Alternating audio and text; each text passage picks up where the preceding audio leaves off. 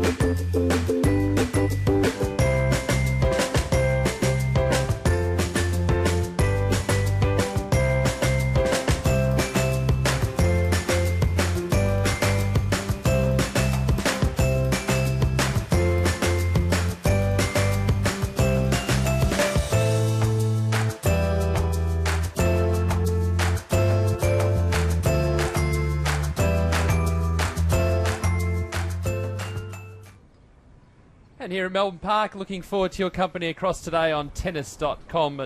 The Australian Open, Alan Stoney's not too far away, and this is just the beginning of what is an excellent month and a bit of tennis. Oh, yes. Look, if you're a tennis fan, this is the time to be in Australia. The great Rod Laver, the arena named after him. And it's just such an exciting time in Australia, and particularly with the leading up to the Australian Open. And this is really the start of the whole summer season, isn't it? The wildcard playoff here at Melbourne Park. Yeah, absolutely. The ball kids getting into position, big moment for them as well. 2 finals to come. Let's take a look at the women's side of things. And Monique Adamczak and Bojana Babusic not too far away. There's Monique. There is Monique there, just getting ready. Always likes to arrive on court. Yes. Plenty of time. I just saw her outside doing some stretches, and she's missed a fair bit of tennis through knee problems. And I said to her, how's the knee? And she said, it's fine now, but it's taken a long time to come back. She had an operation in May 2010 on her knee, and knees do take a while, and she said she's in pretty good shape now, but it's been a bit of a struggle for her with that knee problems that she had. She's such a great athlete, a great mover, so it's a very important part of her play is her athletic ability. So It's good to see her back in shape. Now, we should mention too, Twitter, join the conversation today, hashtag AO Playoff. If you want to be a part of the action, be part of the conversation today, hashtag AO Playoff. And wherever you're watching around the world here on tennis.com.au, we'll read out a couple of them. I'll read out a couple of them as we go along today. Monique Adamczak and Bojana Babusic, our match to come, and then Ben Mitchell and Matt Reid, the 2 finals coming up today. So plenty to look forward to here on tennis.com.au, and keep on tennis.com.au and australianopen.com for all the latest news relating to the Australian Open. And plenty of news will be coming your way, the big names that are coming out, all the action. It's a one-stop shop there as well. Take a look at the reflecting back on the semi-finals from yesterday. Bojana Babusic having a good win, 6-4, 6-2 over Arina Rodionova, and it really was a solid performance. Rodionova was a little out of sorts in that match, and Babusic was able to take full advantage. I love the focus that she had throughout the match. It didn't waver at any stage. There was no dip whatsoever. No, she was really sound. Rodionova was a little bit disappointing. I felt she can play better than that, but she gets herself a little irritated with things, but certainly not Babusic. Her concentration and the way she applies herself is one of the great features of her play. And Monique Adamczak, 6-1, 6-3 over Tammy Patterson in our final match that we had on our feature court, and it really was a solid performance from her too. Tammy Patterson struggled to get her range right, and Adamczak, the experience coming into play there as well.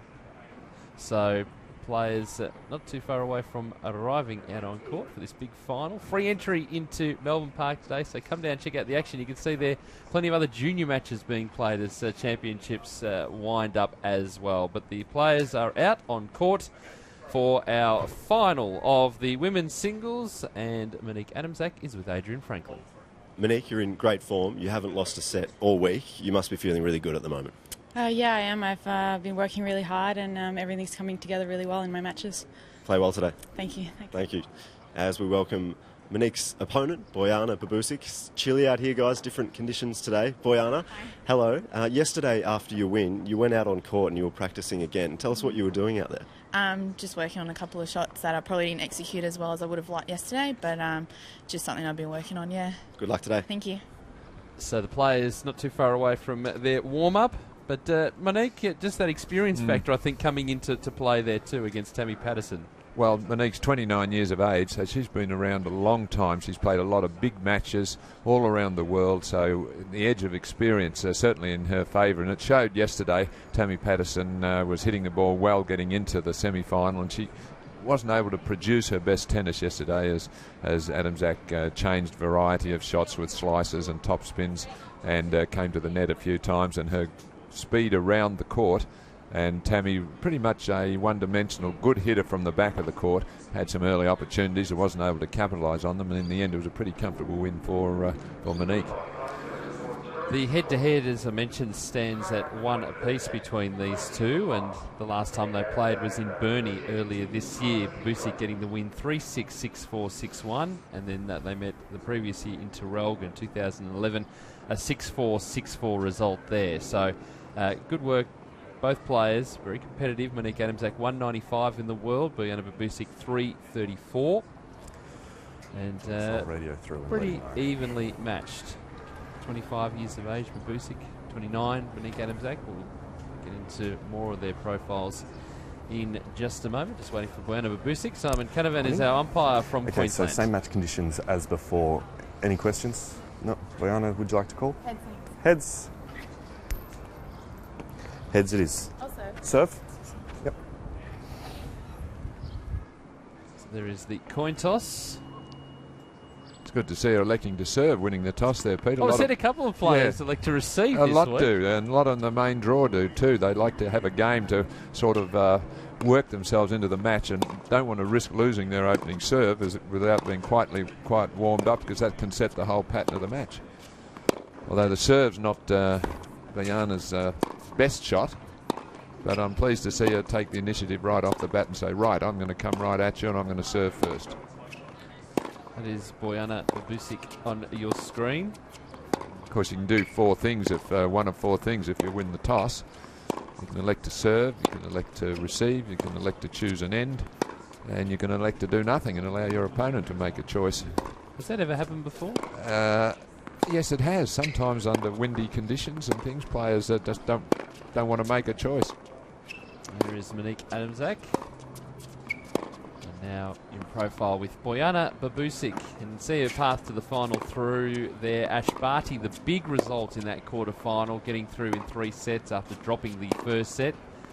And the win over Arina Rodionova. She is in superb form, and we've noted through her matches that she has a notepad that sits at the chair with her with a whole bunch of notes today. How would she be playing Monique Adamczak? What are the keys for her today? Well, she's going to play her normal game, which is her. It's a great counter-punching game. Excellent backhand, a terrific two-handed backhand is a feature of her play. Her forehand is very much a confidence thing. Sometimes she can get a little shaky on it, and her second serve. So they're the two things she's got to. If she has her second serve working and the forehand solid, she's going to be right in this final.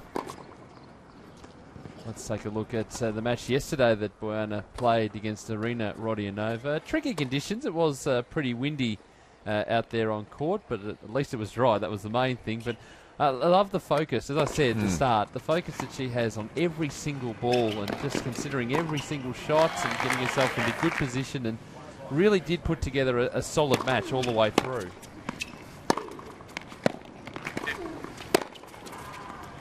And really, it was just a matter of that consistency. And we know Rita Rodionova, very expressive, very emotional out on court, just really trying to fire herself up or get herself back into the match. But Bojana was having none of that, wasn't looking down that end of the court. No, she has her routine all the time where she walks back towards the backdrop and faces that back to the court. She's oblivious of everything that's going on around her, which is perfect. That's what you've got to be. You've got to be in your zone. And when she was tested in that second set, Rodionova started to get her game going. Her work level did not drop at all. No. Well, that's, I think, one of the features of her play. She hasn't got a huge game. She's a very slightly built girl. And so for her, it's all about focus and concentration and determination, which she's got. Yeah, and really wanted to close out that match solidly. And there'll be a lot of come-ons going on as well today too for Bojana Babusic, 25 years of age, and wants to get into the Australian Open via the wild card. Let's take a look now at Monique Adamczak. And, an experienced player has been in the main draw of the Australian Open 3 times, been in qualifying as well. And this was her match yesterday against Tammy Patterson. It was a straight sets win, 6-1, 6-3, and really a solid performance. And she's been rock solid the entire tournament, doing what she's had to do and getting those wins and not dropping a set along the way. No, well, she's been the most experienced player in the draw right from the start. And I think that's shown here against some of the younger players who might have found the occasion a bit too important for them. Look at that touch there, just a little flip up from the toes. Got good variety. She's got a wonderful one-handed backhand. There's an example of it there. And she can slice the ball off that side as well. She's a terrific athlete. She can come in, she's a good volleyer. She sometimes can get a little nervy on the second ball as well, second serve, and her forehand. It's a good shot, but it can let her down occasionally. Yeah, but just again, getting the job done, which is the main thing here against Tammy Patterson, who was a little wayward yesterday, particularly at the crucial times. Didn't get off to a great start, and Adam Zak was able to dictate terms from there. I think we'll see her using quite a few slice backhands today. It's a good shot against a two-handed backhand player who likes the ball up around chest height. That's the hitting zone for these sort of players, like Tammy Patterson here. So if you can slide the ball low to the two-hand side, it's an advantage. Yeah, that's right. So Monique Adamczak. And ladies and gentlemen, this final match will consist of 3 sets. First to tiebreak, final set advantage. Left of the chair, Monique Adamczak. Right of the chair, Bojana Bubuzic. Bubuzic won the toss and chose to serve. So cooler conditions that we talked in the opener about the difference in conditions from yesterday and even throughout the week where it was 34, 35 degrees. The ball through the air is a little different. The players will need to make that adjustment. Yeah, no humidity today, so we're going to see the ball fly through. It's a bit more livelier conditions today, and I think we'll see the players able to penetrate through the court a little better with their shots today, and just a lighter breeze. Coming from the same direction, but shouldn't have much effect on play. And just about perfect. You see it's a high overcast there. I don't think too much danger of rain there. I thought that this morning when I went for a walk and got wet, but however, you think it'd no better coming from Melbourne, wouldn't you? Well, take an umbrella would be my suggestion. Well, I did, but I had to share it with my wife. Oh. Meaning she had the umbrella? And Most of it, yeah. Yes. Monique Adamczak, big moment for her. She has spent so many years qualifying or attempting to qualify for the Australian Open across her career, and lost in qualifying this year, last year, 2010, 2009, 2006, 2004, 2001, 2099. Through to round 2, best result back in 2007, falling to Svetlana Kuznetsova. But she will want to be back amongst it in that main draw again, as will Bojana Bubuzic. We are set to go in the final.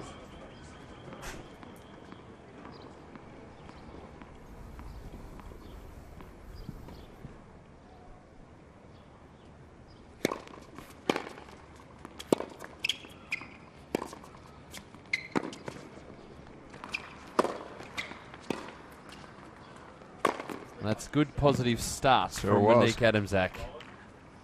I see straight away she uses that slice backhand, opens up the court for her. This is a big match in the context of her career, Monique Adamczak, 29 years of age, as we said, coming back from severe knee problems, major surgery on it. And, it's almost to the twilight of her career, so this means a lot to her if she can get into the Open. She's ranked 195.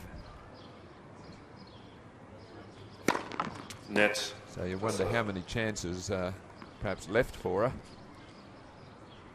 given how fast these younger players are coming up and improving.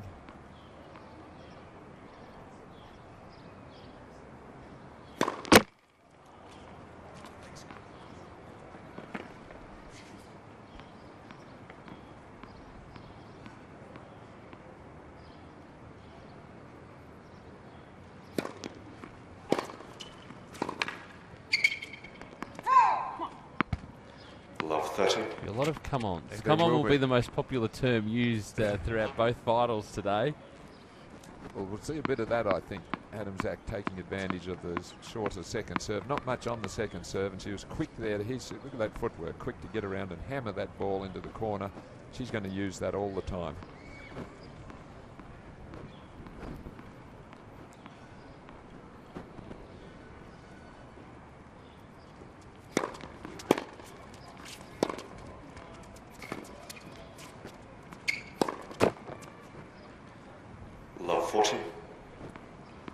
A bit of a shaky start here for Bubuzic. This isn't a difficult shot, only a defensive shot from Adamczak. Straight to her, really. This shows that she's a little bit nervous. That's the middle of the net, and that's understandable for her to have some nerves. Very big moment for her as well, this match, this chance.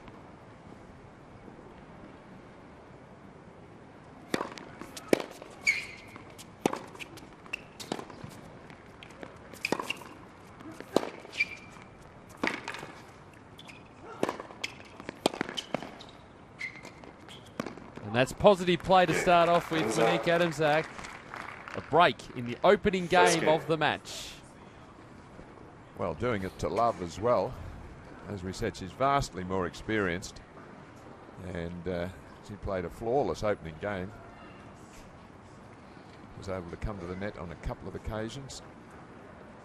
And very smart there, taking that in the air, that drive volley off the backhand, and then moving further forward for a simple put away. That's the way you like to start a final.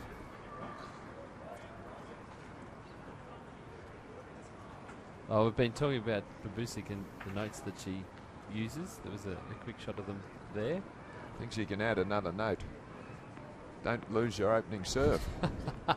Next time. I don't think you need to write that note somehow, but yes, that's, again, she writes notes. It's her notes, not her coach's notes. I think it's very good. It shows that she's really into the match. She's thinking about tactics and what she's going to do.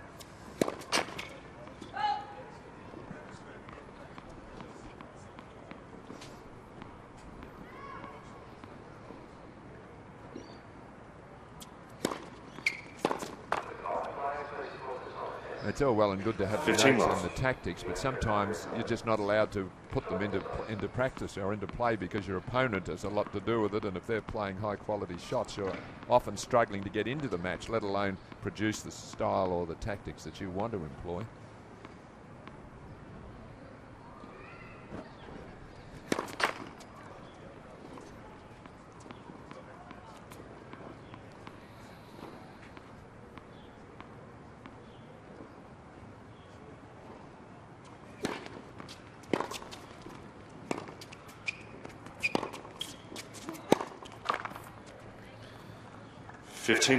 That's her first point. Sigh of relief.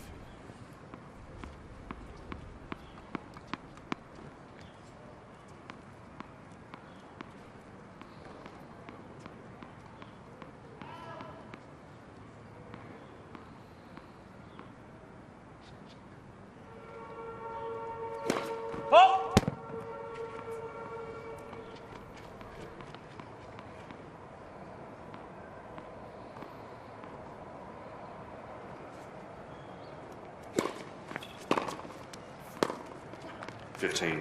Lift her confidence too, just getting a nice deep return just to get into this match, because it's been a total shutout. Well, the early deep stages. Return. In fact, Adams-Zack thought it was too deep. She's looking to see if she can see a mark there.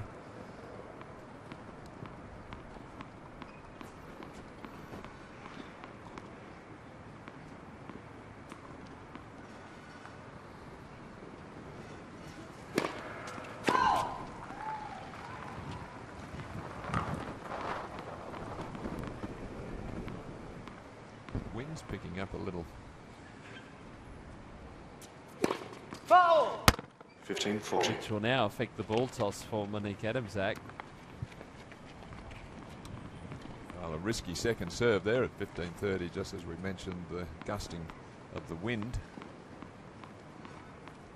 And all of a sudden, a surprise opportunity to break back here.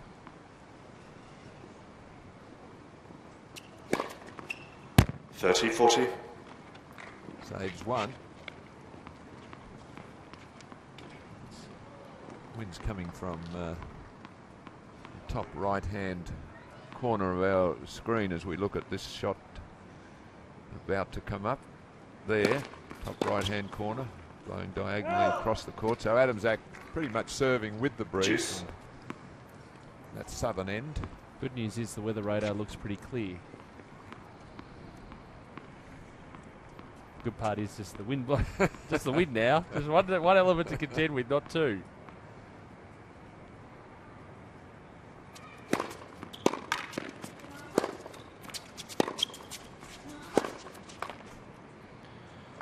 Advantage, Babusic. Well, after two good serves to get back to juice, Adams-Zack just not quite moving her feet quickly enough. That ball down the middle. That one there, just a little late getting to it. When you hit the off one there, if you haven't quite got it out in front, you're going to drag it into the tape. Net for serve.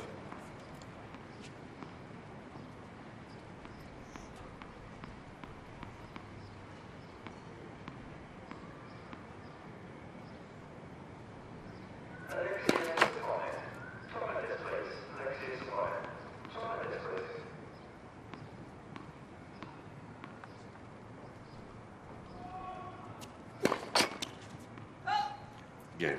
Well, So there we are. Break of serve to start off this match. Tricky conditions for Monique Adamczak, but maybe feeling herself feeling a little tight. Well, I'm surprised at that. She broke to love, won the opening point on her service game, and then lost a little bit of rhythm on the serve as some gusts of wind came up. And she doesn't have topspin on the second serve. It's more a slider. And you need to have the topspin to be able to get it up and over the net and the ball to drop down. You've got a slice serve. It's a lower percentage type serve, and 2 doubles from her there. So Babusic right back into this first set. 15 love.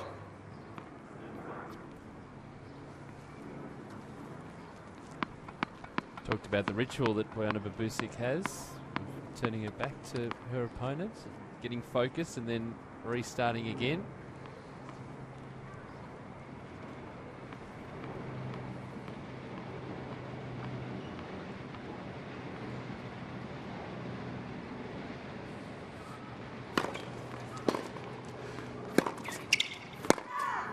I think too, as we've seen throughout the week, that where Babusic is serving from now, that end is the better end to be serving from. We get a little bit more coverage from the trees, and also our broadcast point here as well. You get a little bit more protection from the wind.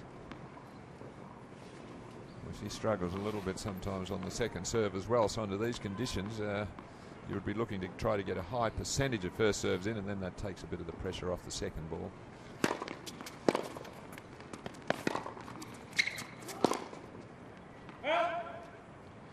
$30-15. Just struggling with her range now, Adamczak. That gusts of wind that she had in her previous service game, I think, causing a few problems now because the rhythm seems to be falling apart on the ground strokes as well. Well, you see a total miss hit there from a straightforward shot. She was in position. She just leant back a little, didn't get through the ball. If you pull off it, just for the moment, it's quite pretty calm again.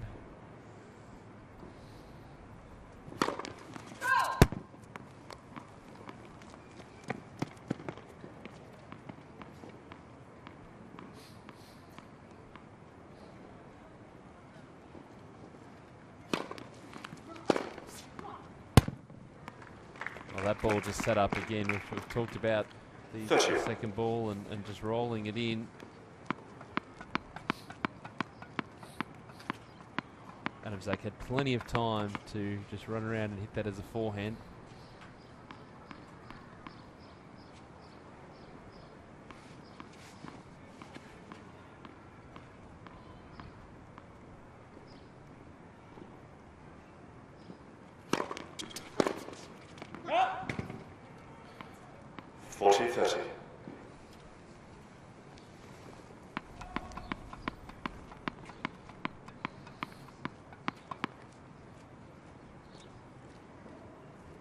See there, that ritual, and you're allowed 20 seconds, so she can do it, no problems there, as long as she's serving the ball. Starts a service motion within 20 seconds of the last shot being called.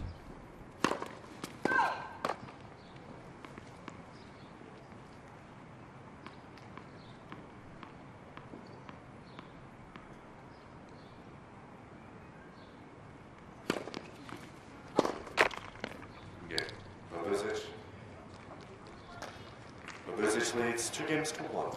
So 2-1 in favour of Babusic. We're on serve in early stages of the final.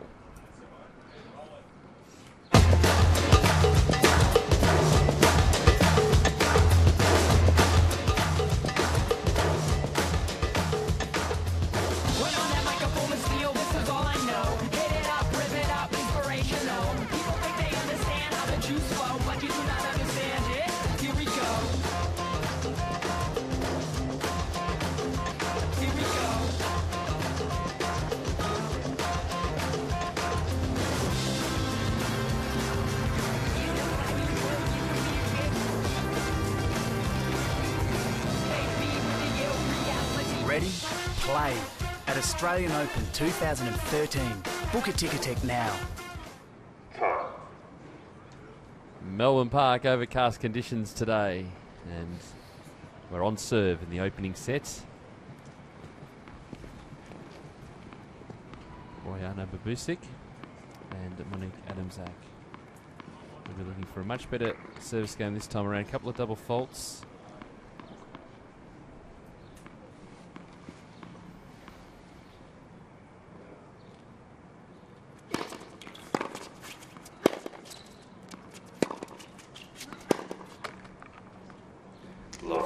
Wonderful depth there from Babusic. Ball really rushing onto Adamczak. That's the first rule of ground strokes in tennis. Keep the ball deep. And she is excellent in that department with that two-hander. By far her best shot, Babusic.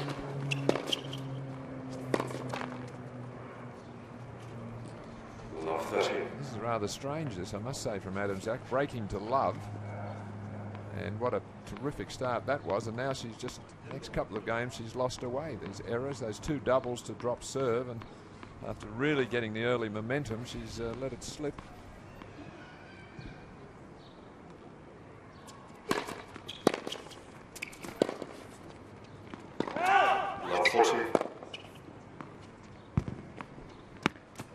Again, that range on that backhand. It's a beautiful shot to watch, but the errors starting to rack up on that side. 3 more break points for Babusic.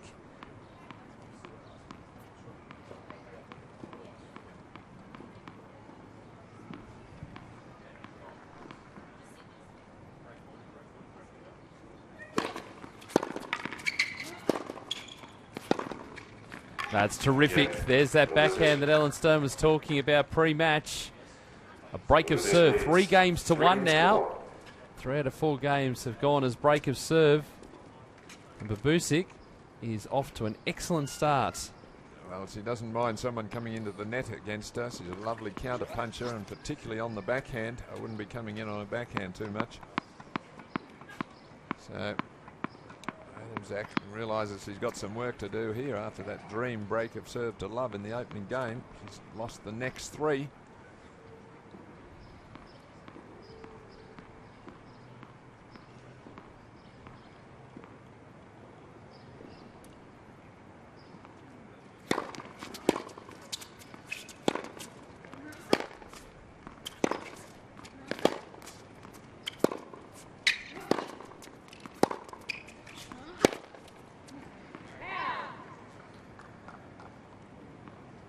Well, I don't think she wants too many long rallies, because I think the longer the rally goes, the more solid ground stroking from Babusic is going to work in her favour.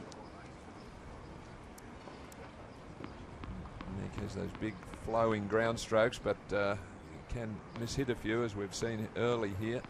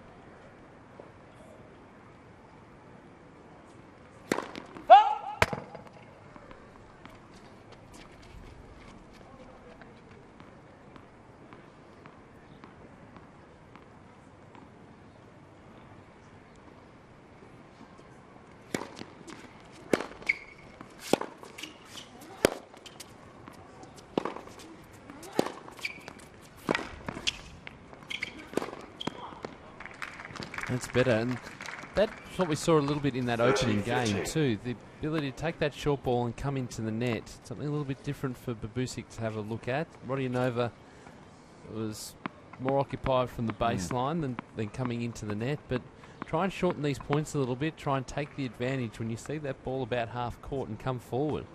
Well, the thing she did well there was get the ball away from Babusic's backhand. I would be hitting nearly everything to the forehand side. The backhand's so solid. She loves to direct traffic from that side, Bojana. So don't give it too many opportunities.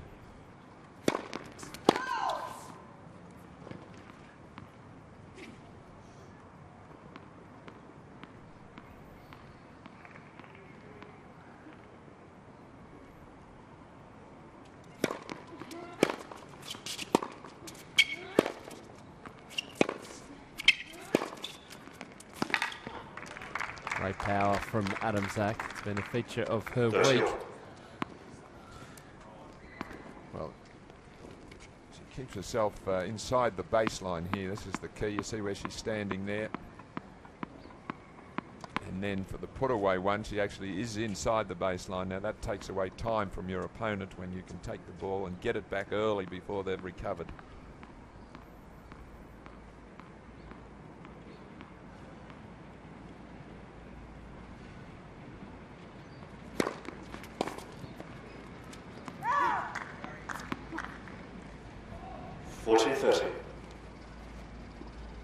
Time to get the first serve there in for Babusic at 30 all.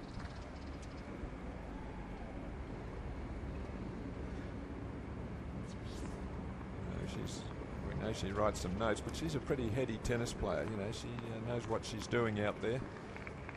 She thinks well. Very good match player.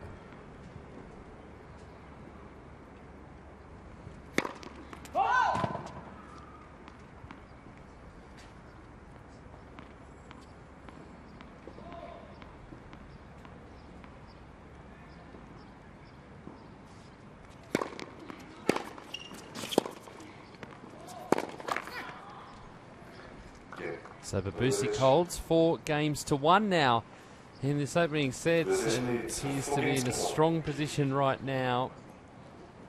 Keeping solid, really consistent, getting that first serve going too. Looking the better player at this early stage, 4-1 in the opening sets.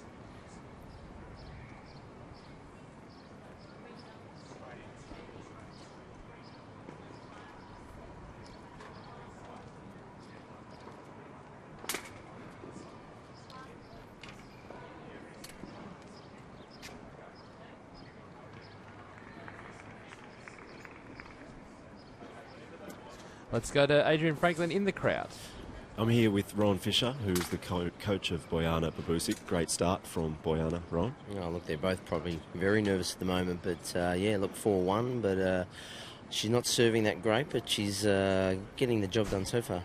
She seems just like the ultimate professional. Yesterday, when she beat Rodionova, you guys were out on court straight afterwards, out here as well. She's just so focused. I mean, is that just one of her strengths? Oh, look, she's unbelievable to work with. She's, I mean, she's been to college. She's a 25-year-old that knows what she wants, and look, she just goes about her business. It's her life, it's her job. So yeah, she's great. As Monique steps up to serve, so 1-4. As you can see, the notepad there. So we know that Bojana writes some notes throughout the match. You're also writing notes here. What are you listing down there? Just some stats? Yeah, we're both note takers. Bodge is very organised with that, and so each day we just sit down and talk about what the goals are for the day, and she puts it on the court, and then I have the notes off the court. Well, you guys are obviously working very well together, so good luck for the rest of the match. Thanks, mate. Cheers. Thanks, Adrian.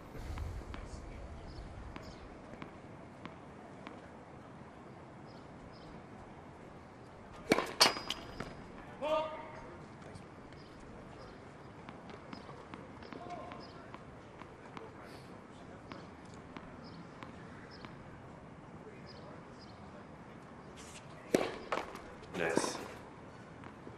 Second serve.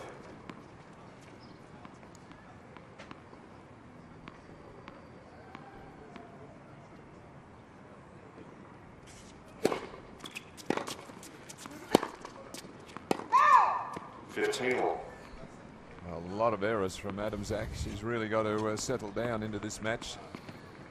And they're early errors. It's not like she's having a good solid rally and then just missing. They're coming on the second or third shot in the rally. So she's, from such a promising start, it's really starting to fall away here quickly.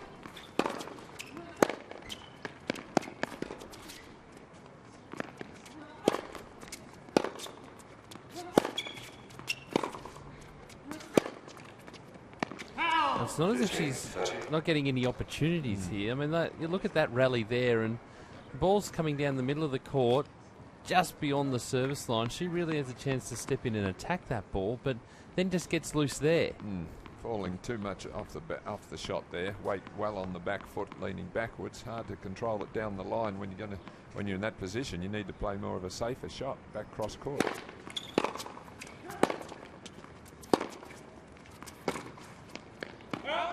And it's more the fact that there are those set-up balls in the middle of the court, but then all of a sudden Babusic puts one in that goes a little deeper, and it seems that Adamzak hasn't quite got that backwards movement to be able to get balance, to be able to hit that next shot. Well, I think she'd be a bit rattled at the moment, even given the experience that we've mentioned. More break points for Babusic. Yeah, Babusic. And there it is, 5 games to 1 now, and in the blink of an eye, this set is almost gone. Well, Babusic is not overplaying here at all. She's playing a normal, solid game, hardly any errors. Just asking the question of Adamzak, can you keep the ball going? And at this stage, Monique Adamzak cannot. She's making way, way too many unforced errors. I must say I'm a bit surprised at it. We know she's a lot better than this, and it's not as if Babusic is dominating with any one particular part of a game.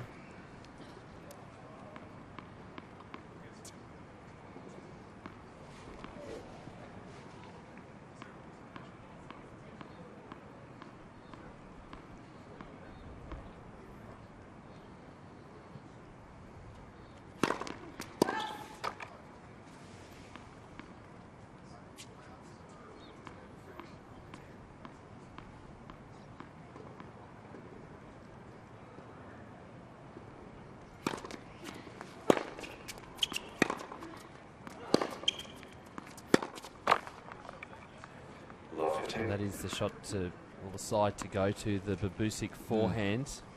That backhand's been rock solid all week. Well, that's what Adamzak's got to do. She's got to work over that side, but she's not hitting the ball well enough herself to be able to get there.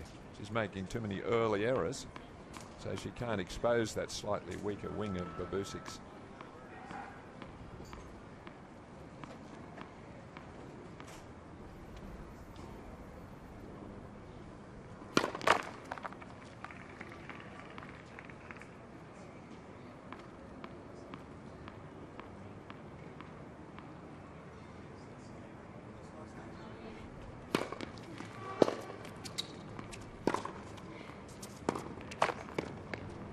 Second shot again, an error. 15 all. Yeah, and that was an easier shot too, just to guide down the line more than anything else. Plenty of cameras around today.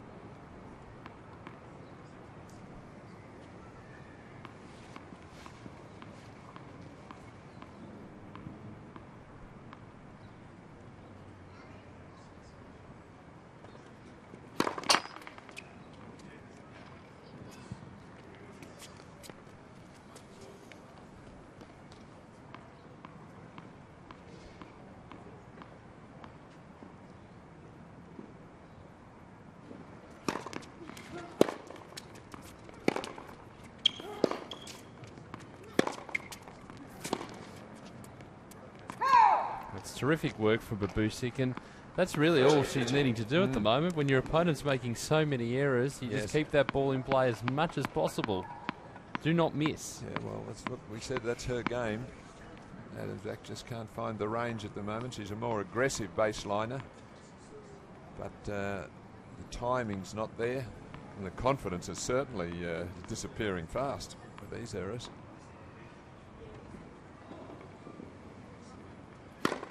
Net for Sophie.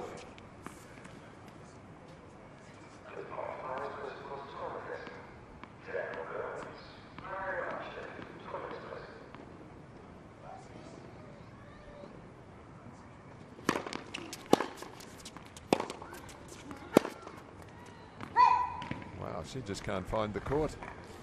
Now, 2 set points for Bojana Babusic.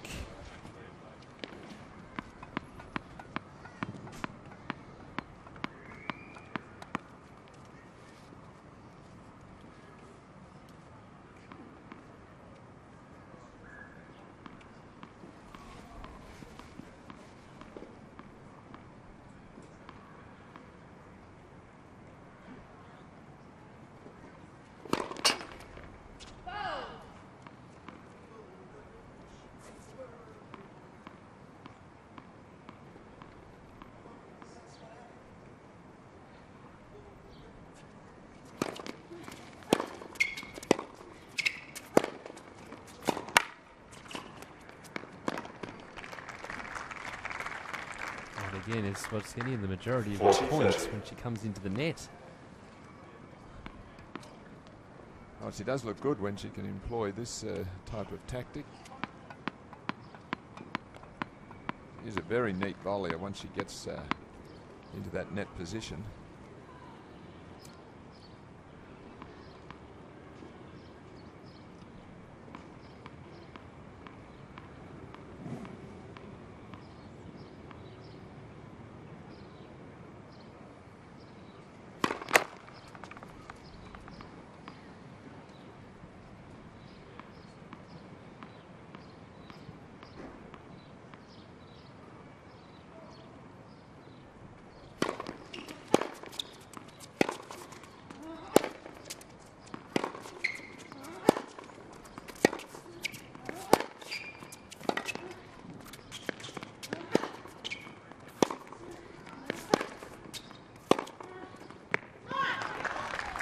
Well done. Bojana Babusic, around half an hour, has the opening set in her keeping. 6-1 in the final.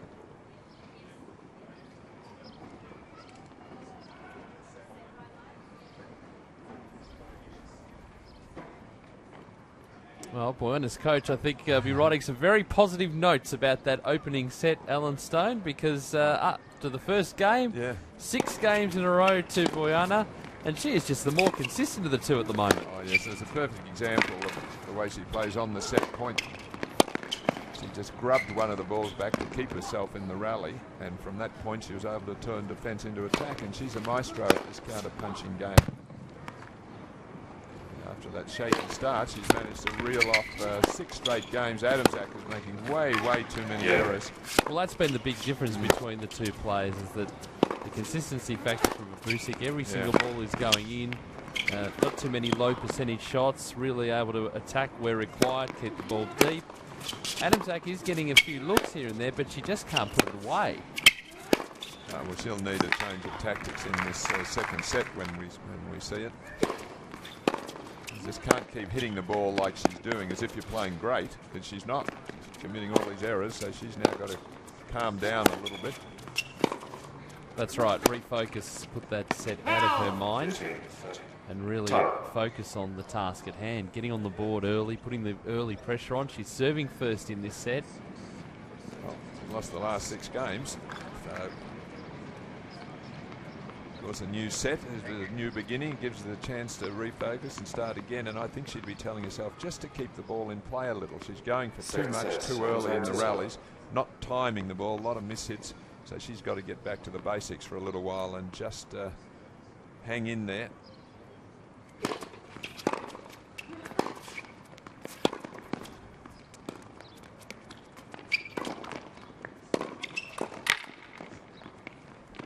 Oh, it's marvellous work at the net from Babusic, but great footwork to get into the net in the first place. 15.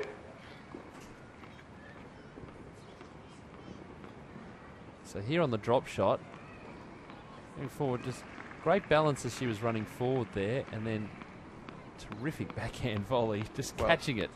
But she picked the right shot. The obvious shot was down the line, and she was leaning that way. Now, a person who wasn't too comfortable with the net would just be standing in the middle of the court. They wouldn't lean which way or the other, and she lent to the correct side there. Smart.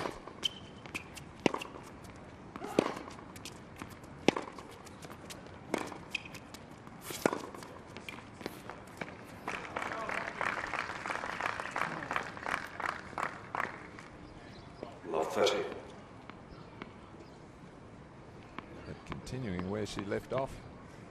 Bojana Babusic, this opening couple of points. She's really full of confidence. Camp is pretty happy with that. Rowan Fisher doesn't change his expression much.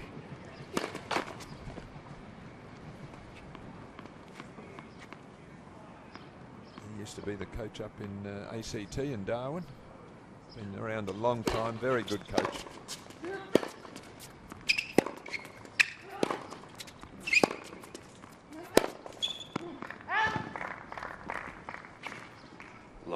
See that technique on the forehand's letting Adamczak down. She really got front on and lifted up there. We'll watch how she plays this forehand here.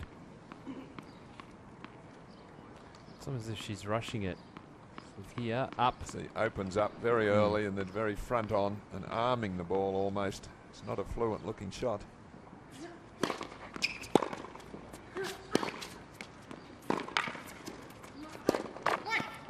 There it is again on that forehand. Just again, Alan, you're right. Lifting on that forehand, just coming forward.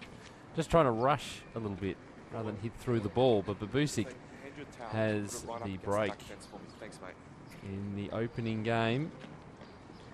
So the players have changed ends, as well as the Australian Open wildcard playoff here at Melbourne Park. The US Australian Open wildcard playoff continues over in Georgia. And the final will be played between Tim Smizek, the top seed, and Ryan Williams, the third seed. So seed 1 playing seed 3 in the final. Smizek defeating Sangren today 6-2, 6-2. And Ryan Williams defeating Dennis Kudla 5-7, 7-6, 6-1. On the women's side, Madison Keys had a win, the third seed over Alexa Glatch, 6-love, 6-1. And she'll play Mallory Badette, the fourth seed in the final, had a win over Grace Min, 6-2, 7-6.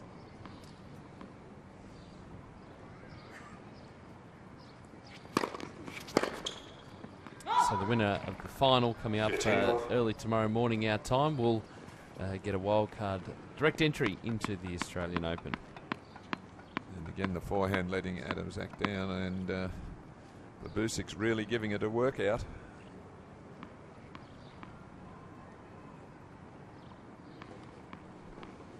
I have to say a little bit disappointing this from Monique so far. I was expecting her to be more control of the shots than this.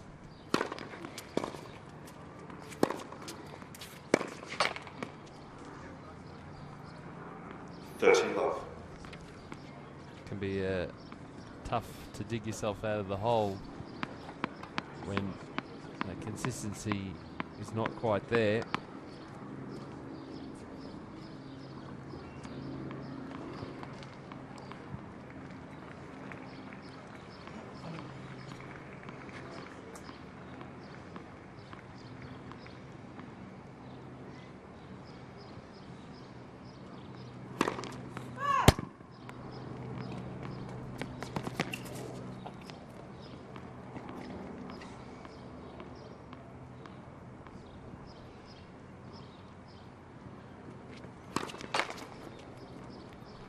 So we haven't seen a double fault from Babusic since the opening game of the match.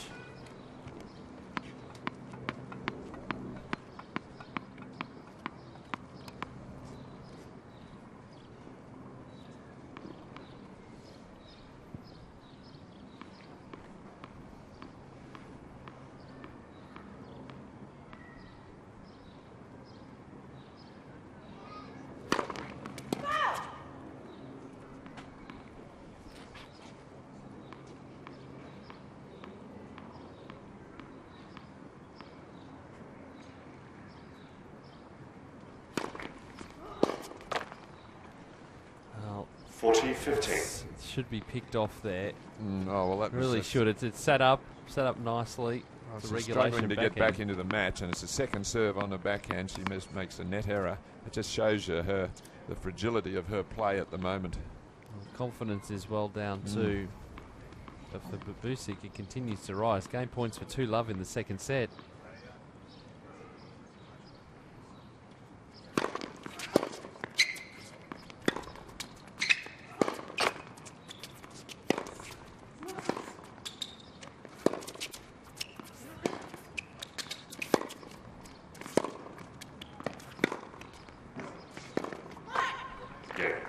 Nicely done. Just generating some great angle at the moment, Babusic.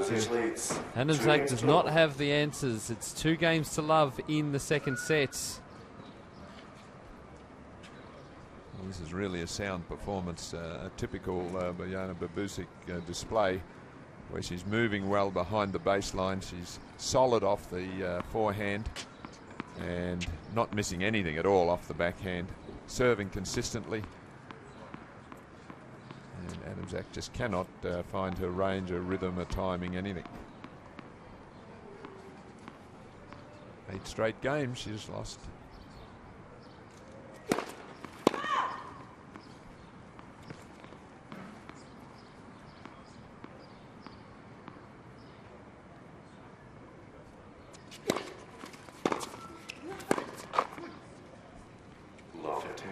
that sort of shot there, Pete, when she's struggling and she tries a half volley down the line over the high part of the net. I mean, you can play those when you're going well and you're up 6-1 too low. Yes. Not when you're down.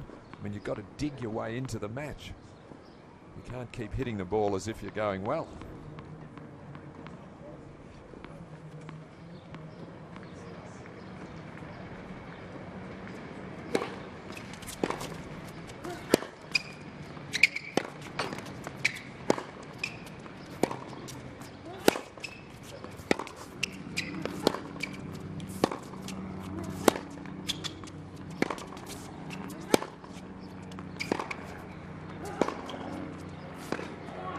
Sign of that backhand, that's when it's actually, when it's working, it's really good to watch. Well, in that point, though, Adamczak gave the ball more margin of error, more height over the net, kept herself in the rally. That's what she's got to do. She needs a succession of points like that.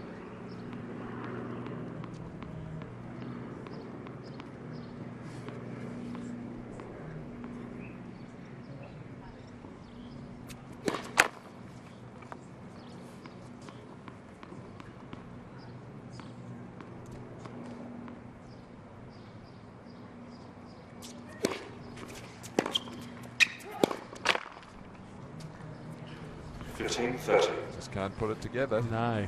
2 in a row, same shot, a usually reliable backhand. Gets a little upright on it. See, they're up on her toes, doesn't get underneath the ball and brush up and get the necessary height and spin.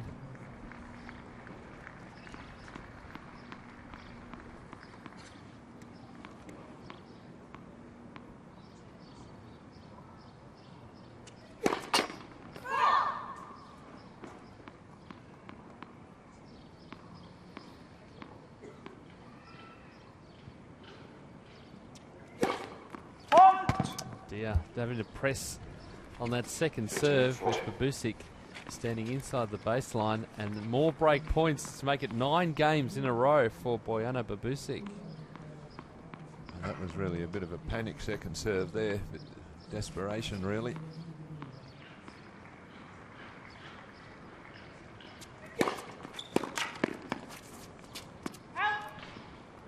Been desperate for a free point for a number of games now, Monique Adamczak. Finally gets one. Still a break point though.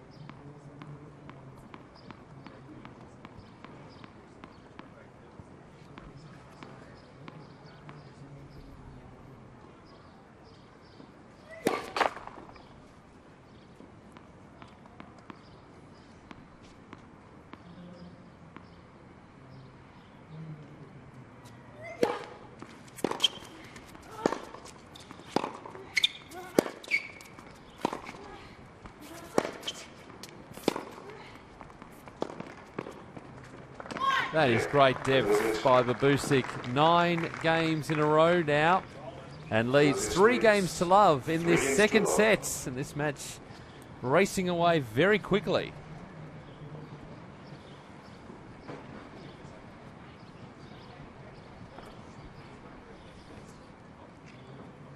Just that depth from the back of the court. And what did the damage again? That backhand.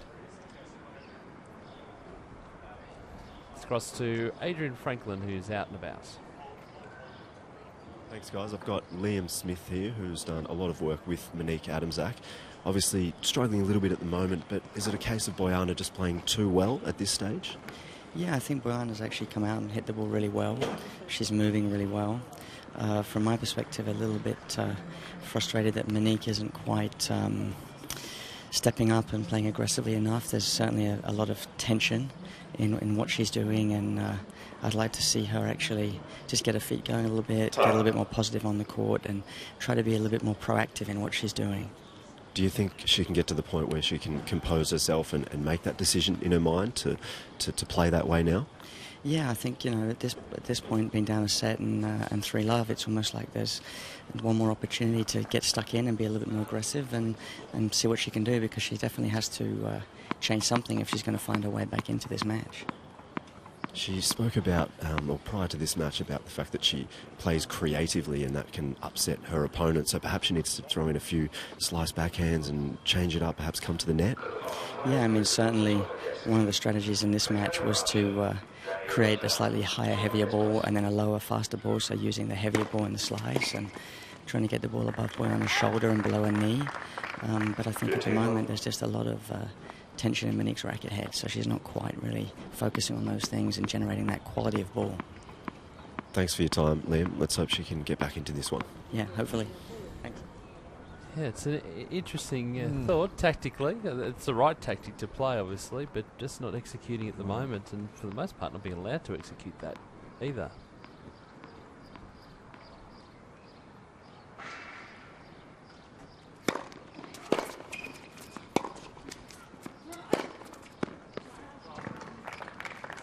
I think the good point he was saying is that she's obviously very tense, and you can tell by the way she's up on her toes rather than hitting through the ball. That was a better point there. And I think she's actually going for a bit too much too early in the rallies, and she's making these unforced errors. But full marks, really. Babusic's hardly missed a ball, and that last point of the previous game where she broke, she played an outstanding point there, because Adamczak did really lift the quality of her play, and on that occasion was outplayed.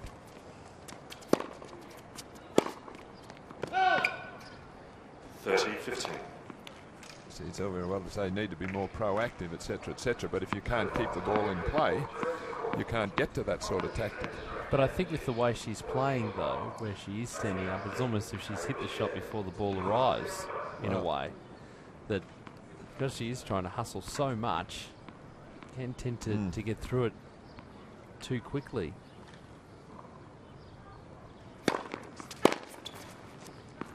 Well, in trying to be proactive as her coach wants, she's just committing too many errors, though, so that tactic isn't working.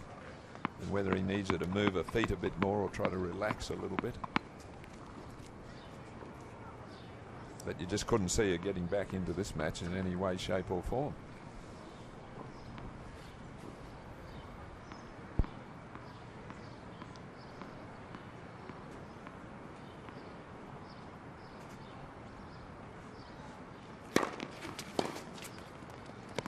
That's great serving. Very solid today, Bojana Babusic. 4 games to love now in this second set. Now 10 games in a row. Yep. I just didn't see this happening at all, I must say. I mean, Adamczak hadn't lost a set into the final. Babusic had really played fine tennis and had to battle in some of the matches and really deserved to be in the final. And I felt it would be a pretty close match with maybe the edge for Adamczak. And she is being comprehensively put to the sword. Outstanding performance from Babusic at this stage.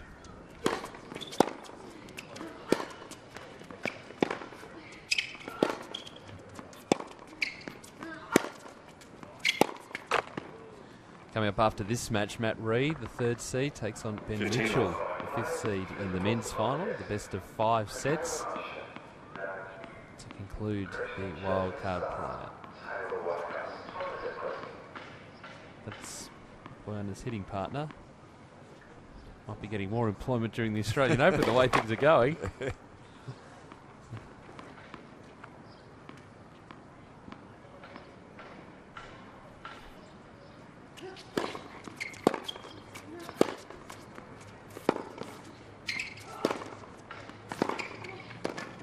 Terrific again.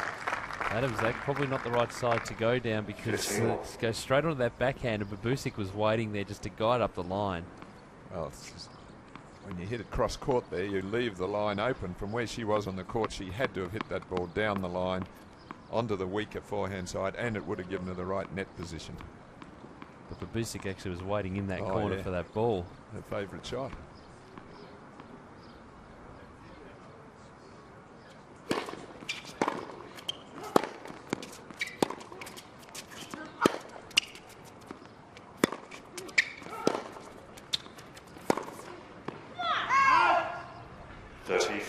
Just looking for something, anything, just to hang on to here. That's the thing. Just got to try and get a run of points together.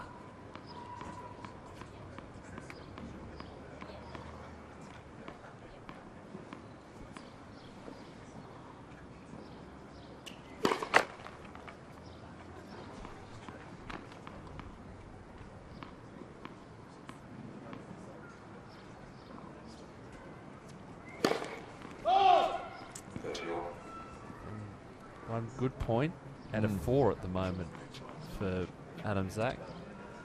And then gets that good point, build that confidence, but then hands it straight back. Yep. Well, it's all happening so quickly, your brain gets fried, you know, you just can't seem to think straight. Everything you think about doesn't work. Your opponent's really all over you. It all just passes in a flash.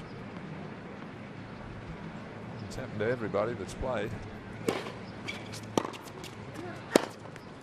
The thing is, Babusik doesn't have to do much. No. Just keeps rolling along and just sticking to keeping the ball in, basically.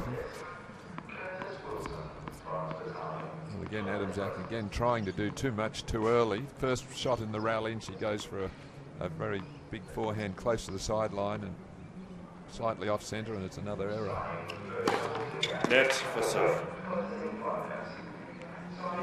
Point here for 5 love.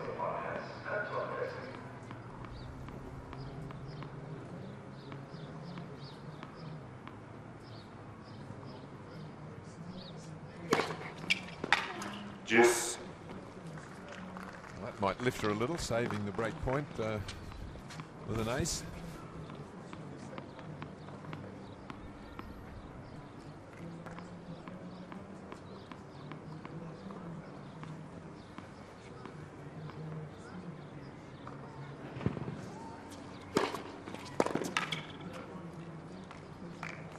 Advantage, Adam Zak.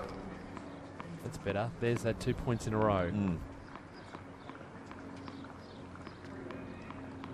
Simon Canavan, our umpire from Queensland.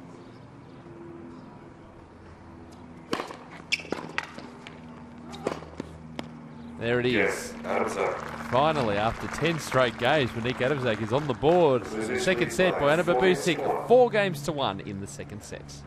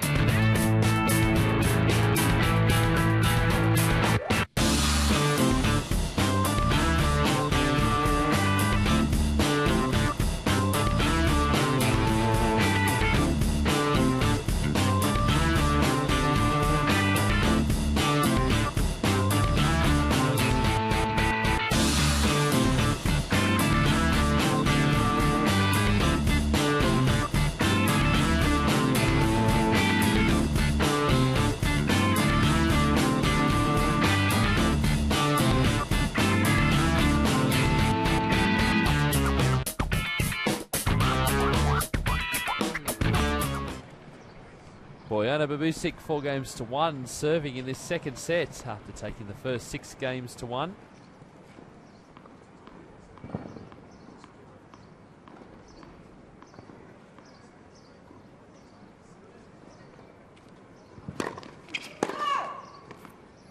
Coming up, Matt Reid and Ben Mitchell.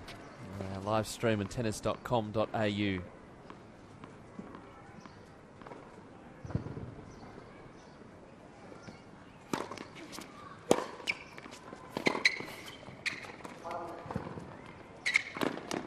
Had already started running forward for Adam Zak and even hit that drop shot. 15 love.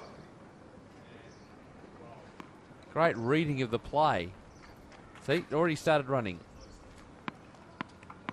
And then the appropriate little smart little shot. It was low. She didn't want to try to top spin it, so just opened the racket pace and played a little chop shot across court. She's really a fine match player. A lot of good grounding, that college system in America, which is very, very tough tennis. With a few years in that, it can become as good a player as you can be anyway.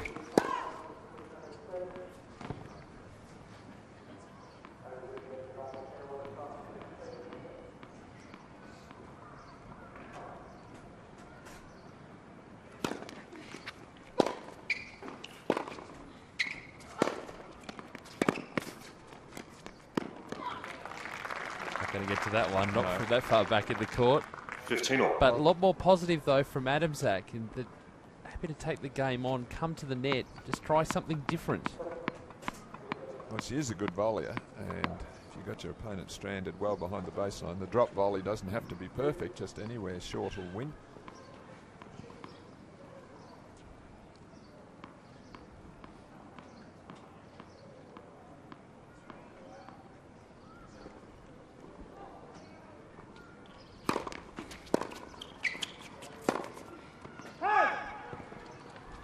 Use that shot more often. The off chip, which slides, keeps low, out to the forehand of Babusic, which isn't her best shot.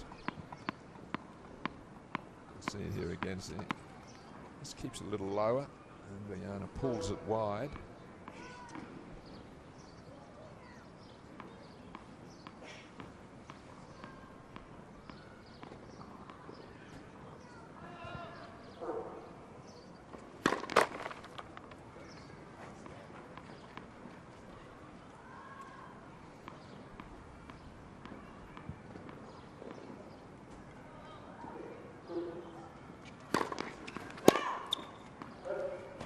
Yes, now the pressure on Boyana Babusic. It's been a while since she's been put under pressure, but Adamczak in this game has just been chipping away at it.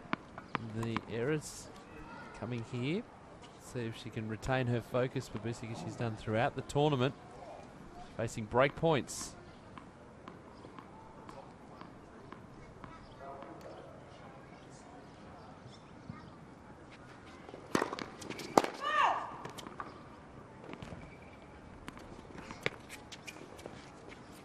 Very familiar faces. Very familiar faces. Todd Woodbridge, Ian Barclay. Yes.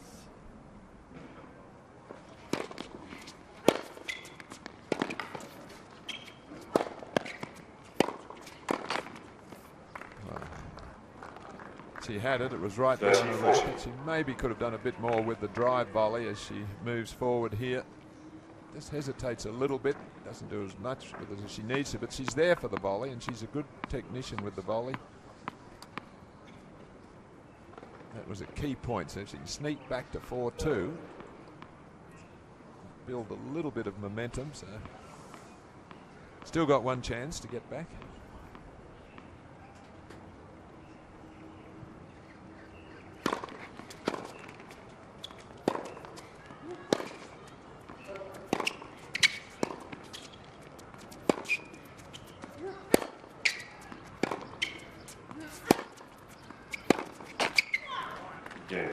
Adamczak gets the break. 4-2 in this second set. Things starting to tighten up slightly. 4-2. Well, it just shows the value of that break point when Adamczak was down 4-love, and she served an ace to get it back to Juiced. Hung on there, and then just lifted her spirits a little to think that she was finally on the scoreboard after 10 straight games, and then played one of her better games to break. And as you said, Pete, that's going to put maybe a little element of doubt in Babusic's mind. She's been winning so easily, she hadn't had to do much. Now she'll have to do a little bit more to close out this match. Yeah, it certainly won't be easy to finish off the match.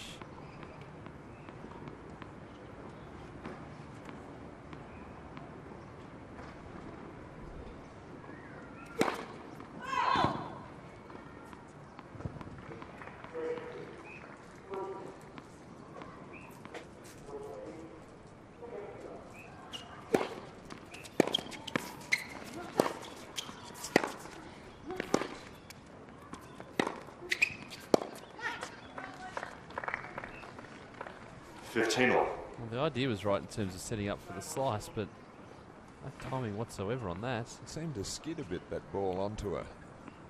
Let's see if we can pick it up.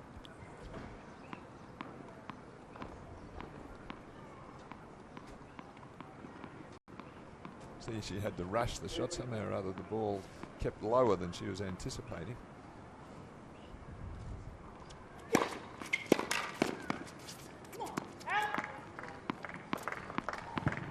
$30-15.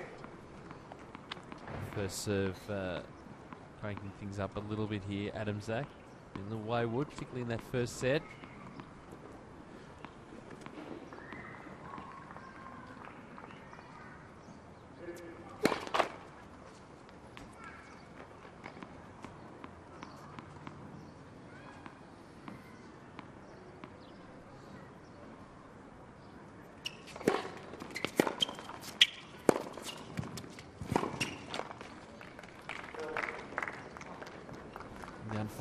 Have dropped away.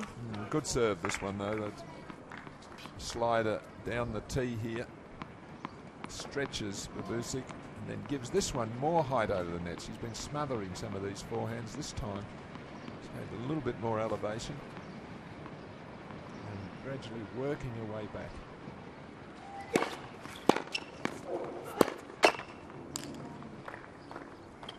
40-30. Again, going for a big shot on the first ground stroke.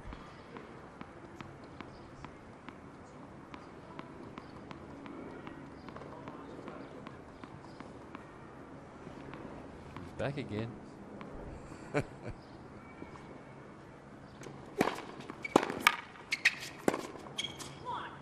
Yeah. Good hold. Adam Zach holds. Babusic, though, still with the break. 4 games to 3 after Babusic took the first 6 games to 1.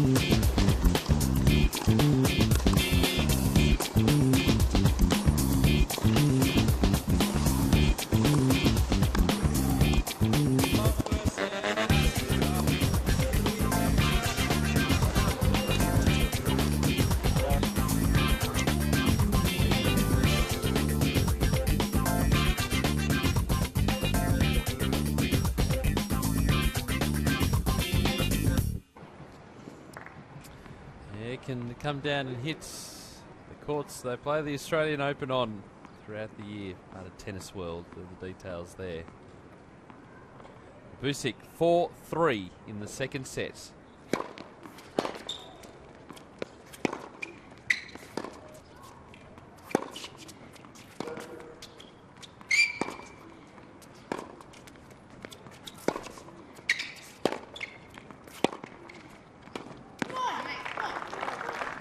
Smart shot there from Babusic. She knew Adam Zach coming into the net, so she didn't try, though, for a big, clean winner. She thought she'd just play a difficult cross-court shot here, and that was good enough to force the error. So she's a smart player, and very important game for her. This is probably the most important game of the match for Bojana. She's lost the last 3 games, that unassailable lead, 6-1, 4-love, and Adam Zach coming back. So absolutely crucial game on serve here for Babusic.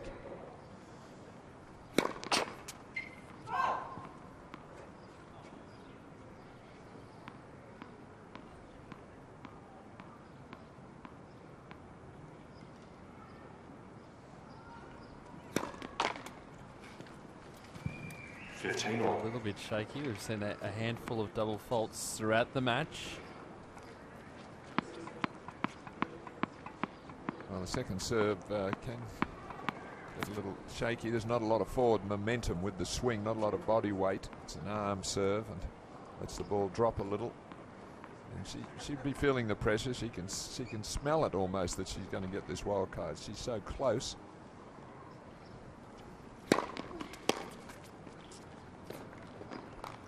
He also knows too that Adamczak has worked her way back into the match, so that second serve, you say, a little bit shaky, just drops over the net.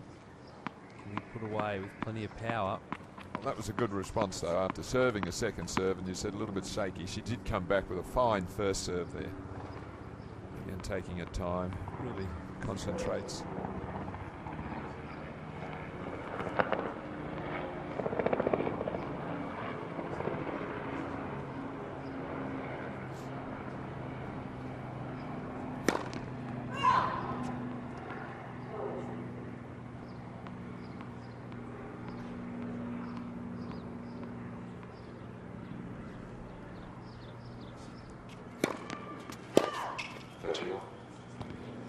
First serve, double fault, good first serve, double fault. Yeah. Well, that one she overcorrected. The previous double fault was a weak serve where she didn't stretch up for it and just dragged it into the net. This time she would have reminded herself to hit up on the ball, be positive with it, and she just slightly overhit it. So just feeling the pressure a little here.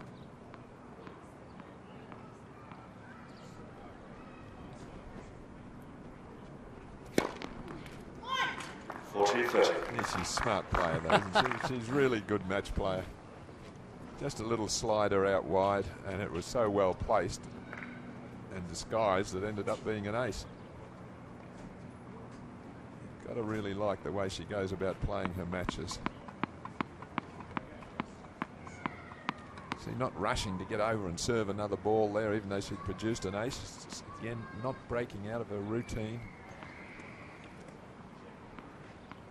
Fisher in the hoodie, the coach.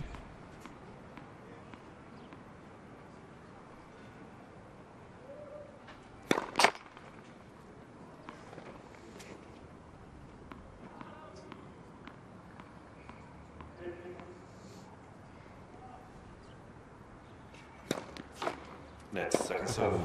We've got to keep that sequence continuing.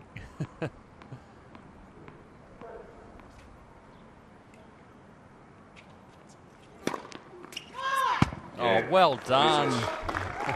It's amazing. That second serve was so shaky in that service game. But in the end, it proves decisive. 5 games to 3 now for Bojana Babusic.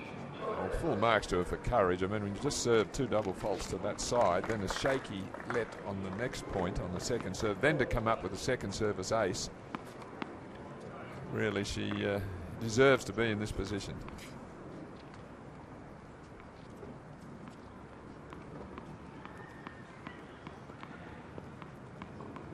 One game away now, Bojana Babusic. Made it to round 1 this year.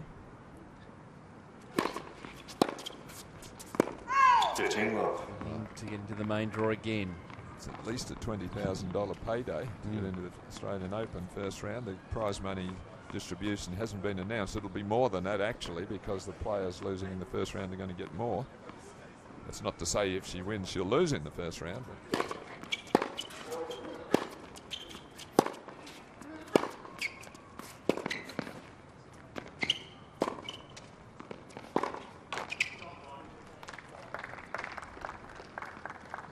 30 love.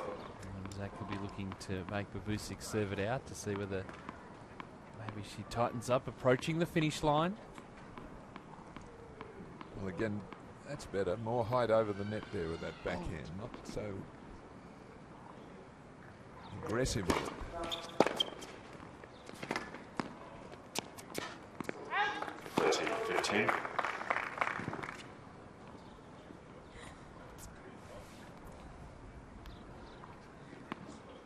Nice angle here. Not much Adamczak could do. Just desperate lunge at it, but a quality angled return there.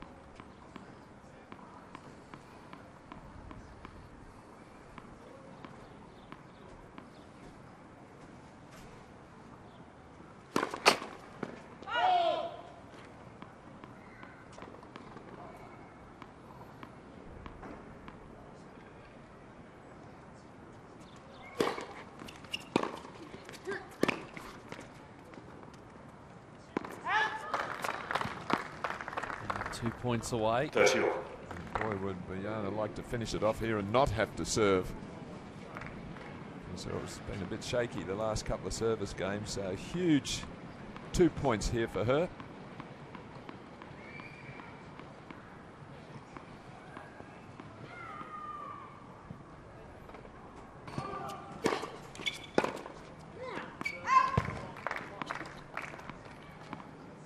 (40-30).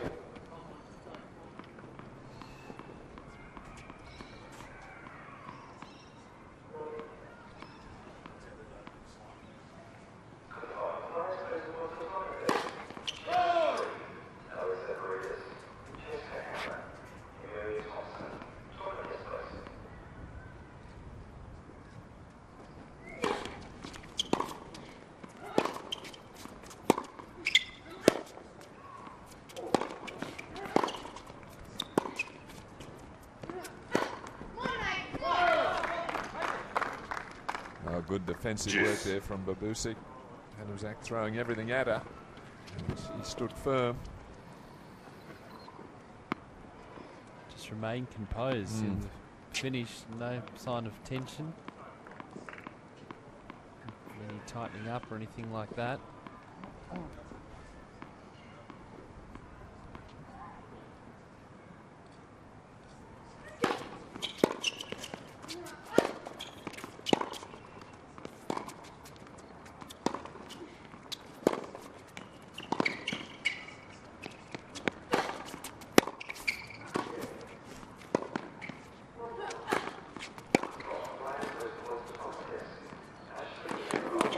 Oh, brilliance.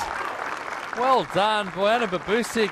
Again, forced to defend with Adamczak at the net. Advantage. Just really smart play here, throwing up the lobs, not trying for the impossible shots. It's a tight situation, making Adamczak play one more shot each time, can't finish it off. Again, giving her a low ball here. Really smart tennis. Yep, turned that defence into attack, really, by the low volleys that Adamczak had to play. A point now for the wild card into the Australian Open.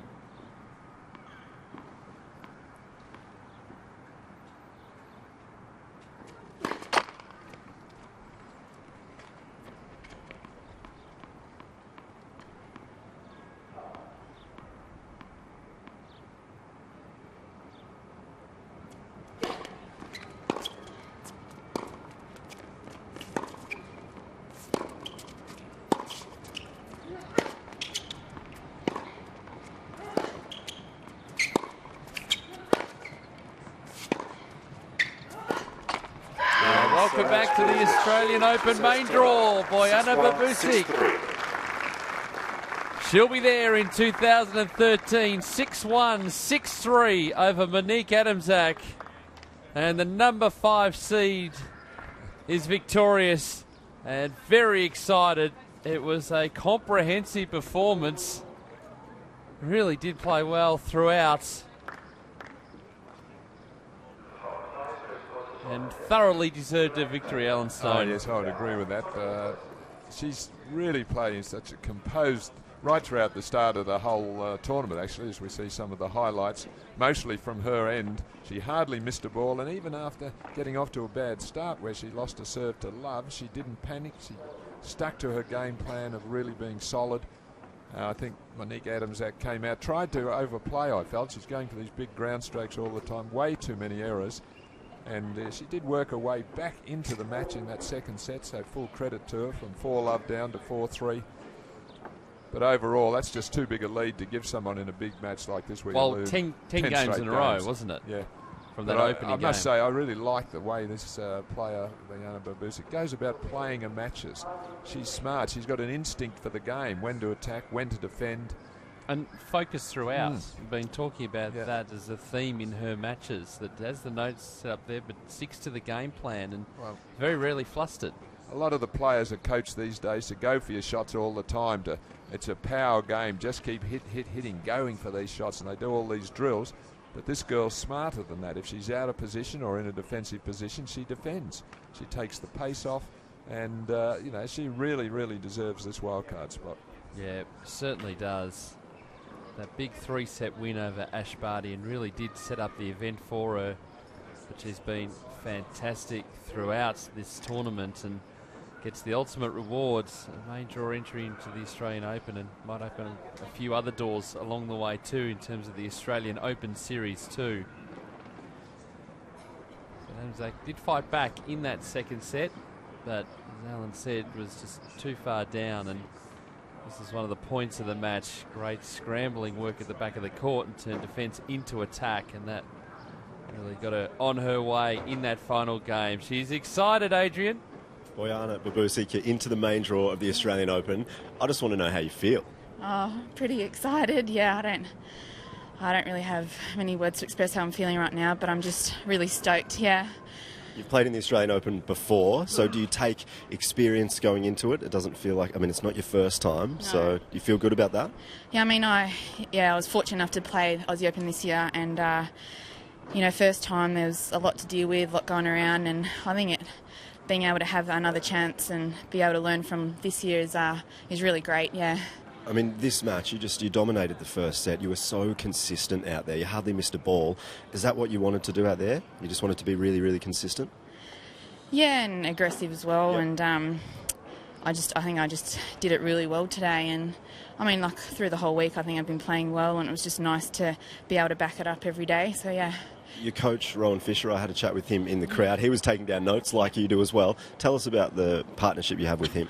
Yeah, I've been working with Rowan for about 2 years now, and we get along really well, and he's helped me so much, as well as Daniel Bubris, my strength and conditioning coach, and Milo Bradley there at the National Academy at South Australia. So, the team there's been amazing, and I've been so lucky to be able to train there and them help me, so I'm really, really lucky. Well, congratulations. Well played. Great week. We'll let you get out to the presentation now. All right, thank you. Well done, Bojana Babusic. 6-1, 6-3 winner. And the presentation not too far away, but as I've been saying, a well-deserved wild card, being consistent throughout this event, and that win over Ash Barty was so important. And she was a set down, and it was really staring down the barrel. Barty was playing a really good match, but just retained her focus. It doesn't seem that she get flustered at any stage throughout her matches. You don't notice it. Keeps very cool, keeps very calm, and that's a real asset to have. Well, I think it's an instinctive that the way she plays the game, and you can't teach that in players. They've either got that ability to see what's going on in a match and work it out, or you haven't. And she's got that natural ability, I think, to play matches. Yeah, absolutely. 6-1, 6-3 the final score. The presentation is not too far away. We'll be back with them in a moment.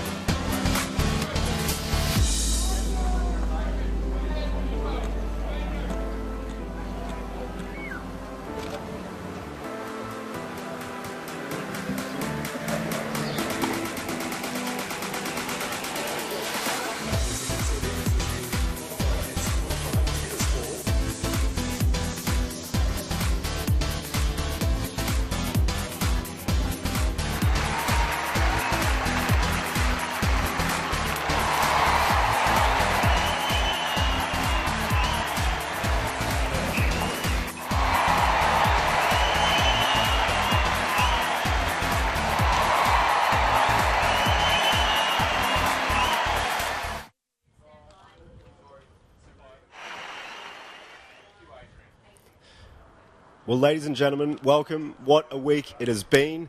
The women's final today, what a great match. Can we please put our hands together for both players today, Monique Adamczak and Bojana Babusic. We started with 16 players for the draw and we ended up with 2. Both players had memorable weeks, and now we see Bojana Babusic. She's going to go through to the main draw of the Australian Open. So a massive week and an exciting time for both players leading into next year.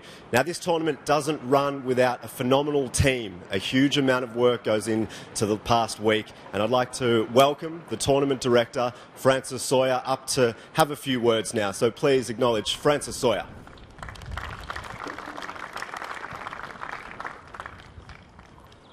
Thank you, Adrian, and congratulations to Bojana and Monique for a fantastic match. A thoroughly deserved victory by Bojana today, so congratulations on getting through.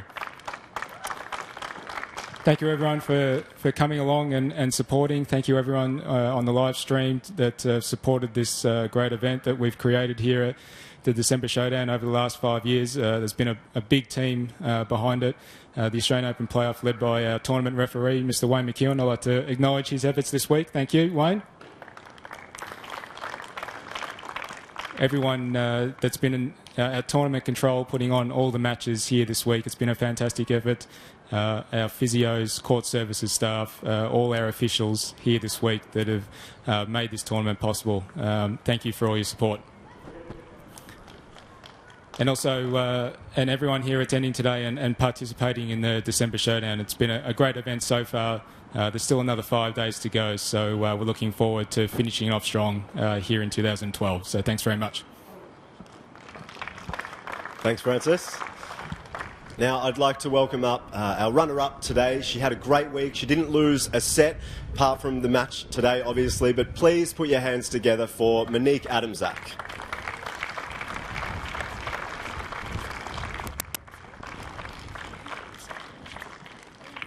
Monique, obviously not the result you're after today, but it's been a really great week for you. Yeah, sure. I played some great tennis this week, and Bojana was just too good today. So, yeah, well done, Boj. And, yeah, looking forward to the year ahead. What are your plans ahead for the summer?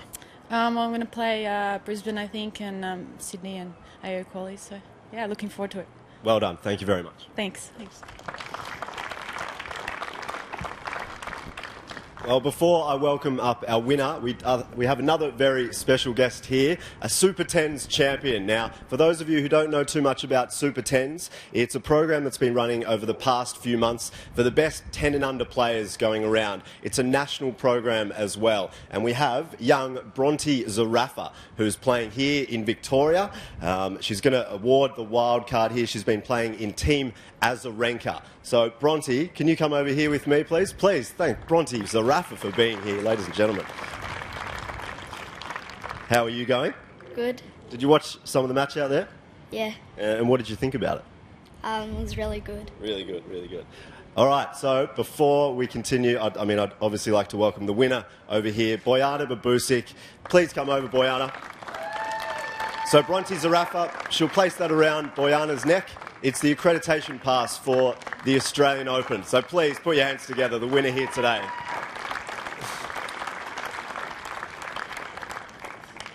Bojana, congratulations. Now, we just spoke before, you've played at the Australian Open, but this must be just such an exciting time for you.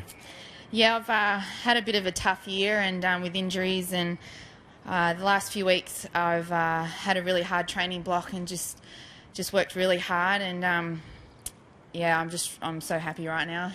Now, yesterday, some of the people in the crowd may not know, after you won your semi-final, you went straight back out on court and you continued to practice. So, obviously, that says a lot about how professional you are.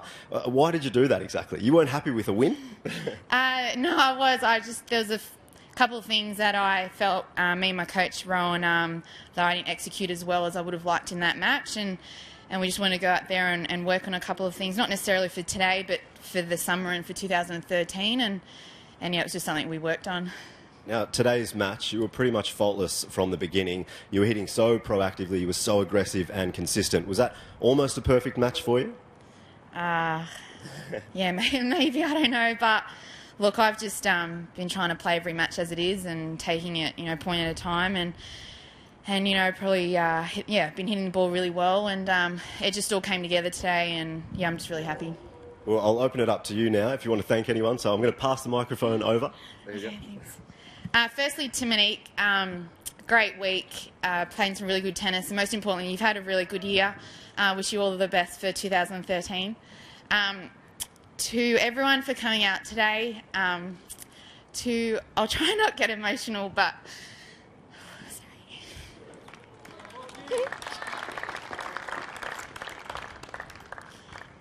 to Rowan, Daniel Bubris, Milo Bradley, and everyone at the National Academy in Adelaide for allowing me to train there. Such a great environment, and everyone there makes me feel so welcome, and I'd just like to thank you from my heart for letting me train and for helping me out. Thanks so much. To all the physios and the masseurs who have kept me healthy all week. You know, there's a lot of people that don't get acknowledged behind the scenes, and I just really like to personally thank you all for looking after me and all the other players and for making this such a great event. To Frankie and Herney, Wayne, for everyone making this tournament possible. It's such a great honour to play here at Melbourne Park, and you know, you really do look after us. To KO as well, thanks so much. Finally, I'd just like to thank everyone back home in Perth, Mum and Dad, all my family, friends. I can't name you all one by one because there's so many of you, but and everyone for watching. Laura back in San Fran, big fella, for always being there and supporting me, and most importantly to Stracky, my brother, and Danny, who got married yesterday, who unfortunately I wasn't able to be there, but my thoughts were with you, and wish you all the best for the future. Thanks a lot for coming out again. Well done, congratulations. Keep the applause going for both players, please, today. So Monique Adamczak and Bojana Babusic, congratulations. So that wraps us up here, but do not go away, everybody. We've got the men's match coming up straight after this, so stick around.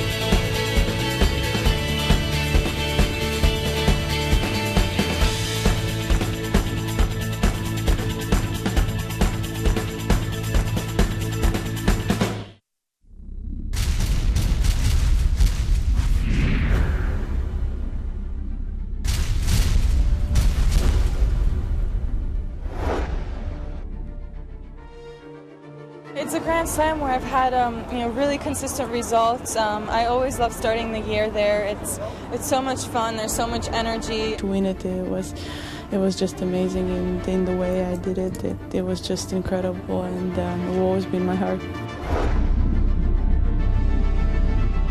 You feel like, oh, I will see the old friends like every year, you know. So feeling was pretty good. I love Australia and I love the Grand Slams in Melbourne, so I'm always so happy that I can be there. It's always good fun going there. They love their sport. The Aussie Open's one of the most fun tournaments that we have on the tour. I really love Australia, and it's always great weather and very nice people, and it's always the great atmosphere out there. The good thing is many Argentinian fans come to watch me there. The tournament is very lovely. The fans are so exciting with all the players. Because there's not many places in the world that you can have such a crowd and such a fans like them. So I always enjoy the moments to play my matches. I love playing obviously the night matches. The crowd gets behind you. It's an electric atmosphere in Rod Laver Arena, and when I eventually do retire and stop playing, it's definitely something I'll really miss. Things can only get better from this year, and I think I got the game. I've just got to put it together, and of course there's nowhere greater than doing it in Australia in front of a home crowd.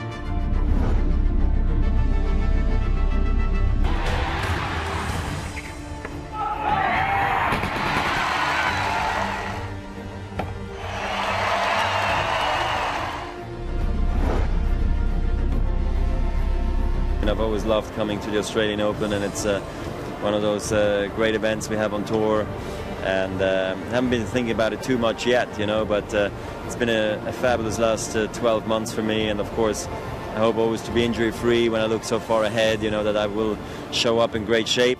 God, I love that tournament. I love Aussie Open. It's like every January I look forward to it. I was depressed when I missed it, the year before, and this year when I rolled my ankle, I was like, you gotta be kidding me. So I really look forward to it this year. Well, Australian Open is my most successful Grand Slam. I won it 3 times, and I always enjoy playing there. So I always have high expectations for myself because I really like that tournament.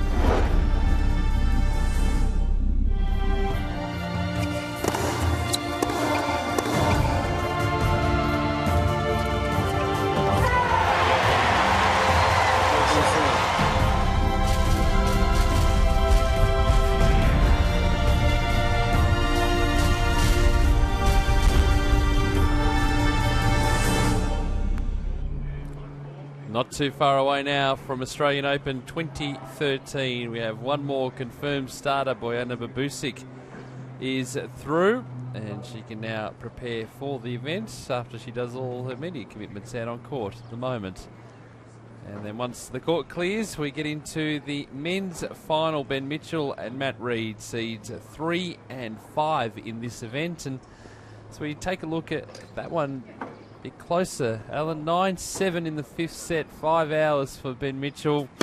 He comes up against Matt Reid, who played JP Smith and was really solid all the way through. Dropped the 3rd set 6-4, but I like the way he went about it yesterday. Yes, he was solid. It was difficult conditions. The wind was really swirling, but he's very athletic. He's strong, Matt Reid, and I like the way he went about it. He at the start of the match, I thought maybe JP with his big left-handed serve and his a little bit more better net play might have had the edge.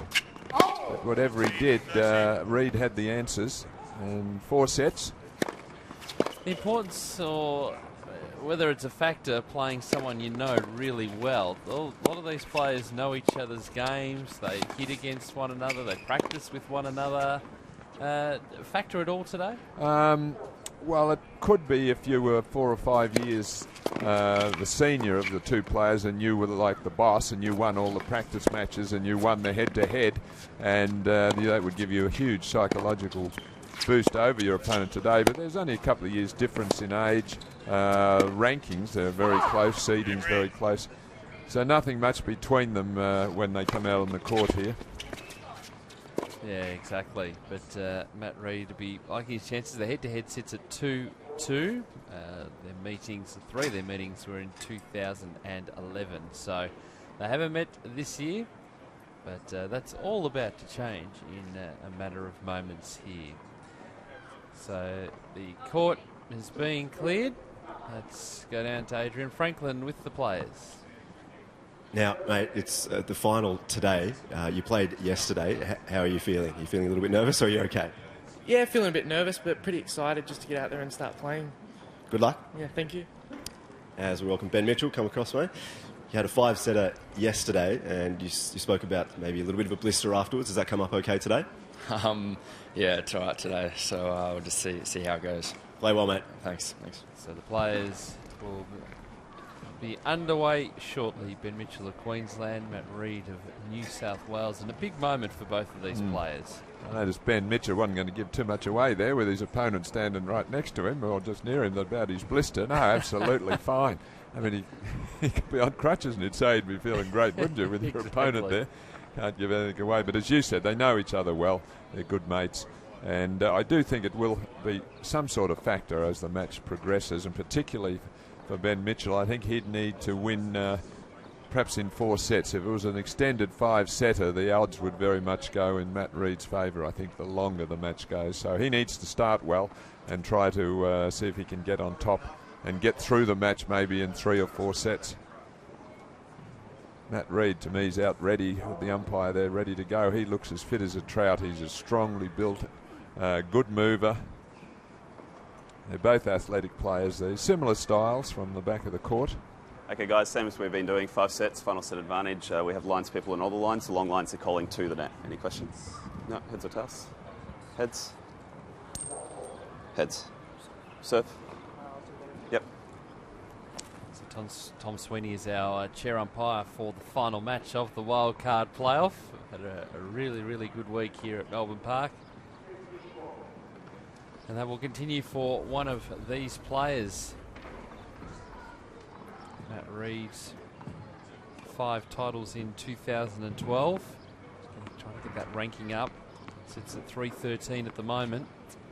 But what a huge boost from a rankings perspective getting into the first round of the Australian Open, because if you're in that sort of 200 to 400 range, you can leapfrog a whole bunch of players who don't qualify.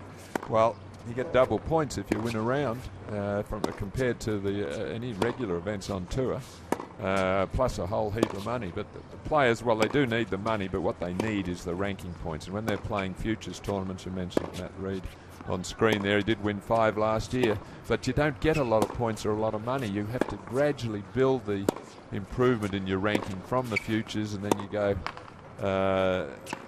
to hopefully some main draws and the smaller events, and then work your way onto the Masters events.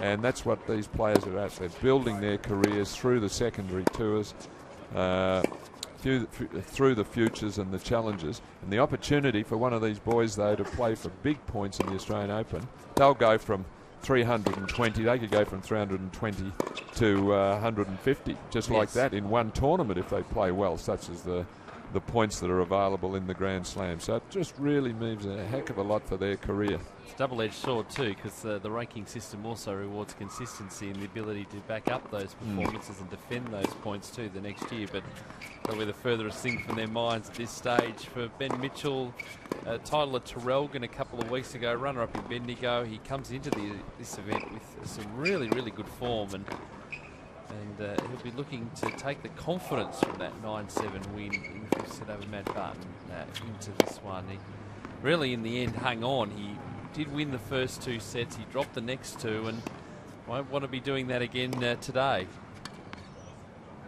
No, he was very relieved to win, actually, when he was leading 2 sets to love and 3 love. It looked like it was all over. And bottles of water. He did well in the end then to come out of it with his opponent really picking up his game. Although it was an advantage for him to be serving first in the 5th set. His opponent was always playing catch-up tennis. But that does take a lot out of you physically, but also mentally and emotionally when you think you're into the final, 2 sets to love and 3 love. And then to be still playing 2 hours later. So in the end, a great effort from him.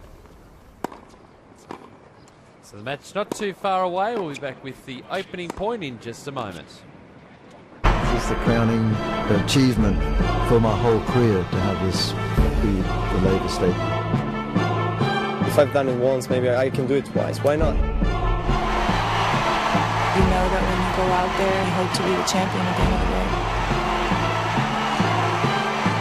Played a lot of the Australian Opens, and I've seen it change a bit over the years, and it's been a great tournament for me.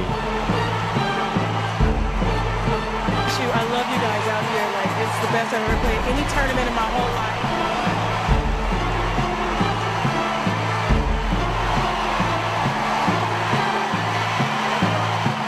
We're going to end up with the best facilities in the world for Grand Slam tennis.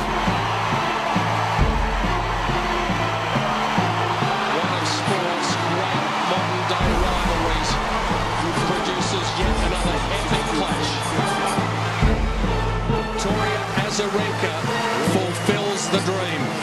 Novak Djokovic is the champion in Melbourne for the third time. That was simply extraordinary. Good morning, everybody. You're one of the best players ever. You're one of the most respected guys on the tour. We made a history tonight.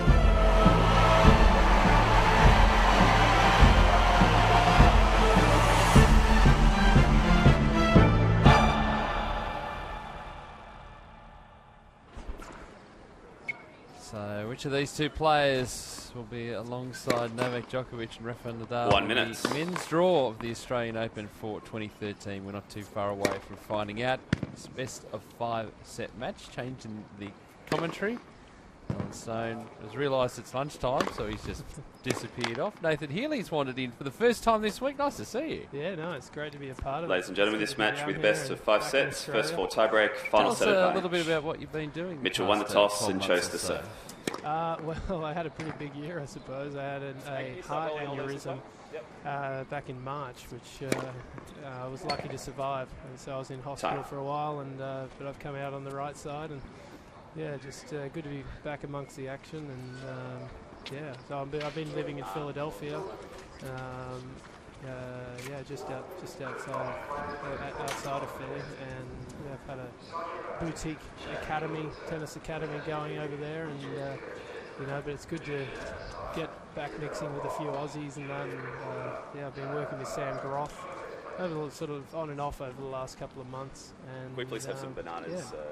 It's good to be here watching this final. And how long are you in Australia? You here for the whole summer? Yeah, just brought the wife and family out. And I'll be here through the Australian Open. So we'll talk about your academy that you got set up, but the match is about to get underway. How do you see this one playing out? I mean, Mitchell had a tough match yesterday, 9-7 in the fifth, so it'll be interesting to see how he backs up from there. Net for serve. Mitchell serving in the opening game.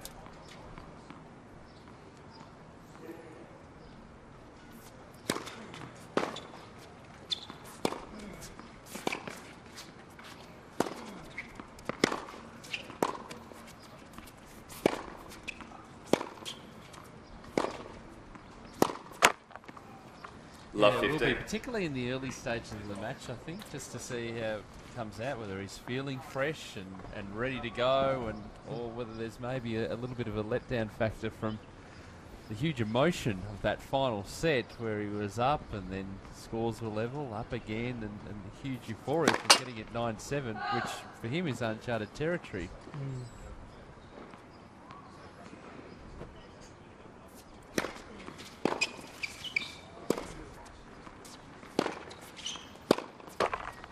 Yeah, I mean, it's hats off to TA for pulling this together and making it best of 5 sets. It's great preparation for the boys that do get through and into that main draw.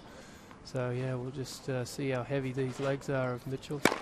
Nets for serve.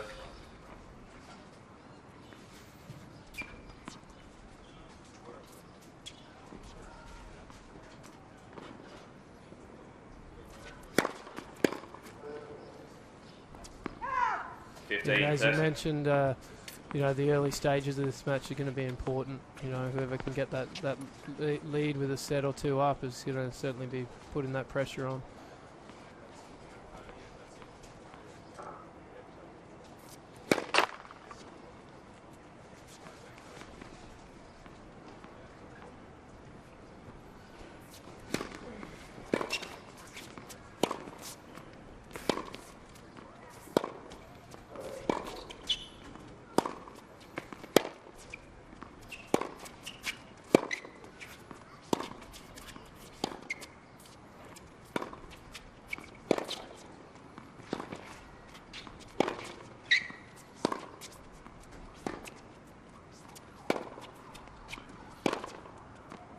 15-40. Yeah, see, I see that as a ball that Matt Reid or both the players can use, that short slice, you know, to bring the opponent off the baseline.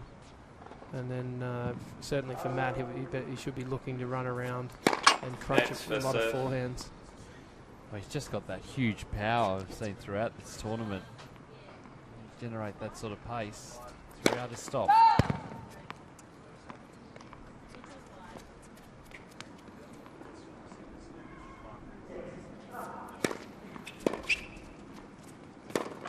Game Reid. So break in the opening game for Reid. First game. The opening game of the match. So let's talk about your boutique academy over there. And what's the sort of setup like? Well, it's I mean, it was basically set up through the US summer of last year, where I had five clay courts, and you know, I had some of the best kids in the area involved. A lot of college kids were coming in, and you know, they were helping the younger ones, and it was a good vibe there. Obviously the heart aneurysm it slowed me down a little bit. But it's still ticking away. You know, I have a few of the best kids, and you know, but as I said, I'd love to be back working with Aussies. Or maybe setting up a camp over there during the US summer for Aussie players to come over. Yeah, or even a base. I mean, the doors are open for all the Aussies to filter on through, and you know, there's good facilities and housing all set up, and you know, is it green clay you've got over there? Green clay, you know, obviously hard court. I have access to a ton of grass courts, so yeah, all the surfaces are available. It's an easy area to fly in and out of too. 15 on. How many coaches you got set up there? I have two coaches. Yeah, so as I said, it is boutique, it is small, and you know, but I like to focus on that smaller group and just produce that quality. 30-15. We talked about you got a couple of college players who we're keeping our eye on. It's No, going to be the next thing in American tennis. What are we talking about here? Yeah, no, I mean, unfortunately, these guys aren't the highest level of the college system, but yeah, I certainly am a big fan of the system, and you know, it sort of provides a backup plan for players. 40-15. Make it on tour, yeah. I saw Bojana Babusic previous match, a product of the college system with JP Smith. Played a heap of college tennis, got a double degree at college in Tennessee. You see that as a pathway for these Australian players? Is the pathway starting to open a bit more now? Yeah, I really think it just provides that backup. If things don't work out on the tour, then you have a degree to come out with. You know, if you get injured at any stage, it's just, and the environment is so good. 40-30.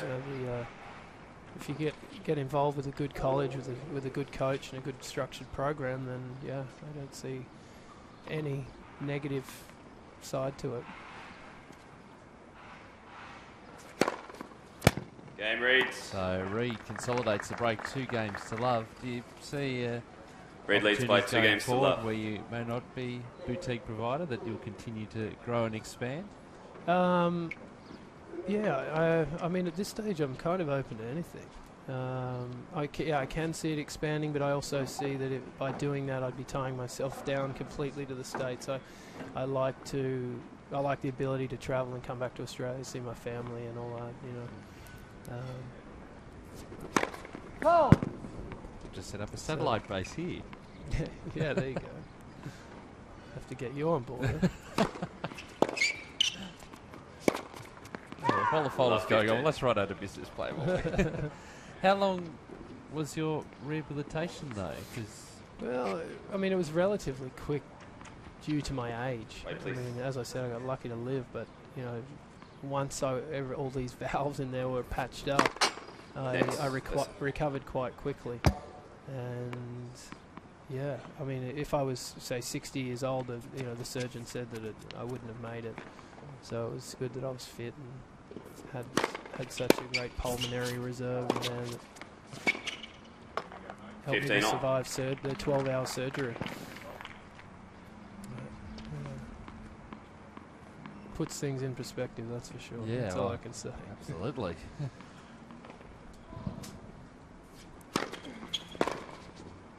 as we see here, Matt 30, Reed's off to a great start. He's really dictating the points and looking to use his forehand. His serve will be a big piece in this as well if he keeps that first serve percentage up. Nets first serve.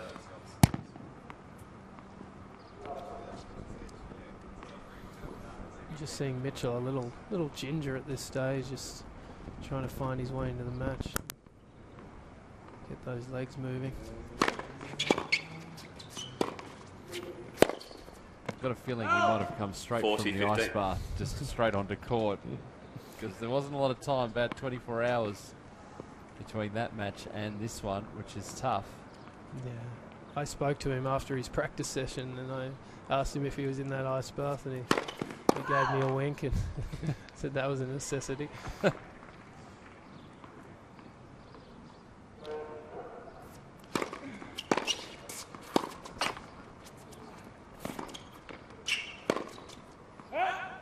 line was 40, open. 30. He's just not moving quite as well. I watched him the other day, and he's, he definitely moves well along that baseline. And just right now, he's just one step too slow. He said at the introduction that he doesn't have blisters, but I'm thinking he might have a few problems with his feet after yesterday's match, because even though it wasn't the hottest day that we've had this week, it's still quite warm out there, and he covered a lot of court. He holds 2-1 in this opening set. Yeah, you're right. I mean, he doesn't have the biggest game in the...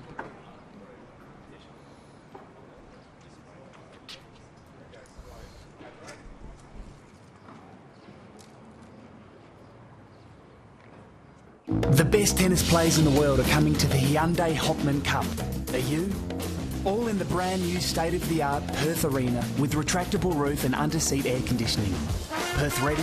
Play and book at Ticketek now.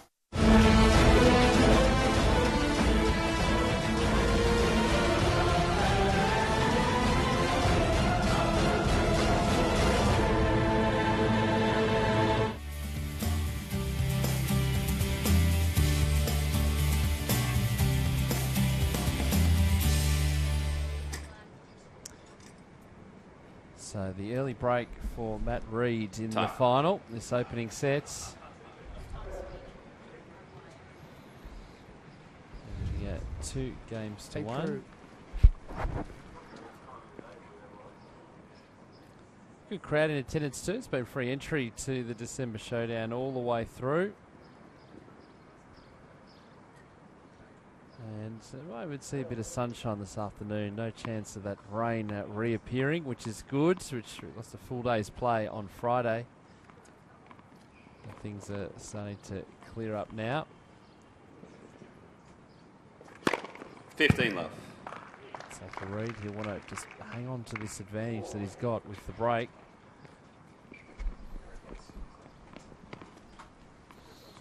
Wait.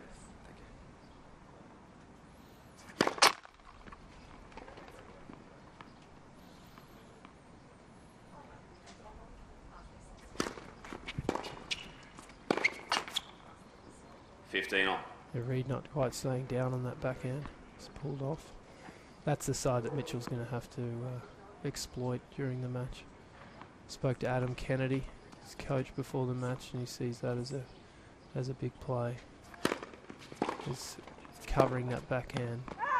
Reed's coach, yeah, covering that backhand, and looking to use the forehand.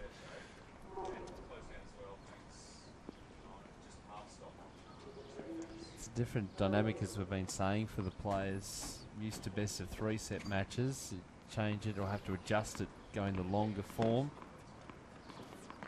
particularly if you're 2 sets to love up or down. Yeah. 30 all. There's definitely a different mentality when you play a 5-set match, and you need to certainly keep that arousal level under control. And I'm big on teaching routines between points, and just keeping that mind and body connected, rather than getting all concerned about what's going on off the court and experiencing those emotional ups and downs, which I was well aware of with my career.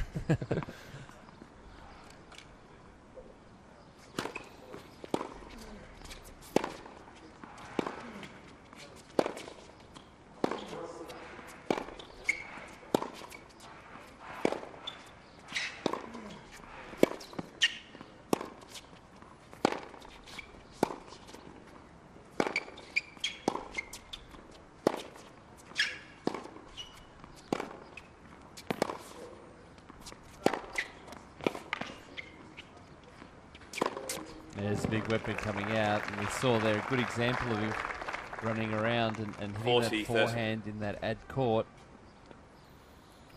Yeah, I spoke to Adam before the match, as I mentioned, and he was saying that he's been working with Adam, but also with up there in Sydney with Leighton and Roche. So he's definitely had some good preparation for this. Game point now for 3-1. Game Reed. Closes it out with an ace, 3-1 in this opening Reed leads set. by 3-1. He looks pretty fresh, pretty good out there at the moment. Yeah, they're actually nice playing conditions, not too much wind. Well, probably the best conditions that we've had all week. We've had the heat, we've had the rain, Yeah. we've had the winds. Now everything is just perfect. Yeah, as I mentioned, I've been working with Sam Groth, and he played on probably one of the windiest days, the first day, and yeah, difficult conditions for the big fella. 15 love.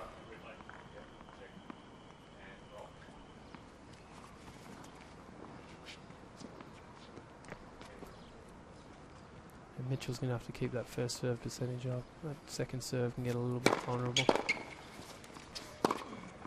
30 love. It's a good 1-2 combo right there from Mitchell. Yeah, won a few quick service games along the way here.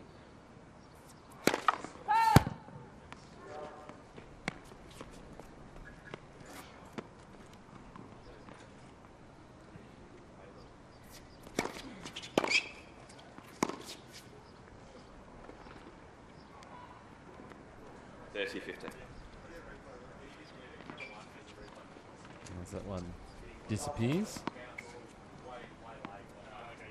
It's an adjustment for the players too, with the different conditions that we've had. It was quite humid yesterday, particularly early on when both of these matches were running.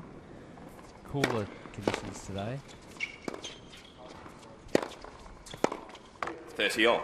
Yeah, it was a tough call for Wayne McEwen at one stage, whether to send those semi-final matches indoors. That would have really changed the dynamic of those semi-finals. So it's good that it stayed outdoors, and it's similar playing conditions all the way through. 40-30.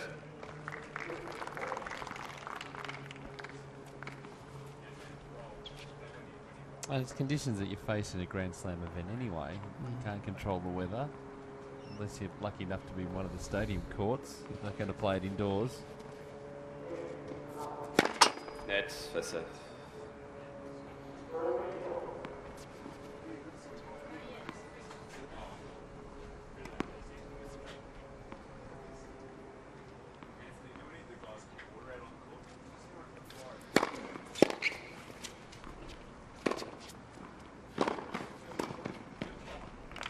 Game Mitchell. Yeah, nicely done. Across the net. Reed leads by 3-2. So 3-2. There's still a break of serve in this opening set. Final. Best of 5-set final.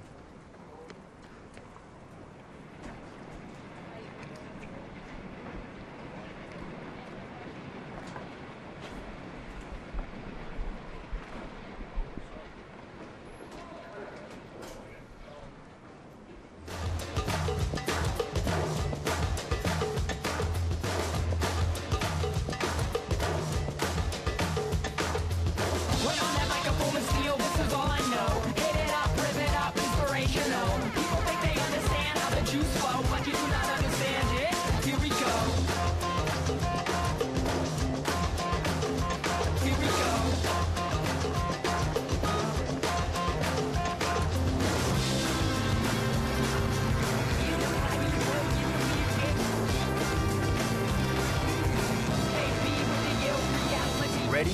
Play. At Australian Open 2013. Book a Ticketek now. Yeah, get your tickets. Christmas is coming up. You bought the family tickets to the Australian Open since you're going to be here? Well, hopefully I won't need to buy them. But yeah, if I have to, I have to. I mean, it's such a great event. I love being part of the action in any capacity.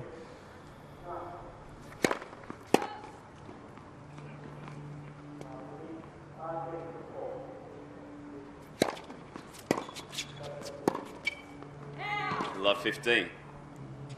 Little adjustment steps are still necessary out there. A little bit of breeze around.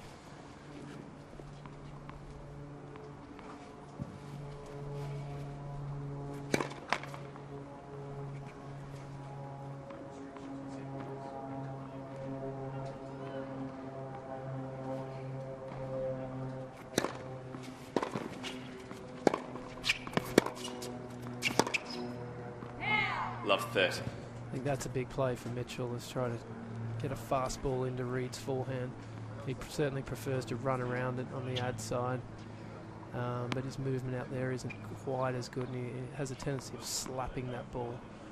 So, big play. A few more backhands down the line from Mitchell might be a useful play.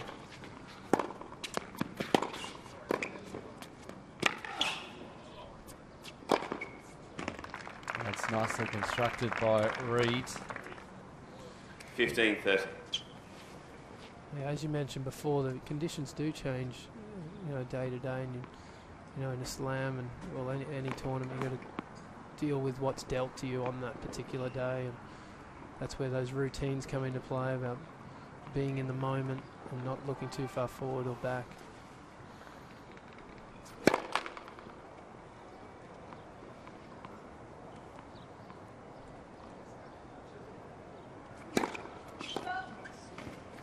$15.40.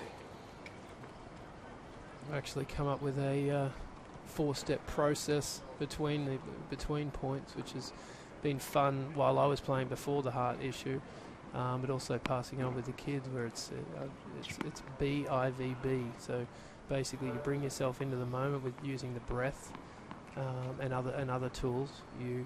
When you're in that still state, you gather information, so that's I, and then with that information you go Game Mitchell. Visualize your next point as clear 3 as you games can, on. and then the last steps to use that breath to bring yourself back, to allow your best tennis to come out and allow that plan that you've just created to come out. And and that's what I realized with my career. I definitely forced things to happen rather than letting it happen. And I think Federer and certainly those top guys have tapped into this kind of stuff. So I think it can make such a big difference out there.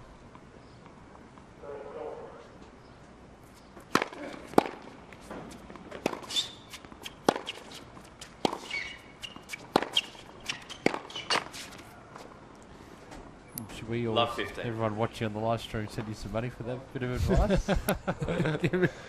Yeah. No, to be honest, I just love teaching it. I find it fascinating now. Tennis has become almost like an art form. And it's just who paints the best picture out there. But if you want to send something, sure.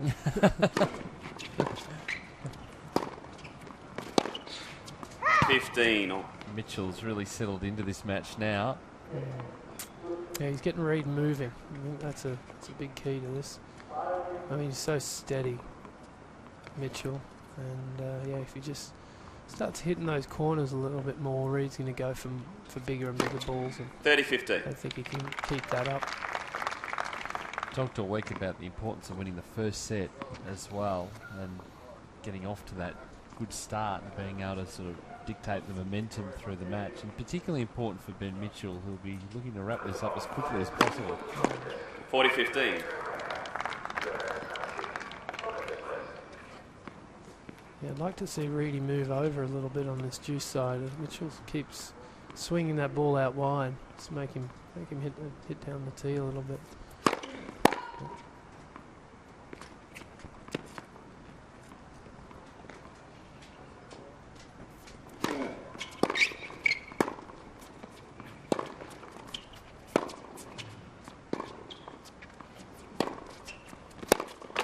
Mitchell. So Mitchell holds. We're on serve in the opening set. It is 4 games Mitchell to 3. leads by 4 games to 3.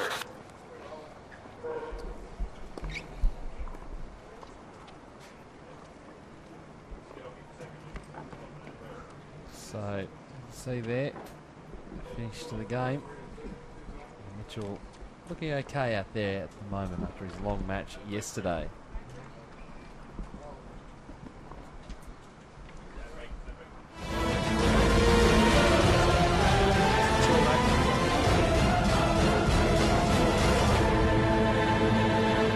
The best tennis players in the world are coming for the APA International Sydney. Are you? See them battle for one of the world's most prestigious titles in one of Sydney's premier sporting events. Sydney ready? Play and book a Ticketek now.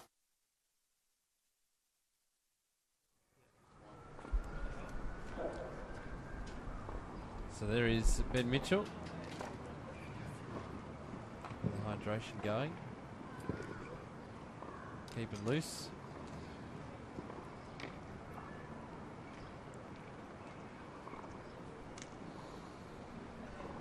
What would his routine have been in the past 24 hours to get himself right for this match?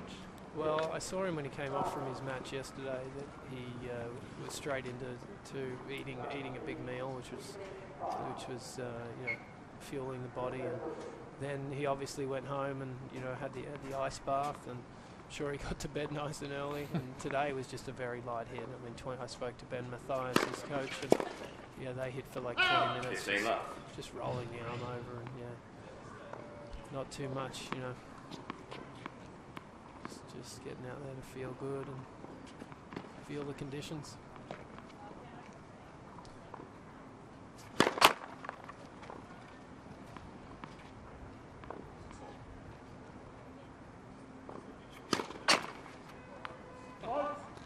The tricky bit has been the fact that the players often early in the morning don't get that opportunity to practice outside with the rain that we've had. It's cleared throughout the day, but still makes it tricky if you're forced to warm up practice indoors without the elements and then come out and have to readjust early on.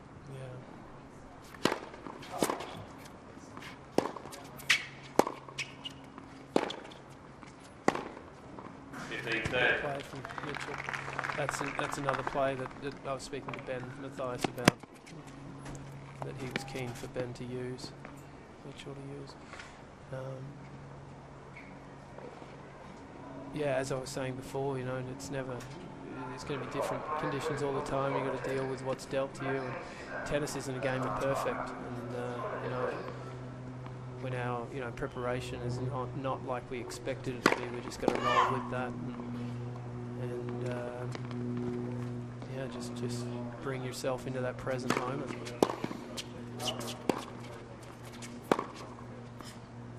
Another winner from Mitchell up the line, setting up some break point opportunities. 15-14. I spoke to Alan, asked Alan the question about that these two know each other pretty well, they're good mates off the court. Can that be a good thing or a bad thing when you go into matches like this, playing against someone you know really well and would be hitting with on a regular basis? 30-14. I think it's just part of the game. You just over time you just get used to that, and hopefully you just go into your own world out there, and you just, as I mentioned before, you go into your routine and you're not really playing against the player. You're just playing with that ball, whatever ball comes back. And Game Mitchell. There is the break. 5 games to 3 now for Mitchell. Mitchell leads by 5 games to 3. Mitchell not giving much away at this stage, just moving that ball around and making Reed play a lot of balls. There's a low volley there, and very solid. So an opportunity here for Mitchell to close out this opening set. Get off to a slow start. He was a breakdown, but now he's really firing.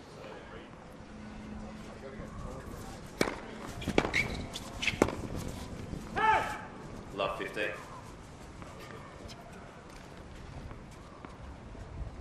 That's not a bad play from Reed up the middle of the court. When he has an opportunity, I'd like to see him go back behind Mitchell. He certainly moves well onto the ball.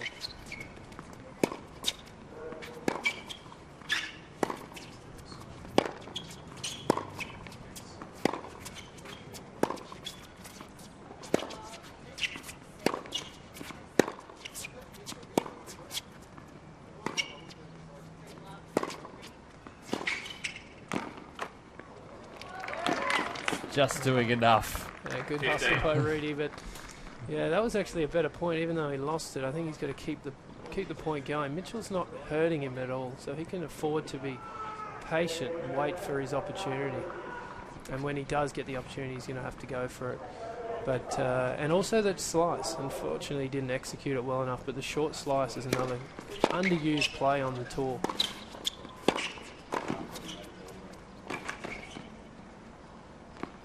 Good hands from Mitchell, hustling again at the net, and see that change up. He's trying something different here.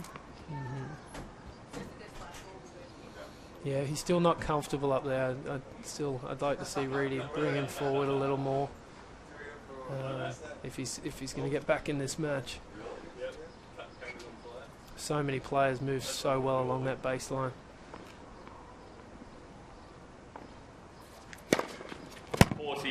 Now brings up 2 set points.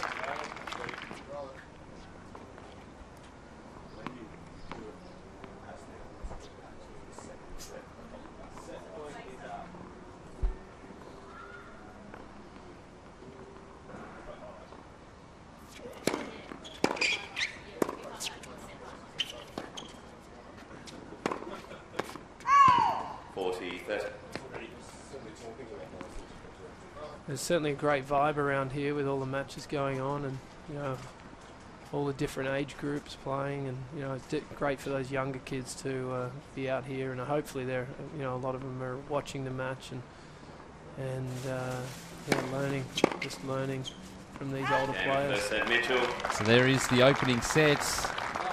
Ben Mitchell, the 5th seed, 6 games to 3. Let's take a look at the highlights, Nathan, the opening set. And really, it was Reed early, but then Mitchell, I think, got rid of that, letdown factor maybe from yesterday's big match, 9-7 in the 5th set, to really get his game going. And from there, he put the foot down, and it was all one-way traffic. Yeah, I think he picked up his first serve percentage. He's you know, moving better, getting in position better, and yeah, just making Reed play a lot of balls. Yeah, coming up to the net as well. Seen him be really aggressive. And it gives Reed something different to look at. Yeah, as I said, Reedy's going to have to be patient moving into the next set and wait for that right ball when he has an opportunity, playing back behind, just take his legs away a little bit. Yeah, it's a beautiful winner by Ben Mitchell, the 5th seed. There's confirmation of the scores, 6 games to 3. And Adrian Franklin is wandering around in the crowd somewhere. I'm out here, guys, at my host set. The sun is coming out. It's absolutely beautiful. But I want to talk a little bit about yesterday's semi-final that Ben Mitchell was involved in. Now, as you've spoken about, it was a huge 5-setter. It went for 4 hours and 45 minutes. Ben Mitchell, he won the first 2 sets. Matthew Barton, he won the next 2. And then it went to 9-7 in the 5th set. So, I mean, I'm surprised, honestly, that he's been able to come out and win this first set. I know that Matt Reed would be fully aware of what happened yesterday. Reed actually went out in the crowd and watched Ben Mitchell's match in that 5th set.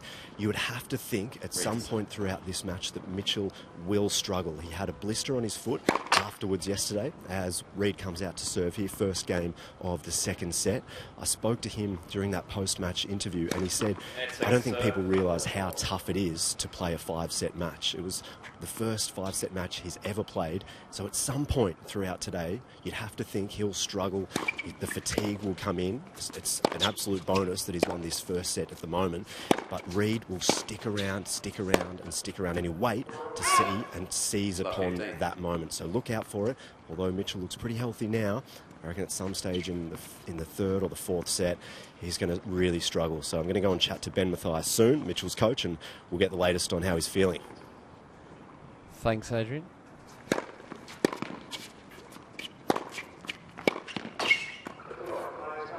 Good hands from Reed. I want to get off to a positive start. So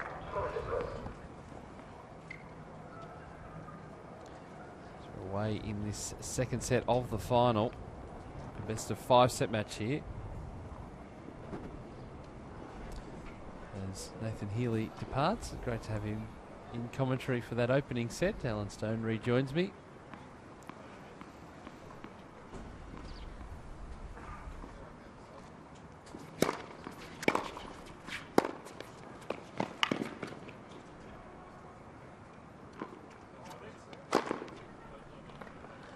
And rolling, very nice work from Ben Mitchell in that opening set. Yes, he's looked a little stiff and lethargic to start with, the first couple of games, but once he warmed up into it, he's a pretty classy player. Mm.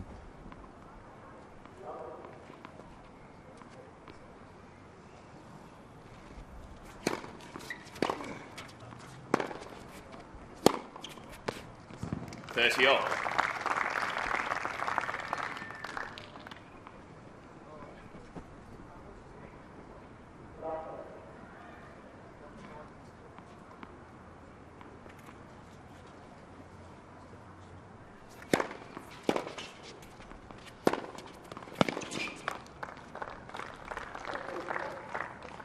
40-30.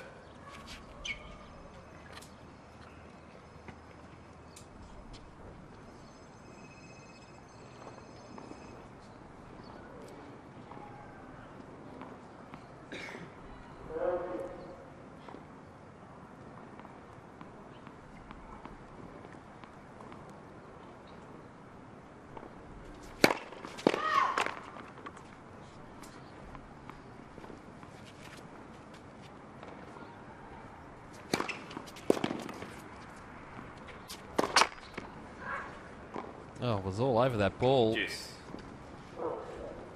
Really the simplest of putaways there.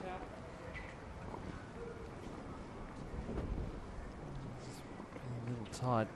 Just in suggestion that he might be feeling it in his legs at the moment, Matt Reid. Perhaps we're expecting the opposite. Just about, yes.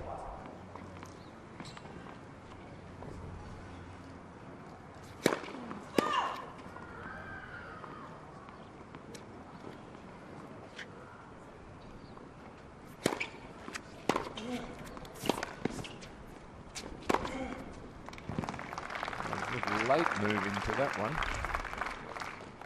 Advantage Mitchell. So it's just a late lunge at the ball.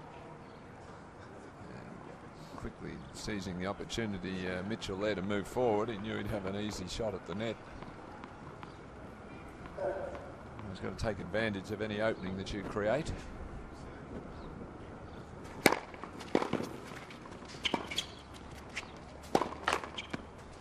Juice.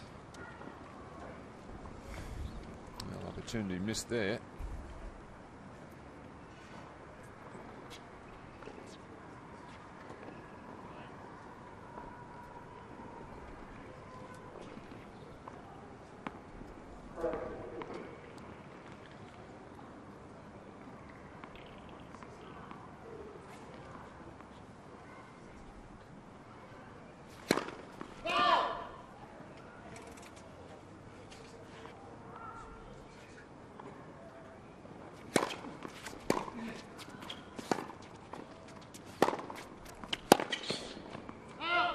Forcing advantage Mitchell. Reid to come up with the big shot there.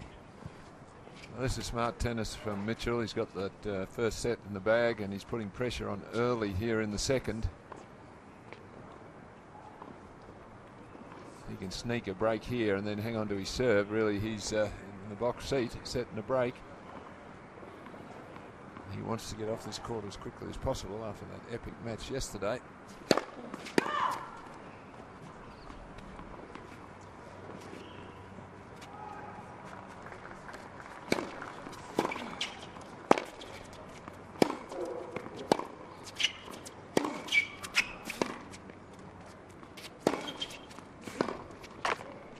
Mitchell. So again, dumping it into the net. And Ben Mitchell with first game, second a break set. In the opening game of the second set. And certainly looking the better of the two players at this stage. Well, he's looking to do just that little bit more. He's creating the opportunities. Did it well in that game.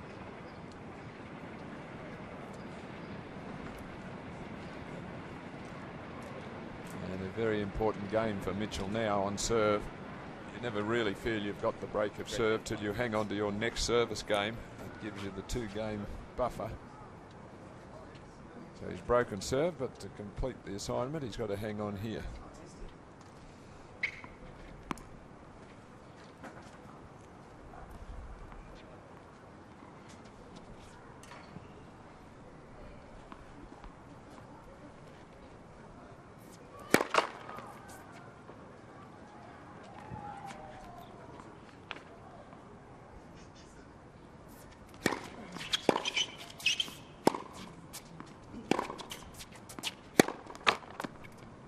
Love 15.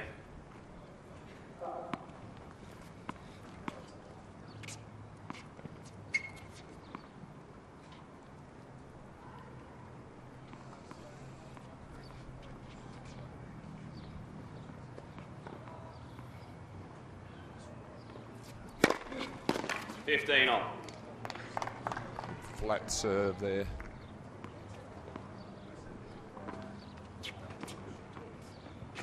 Generate some good pace on this first serve. And Mitchell.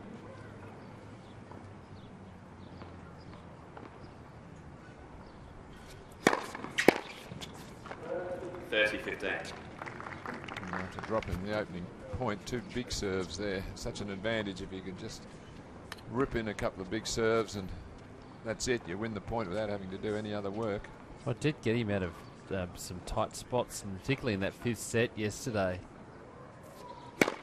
Ability to pick up those 3 points.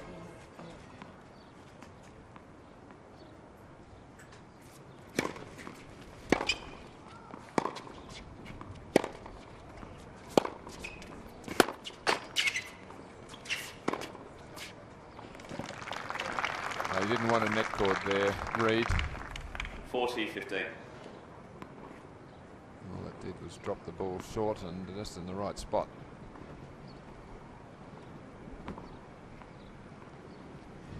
This one here, that's pretty straightforward there.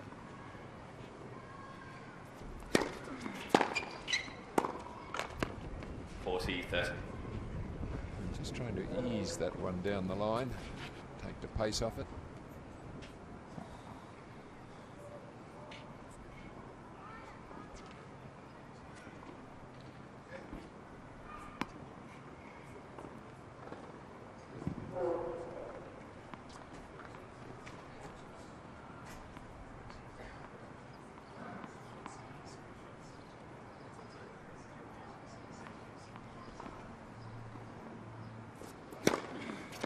Mitchell. Mitchell leads by 2 games to love. So it just keeps rolling along here, Ben Mitchell. Reid struggling to come up with the answers.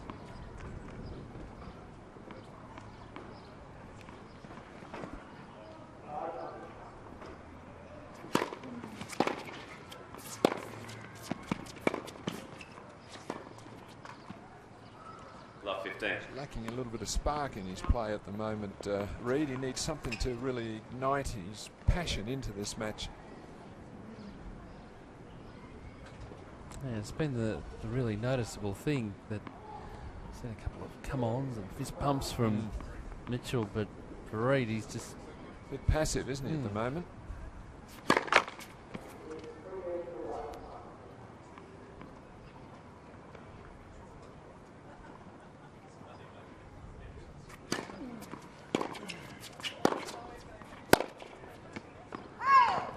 On.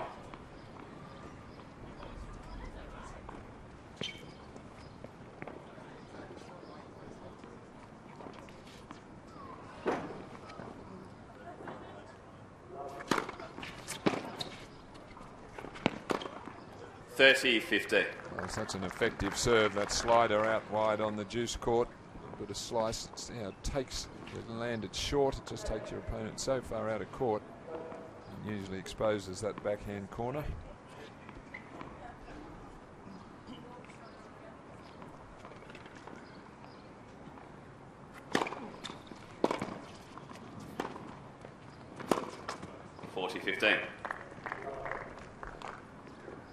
Really to lift the confidence, Matt Reid. You're looking for an easy service game here.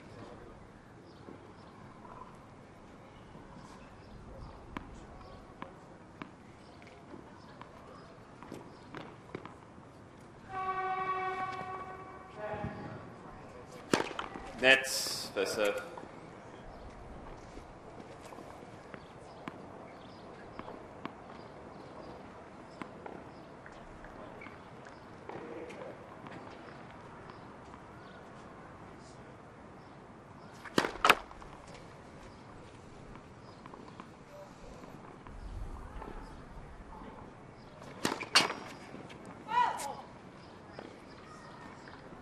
20-30.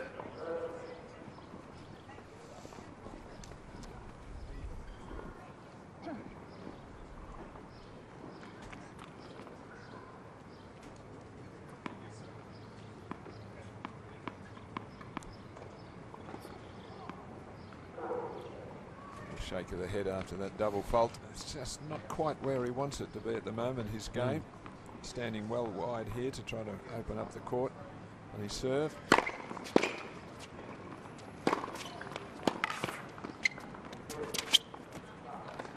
Game Reed. So Reed does hold in the end. But still, Mitchell with that break. 2 games to 1 in the second set. Mitchell taking the first 6 games to 3. And hopefully that gives Reed a bit more confidence, propelling himself into this match. Let's go to Adrian Franklin, who's out and about. Well, I spoke with Ben Mitchell's coach yesterday a couple of times. I've got him again today. Ben Mathias, mate, he's started well, which is pretty surprising after a 9-7 fifth set finish yesterday. Yeah, well, actually the first couple of games were a bit...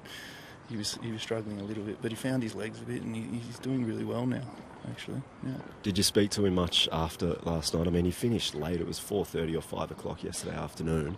Did you have a good chat with him about that match and leading into this one? Oh, no, first priority was to get him in the ice bath and get a massage and get some food into him, and then, yeah, we had a little chat, but we were focusing a lot on today's match rather than yesterday's. Yeah, of course, the guys are obviously close friends here today. Does he struggle at all playing someone that he's really close with, or he's just a complete professional at this stage? He actually likes it. I think he likes getting in their heads a little bit. They've been playing games all night, these two. Yeah. So he currently sits at 2 games to 1, so after winning the first set. Are you happy with how he's going at the moment? He's putting a good strategy out there? Yeah, he's doing really well at the moment. He's just staying solid. He's building a lot of pressure. Reed is panicking a little bit, trying to pull the trigger a little bit early on a lot of shots. So, no, he's looking good right now. No worries. So Mitchell's going to come and serve out.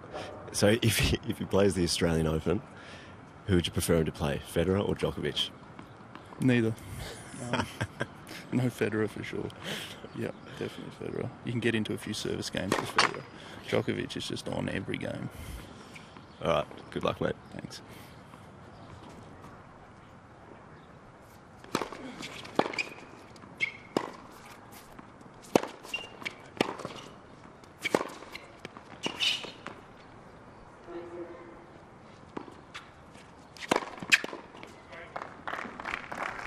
It's a good question.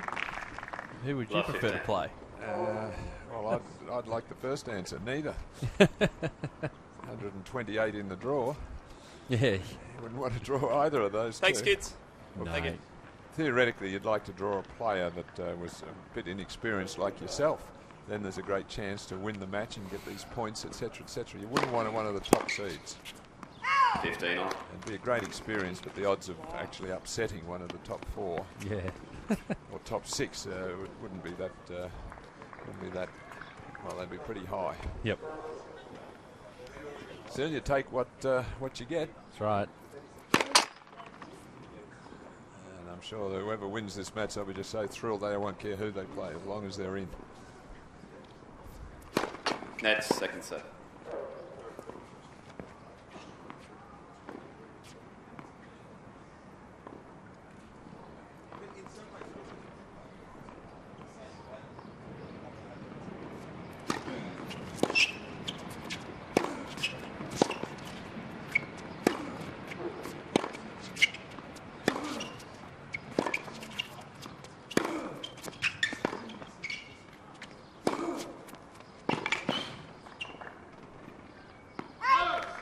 Lovely movement of the ball there by Mitchell. 30-15. Really controlling a lot of these points. There's good margin of error on the shots. He's penetrating with them, but they're not risky.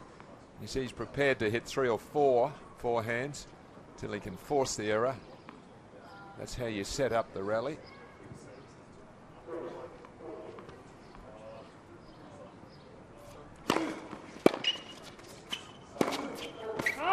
all. And the opportunity was there. He just overplayed it slightly. The tactics were right. He sets it up with this serve, and if you get a shortish ball, you've got to try to finish. Much point just keeping the rally going.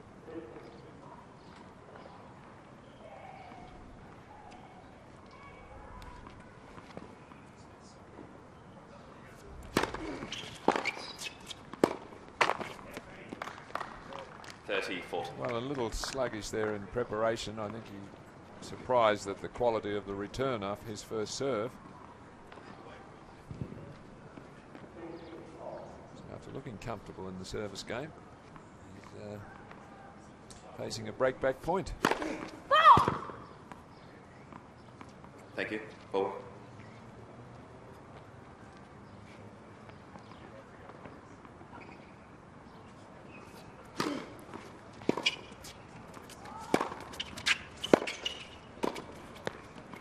Game Reed. Playing the volley, so Reed does get that break back.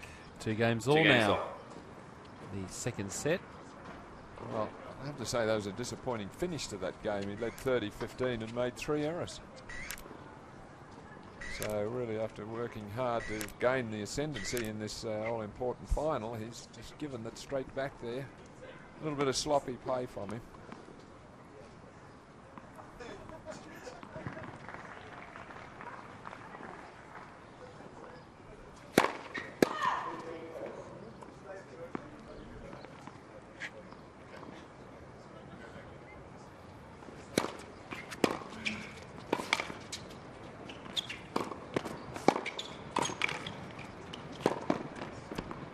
Love 15. Gee, it was open for him.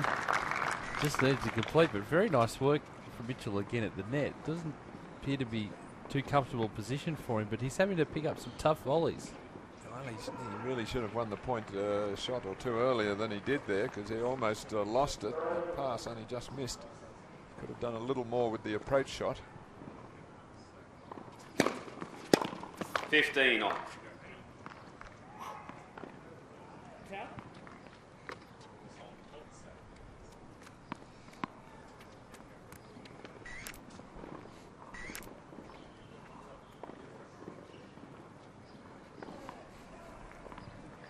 So good we can even hear them taking the shots.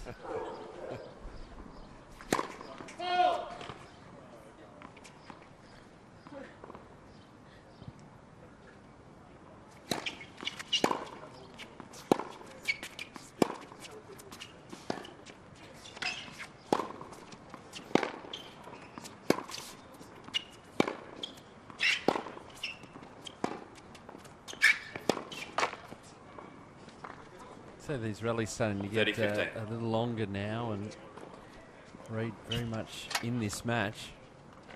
Well, Mitchell's giving him a fair bit of room down the line there, and he finally slides it down there and gets the desired result.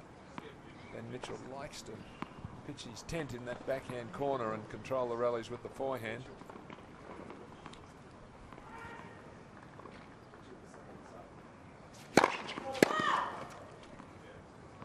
Thank you.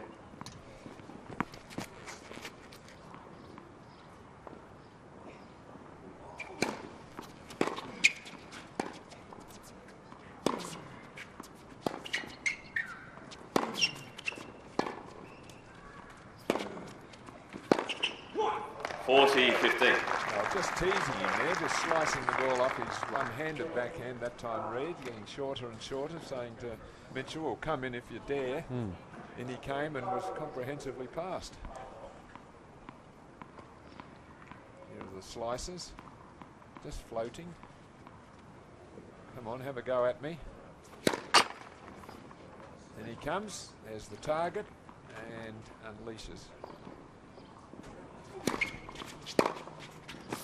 Game Reed. So Reed holds in front, 3-2. Reed leads in by the 3 games second to set.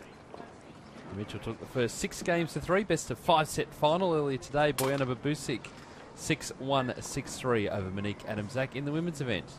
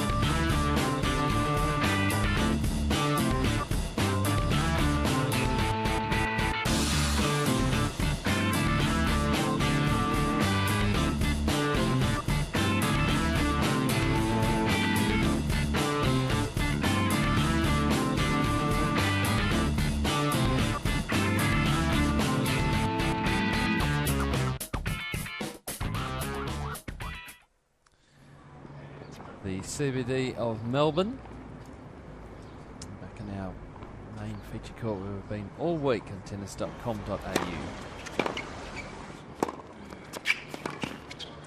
15 left. Time for Ben Mitchell to refocus here. Set in 2 love. A little bit casual, I think, in his approach there. Didn't really keep the foot on the pedal, and he's allowed Reed back into this set. Some good play from Reed nonetheless.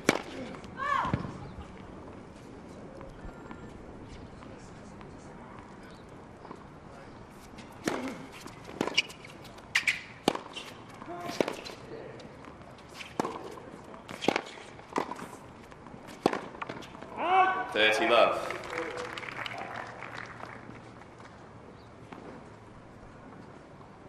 Nice sound volley at the net. It's a good way of describing it, isn't it? Well, he didn't try to hit a winner off it. You really only need to do that if the opening's there. Otherwise, you've got to just make the volley and keep that position. You're in control. A lot of people, when they come to the net, think they've got to hit a winning volley at the first attempt and just overplay.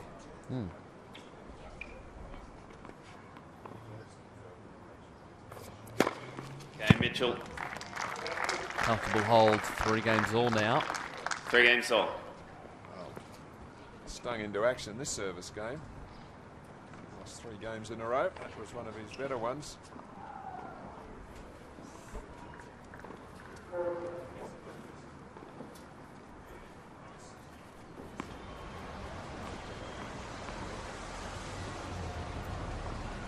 Busy in the CBD today. Yes. Plenty of traffic.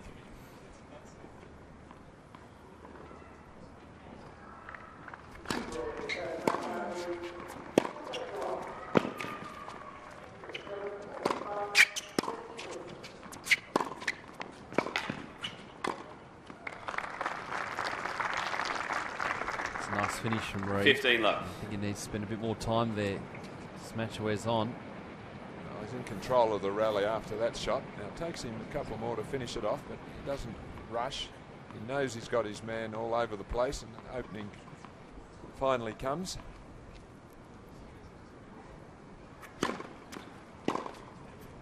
$30 love.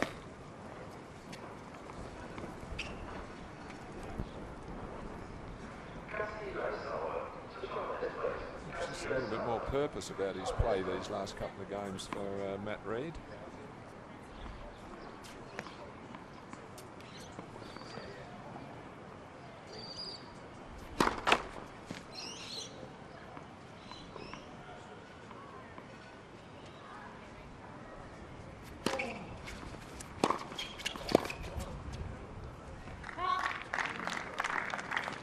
$30-15. I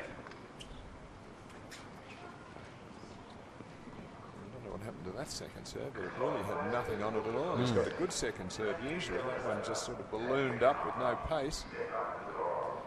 Really hammered.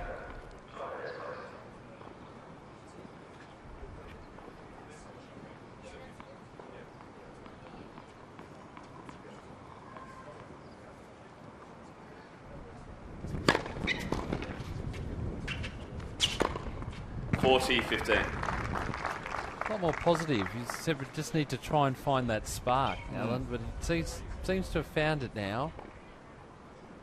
Well, I think getting the break back was the catalyst, because he was really looking in trouble at set and 2 love. As we said, Reed just Mitchell really just got a bit casual there at the wrong stage. And now the second set's up to grabs.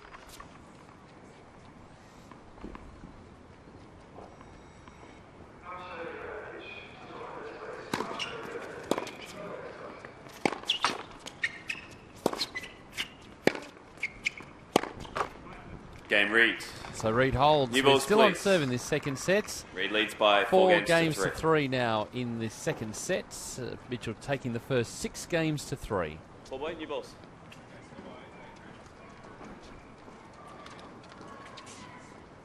Let's go to Adrian Franklin. Guys, we've got Matthew Ebden out here who's just practicing with his new coach, Peter McNamara. So he's been out here for about the past half an hour. We had him in the commentary box the other day, so he's out here doing what he does best, obviously practicing prior to the Australian summer. Now, Ebden's obviously been as high as number 61 in the world, currently sits at 105, but Peter McNamara is his new coach. We obviously know him as the doubles champion that he is. He's won many, many titles in the past, and that's just been a recent change. So only about 3 days ago, that coaching change was announced. It's a massive, massive difference I reckon this will make for Matthew Ebden. As high as 61, as I mentioned, but he'll be aiming to break into the top 50 over the next 12 months. So he's out here practicing, got a few fans watching him, and he's working pretty hard at the moment, guys. As our camera team are as well, working overtime around the courts. Done a great job in all sorts of weather conditions this week. Gee, I think that's a good appointment for Matt Ebden, Peter McNamara, who lives mostly in Europe, but very, very experienced and top coach. Spent a lot of time coaching at Vautiglou's Academy in Paris, and I can only think that's a great move for Matt Ebden's career.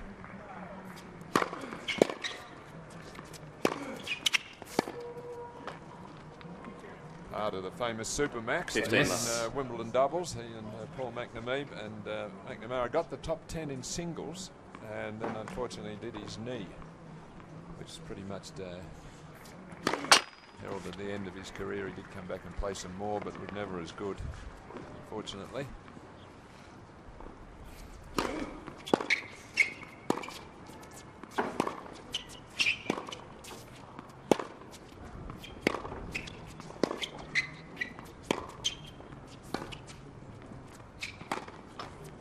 On. Let's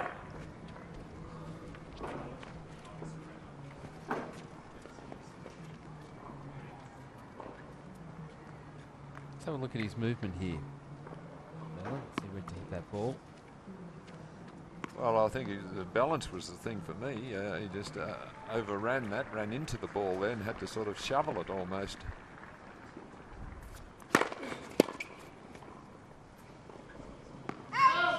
It's the sort of match he'd be pacing himself, I think. If he gets down 40-love in a game, he's not going to bust a boiler to try to get out of it. He's got to conserve energy, considering that epic match from yesterday. 40-15. Goes the distance, he wants to have something left in the tank, so he's not going to throw himself all over the court for every single point. He's going to place some more importance on some points than others, I believe. 40-30. We're not really having a lot of long rallies. So both players are pretty keen to finish the point whenever there's a half chance.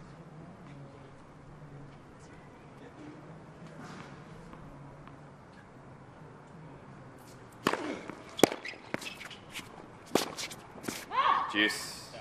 Gee, a couple of loose points here from Mitchell. And doing his plans of having an easy service game, put the pressure back on Reed.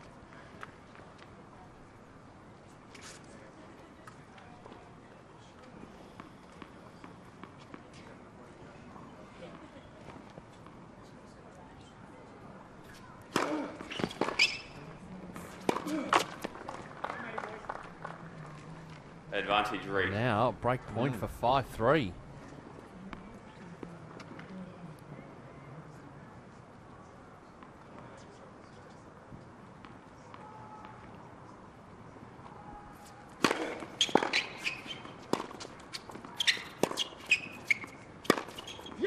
Juice.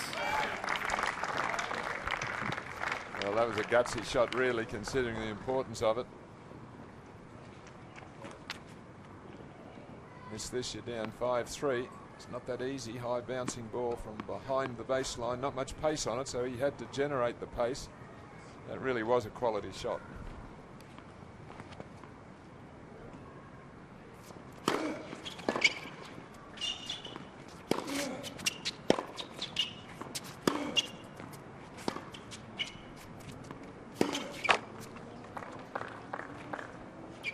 Advantage Reed.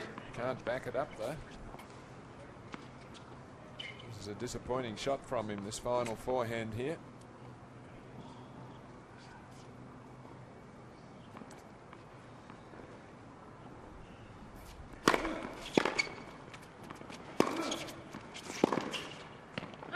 Juice. Almost brought that back. Gee, that was close. All right, not happy. I think a little smile from Mitchell too. And just helping the linesman there by pointing. That doesn't work either. No, well, you never know. You try. You never It know. doesn't In necessarily any doubt work. at all, and you point to confirm that it was out. Sometimes they're happy to go with you. That's They're on a that lucky line from break, the I think, umpire, though, so. Yeah.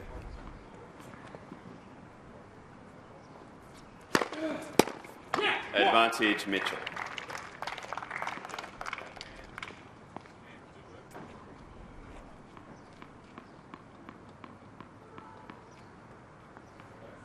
Just can't quite.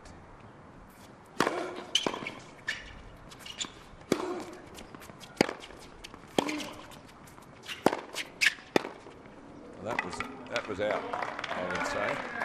I would say from where we're sitting, Pete.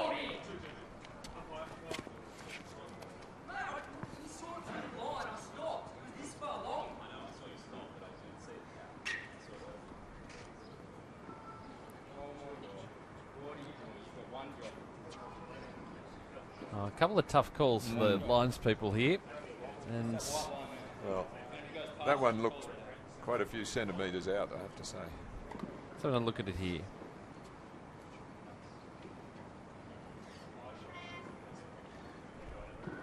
Where's Hawkeye when you need him?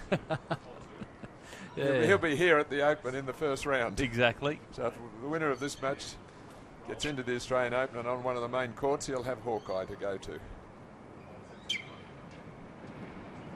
Anyway, there's no overrule, so now, time to refocus back at Juice.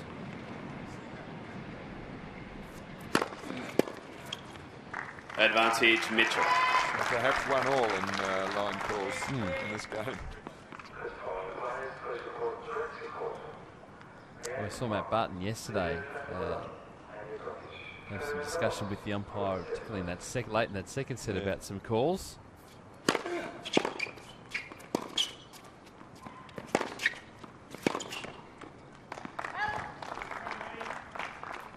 Juice.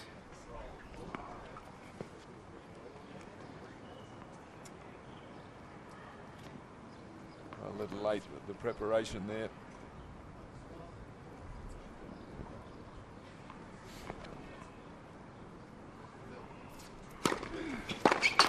Advantage Mitchell. He's had to work hard this service game. I wonder how much it's going to take out of him. Then frustration with the umpire. A heck of a lot if he loses it, not too much if he wins it.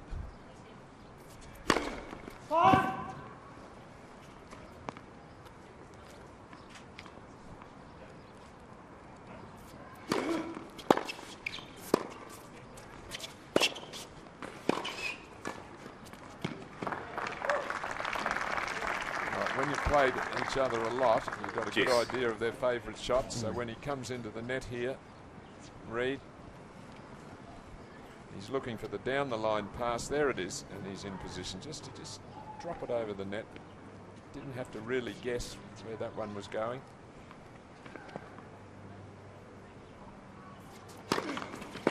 First set. Well, it sounded. That did hit the net. I thought I heard a let. Yeah. Tom Sweeney's got his work cut out this game. There he is, Tom.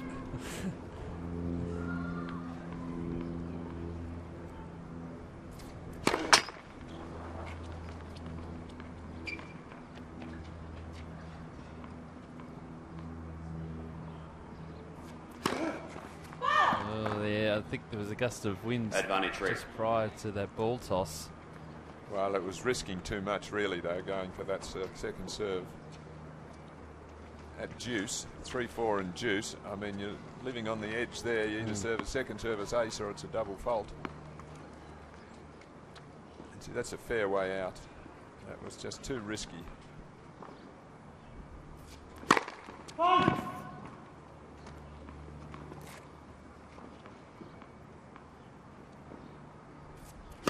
Next, second serve.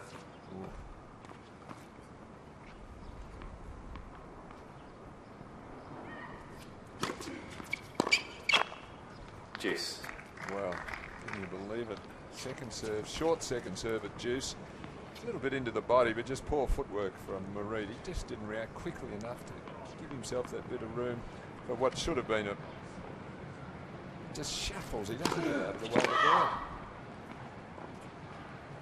Thank you, boy. Thank you. Paul.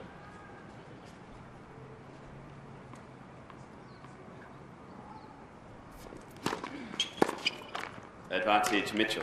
And bounces his racket in disgust, really. Two poor second service returns. He's let Mitchell off the hook here. I mean, you're not going to get to the Australian Open if you miss shots like that.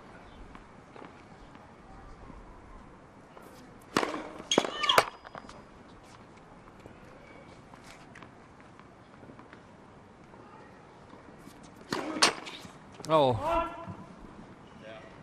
Well, it's been the longest game of the tournament. The way we're going here. Well, neither player can take advantage of their opportunities.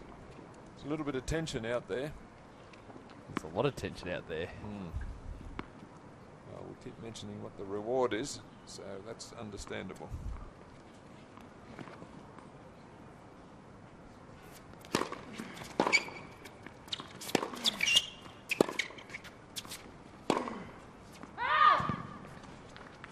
Advantage Reed.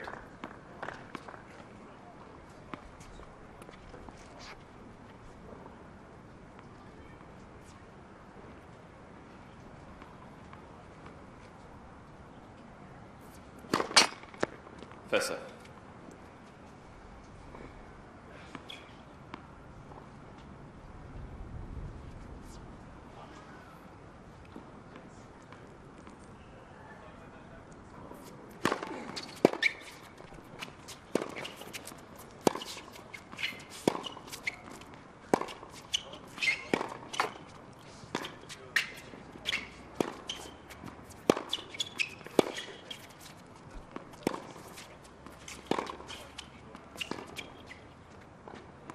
Oh boy, we go back around again. Well, Matt Reed just not doing enough. The break point, he's just content to move the ball around.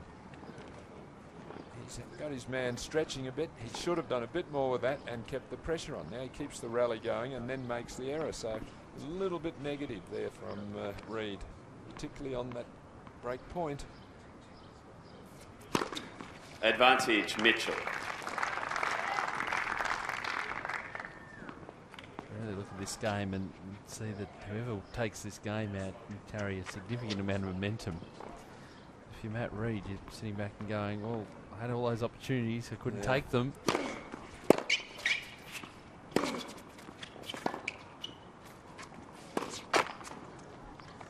Juice. Well, a difficult shot for players with those semi-western grips, the closed racket face, the low ball. It's hard for them to get underneath the ball. As we see here, it's a skidder. He has trouble getting the racket head under it. He might have been better playing a slice forehand approach there. Easier to get under the ball. Advantage Mitchell. Just needs to get over that hurdle now. This is the big hurdle here. Desperate for a big first serve.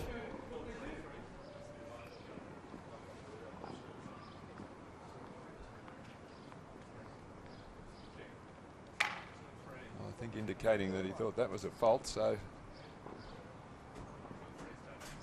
Want to move quickly to get to his 20 seconds here.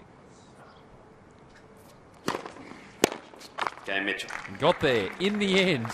It was a massive struggle, that game. 4 games all.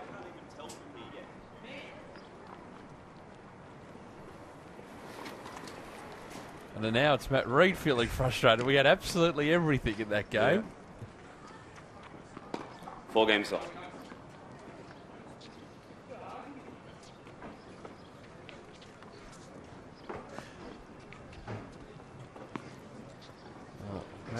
That everybody's feeling the pressure, actually, the linesman as well, I think. Tom Sweeney's very experienced, good umpire. Nothing will get out of control here.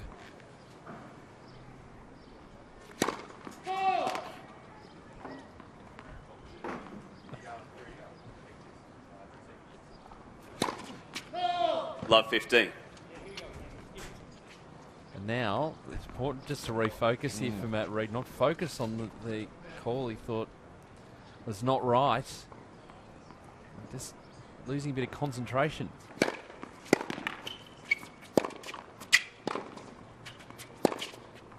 $15 on. Whereas if you're Ben Mitchell, you'll sit back and go, okay, well, I'm just going to go back to playing my game. A wry smile on the face of Ben Mitchell there. That ball, that off forehand, would have so easily just missed the line. Up 30, he would have been looking good here.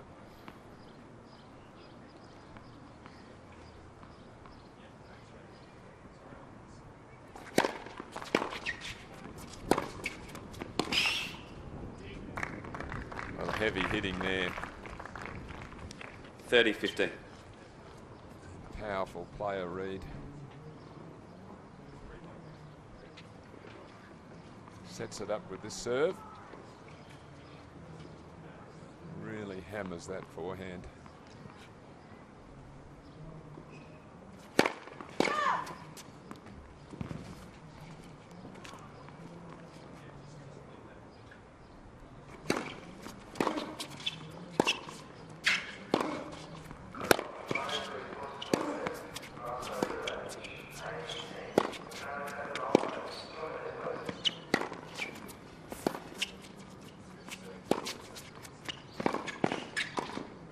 Nicely done. 30 off. Working overtime, but he's getting the rewards as well, Mitchell. That's what you're looking for when you approach the net. A good quality approach shot that has your opponent stretching so that the volley really is a formality.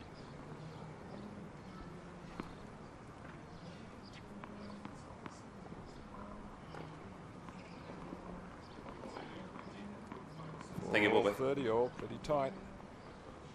Wilbur just clearing the ball. Bolts.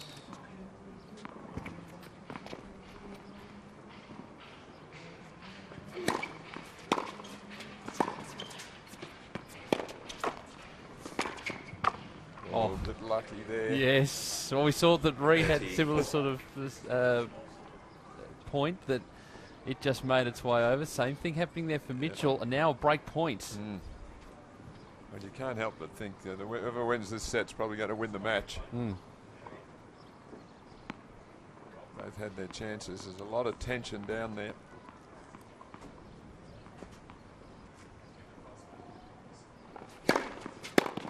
Juice. Quality serve. Yeah, clutch serve too, under pressure.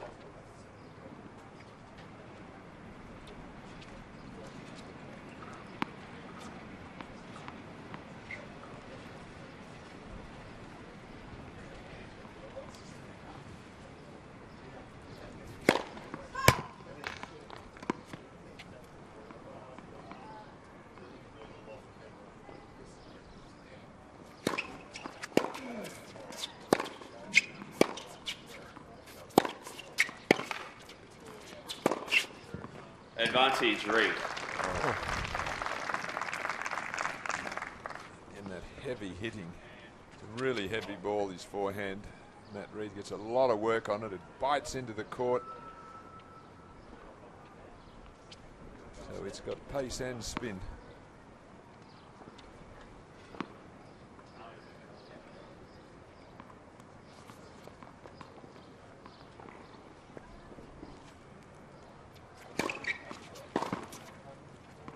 Game, Reid. Did well to hold there. He's holding his nerve. 5 games to 4 now. Reid leads by 5 games to 4. In the second set.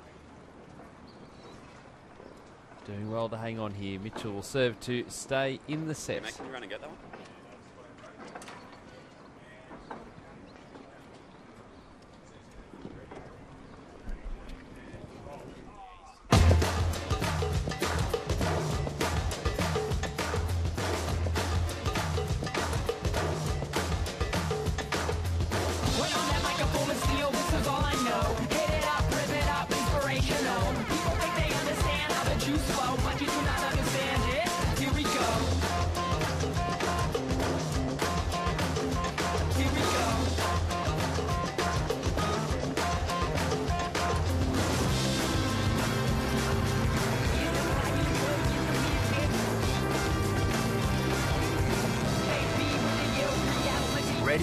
play at Australian Open 2013.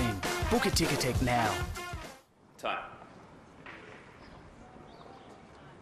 So, Matt Reid, 5-4 in the second set. Earlier today, a win for Bojana Babusic, 6-1, 6-3 over Monique Adamczak. In the women's event, final of our matches for the wildcard playoff for this year. Really tight, tough tennis here between these two mates. Love 15. Oh, he thought that was wide. Linesman was adamant.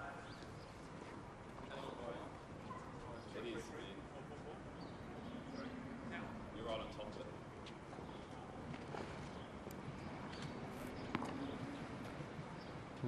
of it. Last person was in the best position for that. That going straight up that line. It wasn't all that hard either. He should have had a correct call there. 15 on. Good focus though by Mitchell not to let it bother him. He queried it initially, saw there was no overrule, so just got on with it and come up with a fine serve here.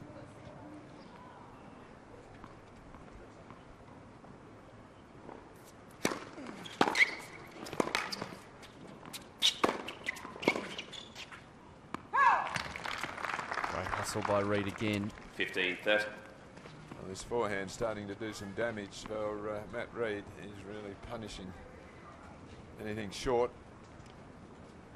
Really playing some fine forcing tennis here.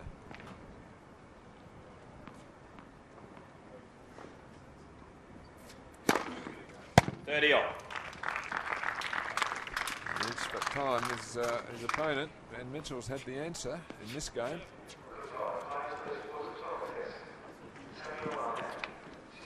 15, 15 all, 15, 30, 30 all. It's the way to respond when you're challenged.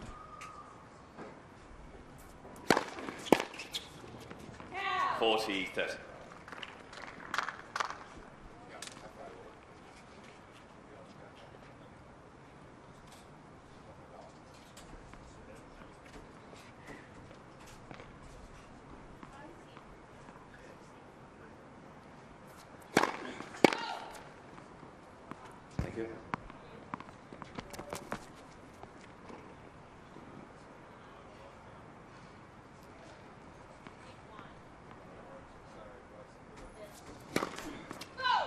Juice. Wow, that missed by a significant distance as well.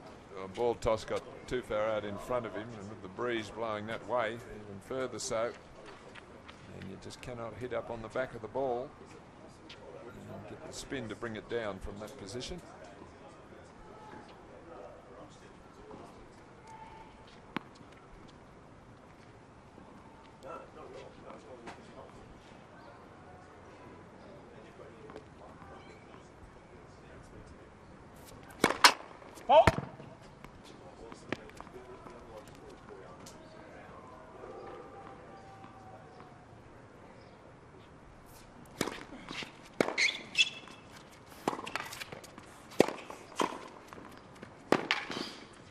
Solid work from Mitchell. Does it go on to win this match? That's what will get him through those tough points at the net. Mitchell. And say so solid with his hands. Well, the longer this set goes, though, the more vital it is for Mitchell to win. I mean, he wouldn't have wanted to work so hard and be in a good position early in this set and then look at the scoreboard and find it's a set all. He'll feel like he hasn't been rewarded for his efforts.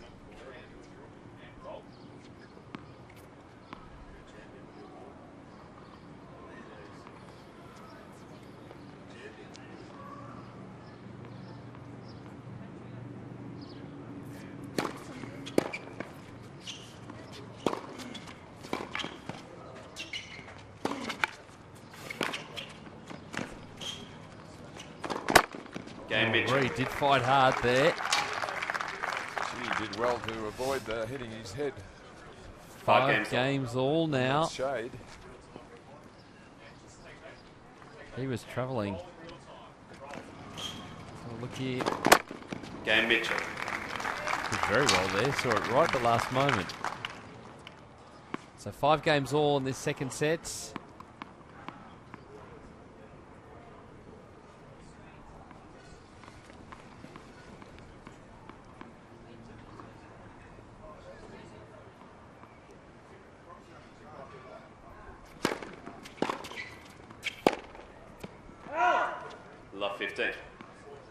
That's not how you want to start your service game at 5-all when they've been so closely contested the last 3 or 4.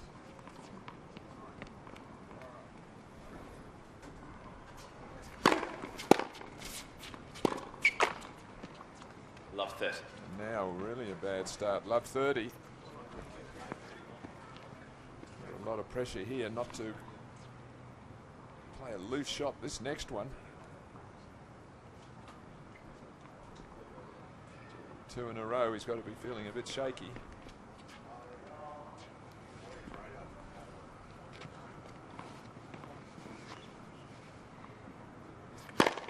$15-30.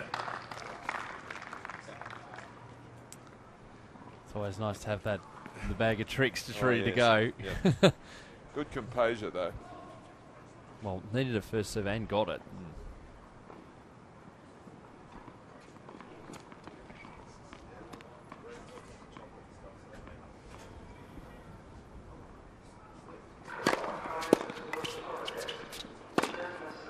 $30. Backs it up.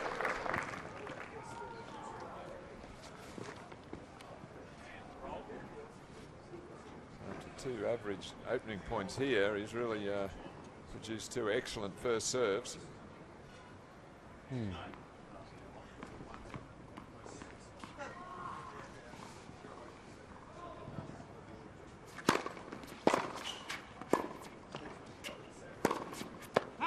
$40-30. Well, an opportunity missed there by Mitchell.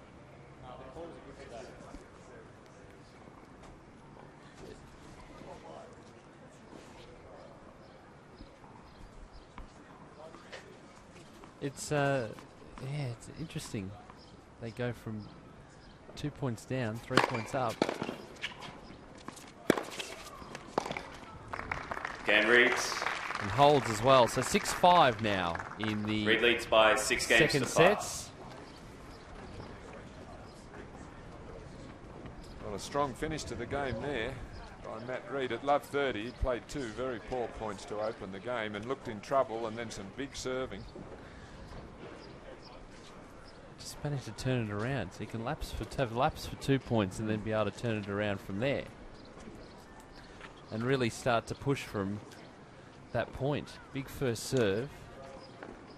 And then you wonder where it was in the first 2 points.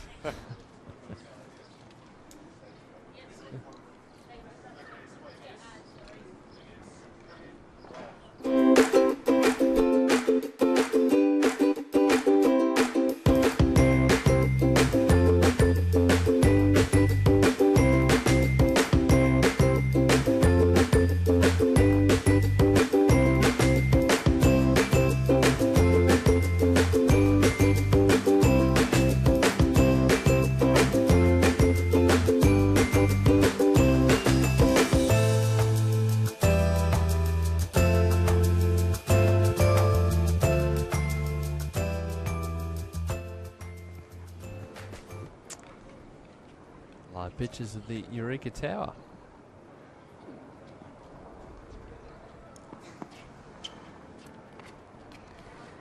Mitchell serving to stay in the set again. 15 love.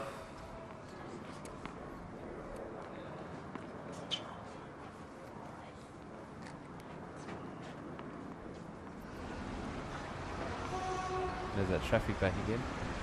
Just magically appeared. Yeah, very busy in the city today.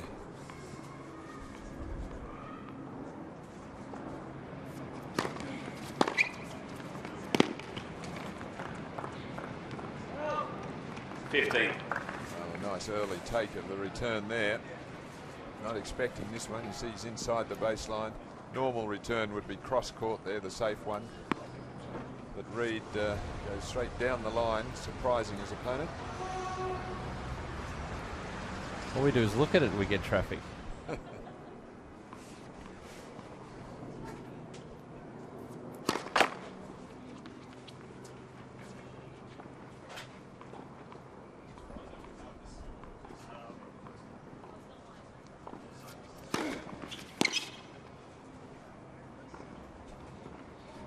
$30-15. Disappeared into the crowd.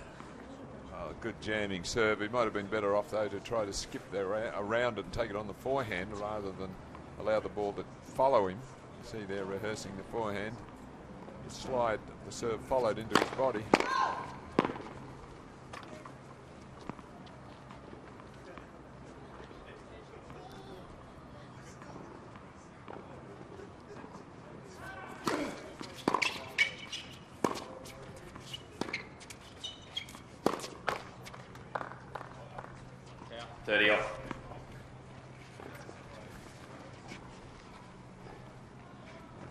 Two bigger points than these two coming up for Ben Mitchell.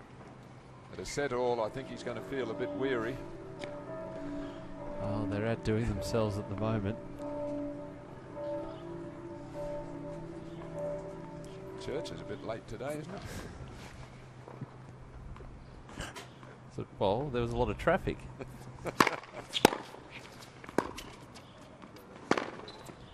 Out 40-30. Oh, gosh, he was unlucky. That won't impress him at all. On top in the rally after this return, and then hammers this two-hander, and it's just missed. A centimetre away from having a set point he was there. I think that was a clear miss.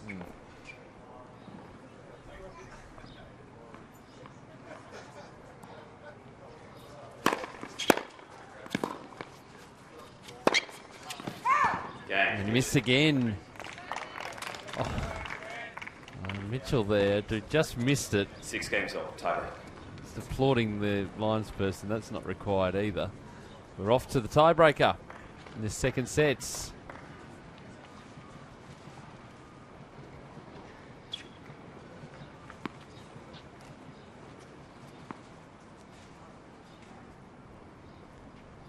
So here you're going with him in this tiebreaker. It's hard to get a read on it, isn't it?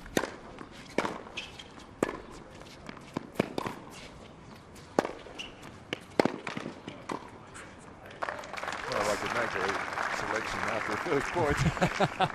No, I really feel it's more vital for Mitchell to win it, though.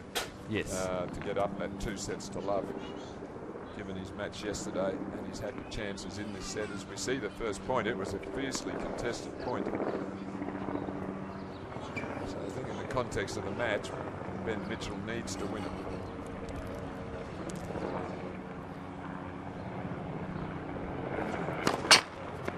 First.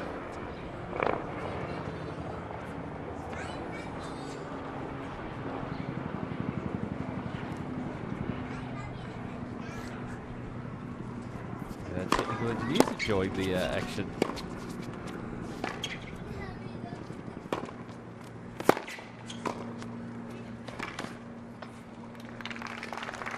Love his work at the net today, Mitchell. 1-off. Both players don't mind coming in if they set the point up. Reed did it in the opening point in this tie-break. Mitchell, the second point. That's the whole idea of hitting these penetrating ground strokes, is to get a short ball so that you can come to the net and finish it off.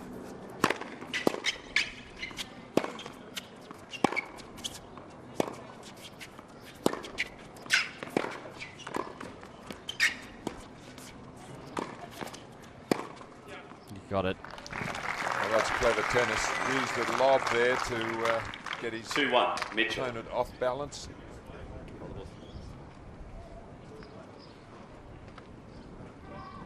So a heap of people enjoyed the action.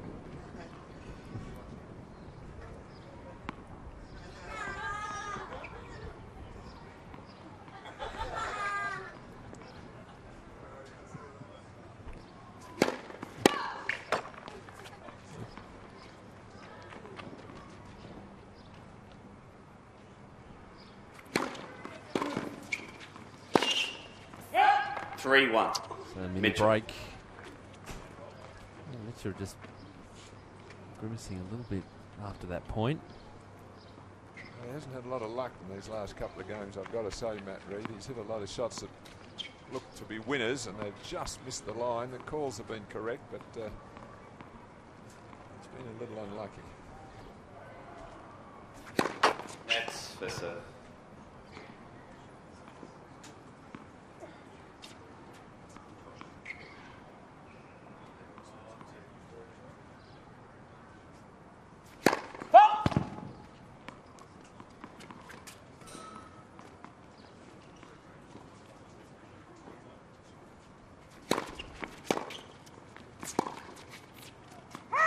4-1. Mitchell. Now the gap starts to open a little bit here for Mitchell.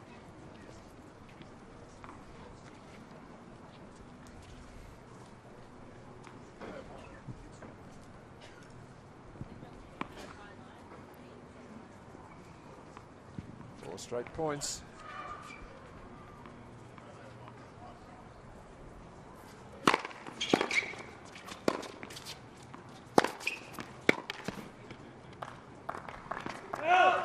Two. Mitchell. Players change in, 6 points. Well, not much you can do, even if you anticipate the ball when he unleashes this forehand. Matt Reid, it's a beauty. It just skids through the court with pace and spin. It's just, yeah, that power. Yeah, strongly built lad.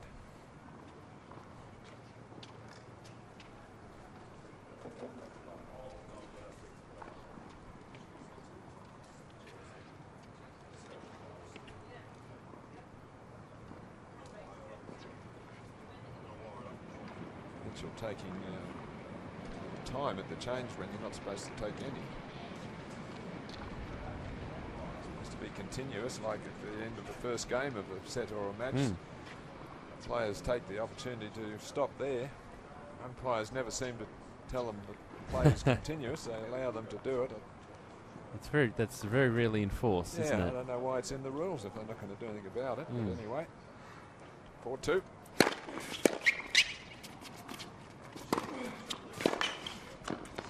5-2. Mitchell.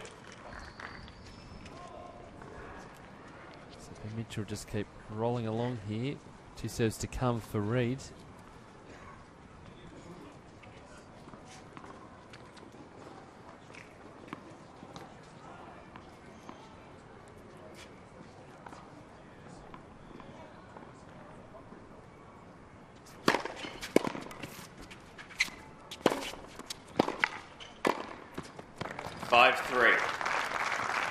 Much more aggressive from Mitchell. Matt Reid that time. Just trying to make a statement. Well, he's just got to follow that point up with another. Otherwise, he's down 3 set points. It just shows you how critical each point is in the tie break compared to in a normal game.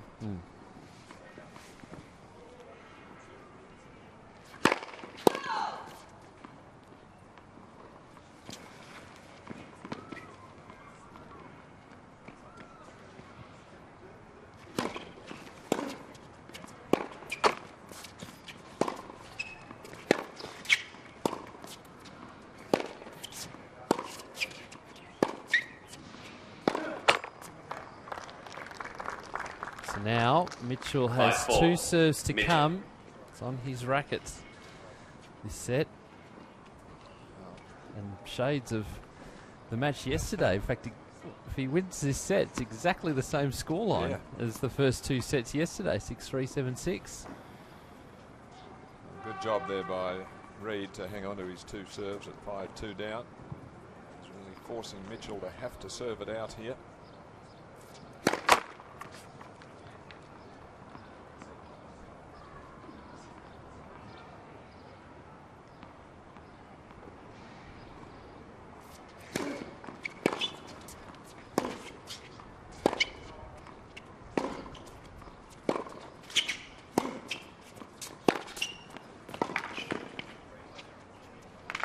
Done. Well, reward for the 5-0 tactics here by Matt Reid. He's been the aggressor. Mitchell's just been content to move the ball around, playing fairly conservatively. Not Reid. He's putting the pressure on. He's going for his shots. He's forcing the issue, and he's back to 5-all.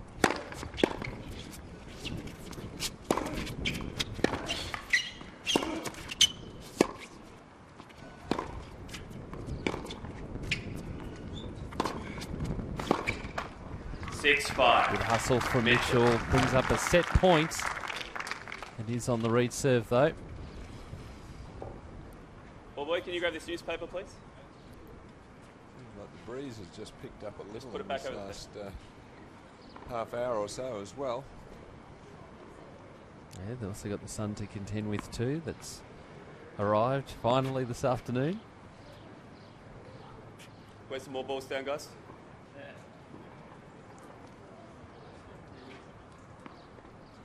The odds one. So set point for Mitchell.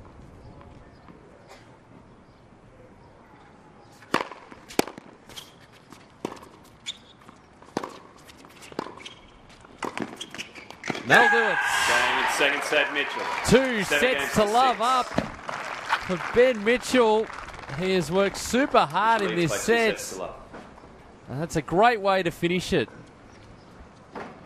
Alan, he's looking pretty good as we have a look at the highlights. Well, I felt he really needed to win that set in the context of this match. It's going to be pretty hard to beat from 2 sets to love. Yeah, he will be.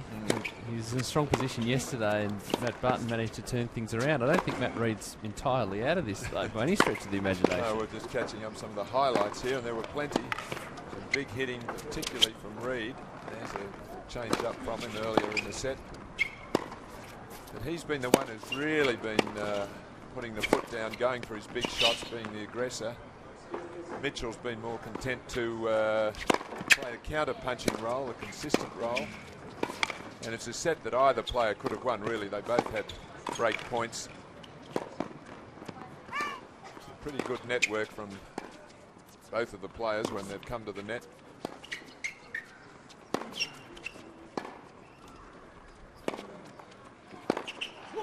And not quite enough on that approach shot.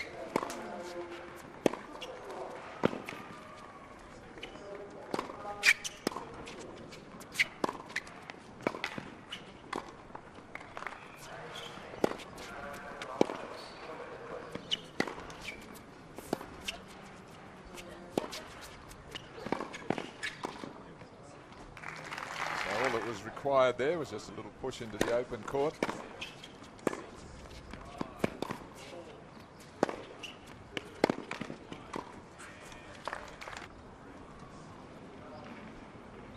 Well, tough set of tennis there. That was won in the end by Ben Mitchell. He's up 2 sets to love, as you can see, and we welcome to the commentary position Adrian Franklin. Adrian, you are a busy boy. I am quite busy, Mr. Stone, but I'm surprised by what's going on out on court at the moment. I really thought after yesterday's semi-final, Ben Mitchell, that 5-set epic, that he'd really struggle in this one. Well, I think it was absolutely imperative he won that tie-break. I think his whole Australian Open wildcard depended on that. I don't think at a set all he would have been feeling a little weary. At 2 sets to love up, he's feeling pretty good all of a sudden. It's the psychology of it when you're out on a tennis court there. If things are going well, you don't notice anything too much. You're starting to struggle, things start to bother you and play on your mind. Third set, Mitchell to set. As Mitchell steps up, so he's serving first in this 3rd set. 15 love. And a great start. There's no doubt that he's an incredibly fit guy, Ben Mitchell. After I spoke to him yesterday when he beat Matthew Barton in 5 sets, he did mention specifically the fitness work that he's been doing all year with Ben Mathias, his coach, and his training staff as well. So he's peaked at the right time physically. And when I did speak to Ben Mathias earlier, he mentioned that in the first couple of games of this one here, he was looking over to his coach and sort of saying, I'm really struggling here, my legs are fatiguing already, but he seems to have just worked his way through that. But I think Pete mentioned before that Reid's probably not out of this one either, is he? Oh, no. Long way back from 2 sets to love down, but has done plenty of times in Davis Cup and Grand Slam tennis. And I'm sure he'll be giving it his all because the reward is so great, you know, wild card into the Open.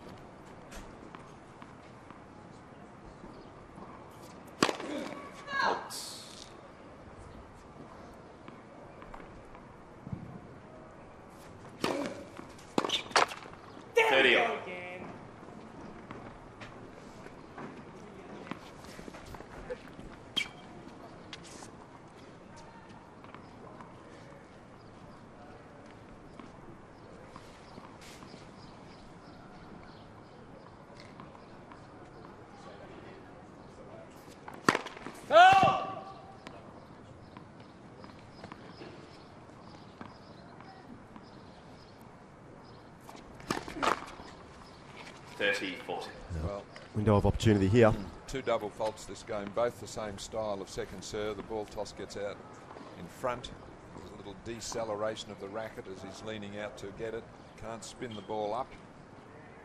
And it's a problem for, I think, Ben Mitchell with his game. I'm sure the coach is working on it. You've spoken to him a couple of times, Adrian, but if you had to pick one thing in his game, I think that could improve a little as far as his future. It would be working a bit on the second serve.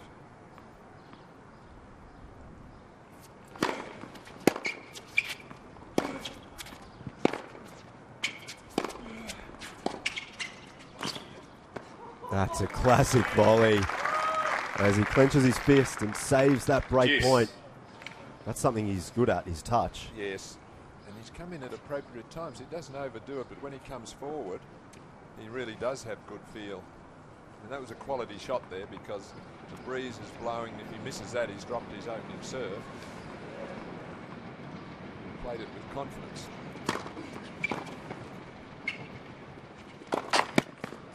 Oh, it's just gone over. He got lucky. Advantage, there. He's in two minds. Should I hit this and take it in the air? Should I let it bounce? Either way, I'm in great shape. You can sense the hesitation, and he got lucky. As we see, the breeze is still around. Not as strong as it was yesterday, though. Game Mitchell. Great serve. First game, third set. So Mitchell holds first game of the third set. He leads 1 game to love. We've got a couple of familiar faces there. Olivia Rogovska and Isabel Holland as well. 2 Australian players. Obviously Rogovska on the right there. She went out in the first round here of the playoff, which is a massive surprise. But she's come was out. Top seed, wasn't she? She With was. a ranking of 117. Yeah, well, she lost to Tammy Patterson in the first round, so that was a straight sets loss. Holland wasn't around this playoff, but perhaps next year. So the girls just enjoying a bit of sun. 15 love. Great stroke. Well, holding his position on the baseline, wasn't backpedaling at all. He almost half volleyed that return. Very strong. That's Yeah, well, that strength that you speak of, something really noticeable with Reed. He's a very solid boy, and he just maintains that strength through the shot. He's not usually off balance at all. 30 love.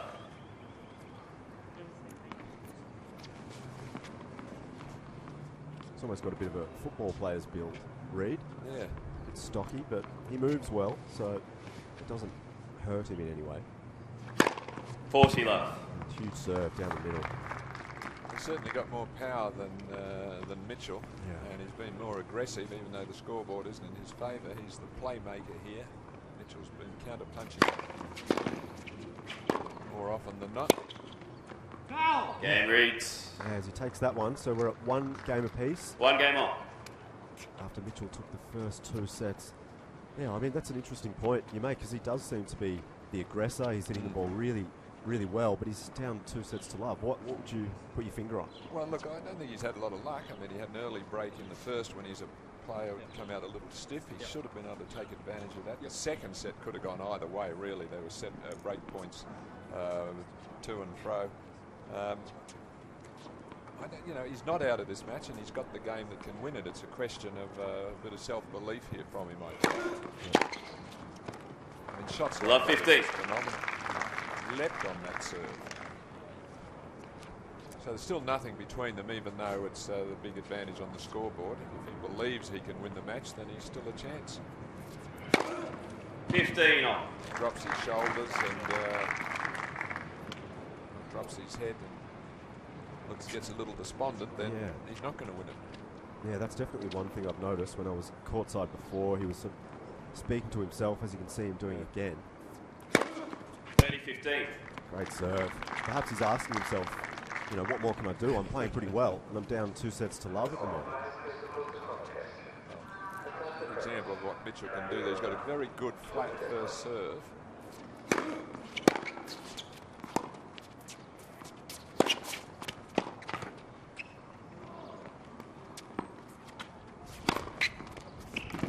30 all. Right. It's always that high loopy one, whether you decide to go with the smash or you just go with the forehand. He went with the smash. Well, that was a remarkable shot, really. I mean, he made that look easy. He just sliced that over that bounce smash for a winner. Well, he hit it like a serve, really, didn't he? He's a strong boy. Yeah.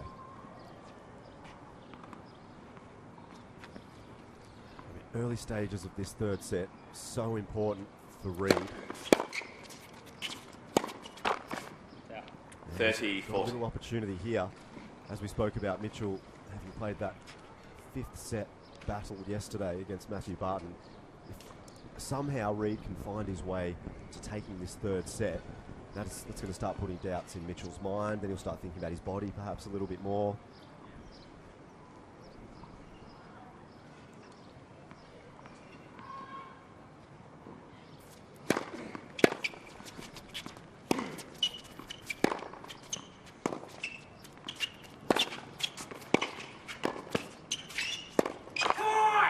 And Reed, new balls, please.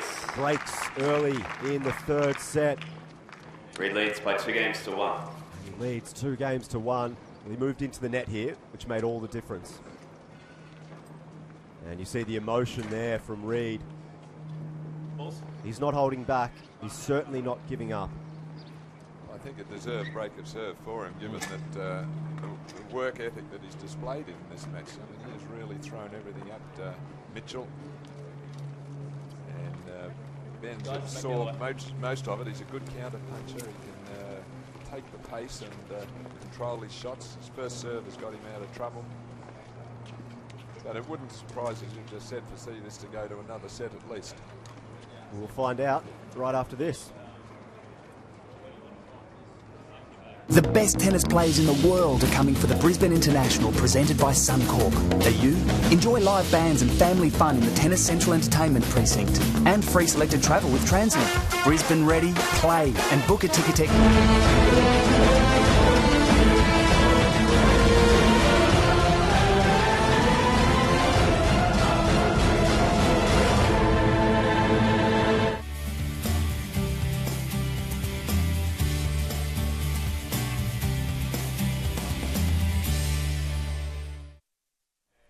Welcome back to the men's final.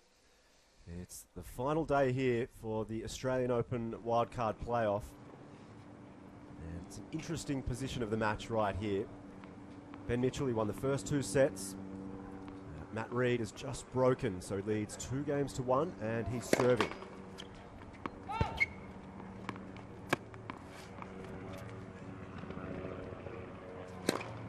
Bolts, love 15. A bit frustrated, some of these line calls, Matt Reed. There's been some really close ones. Yeah, well, both players are pretty vocal out there on court, aren't they? They don't hold back, which I guess is okay, but just as long as you can move on very quickly. Yeah. What? Well, if the umpire doesn't overrule immediately, he's not going to, so there's not much point prolonging the discussion.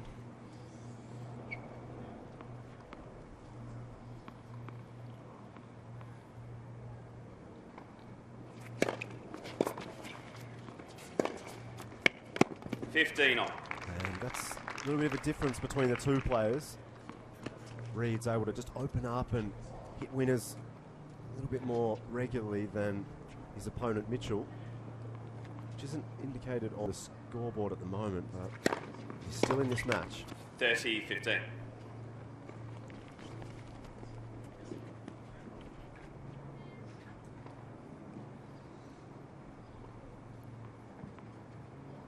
Quite a simple service action. Yeah, good there. action. Yeah.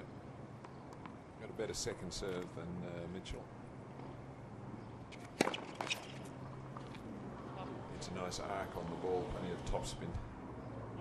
So that gives it the net clearance and then drops it down into the square.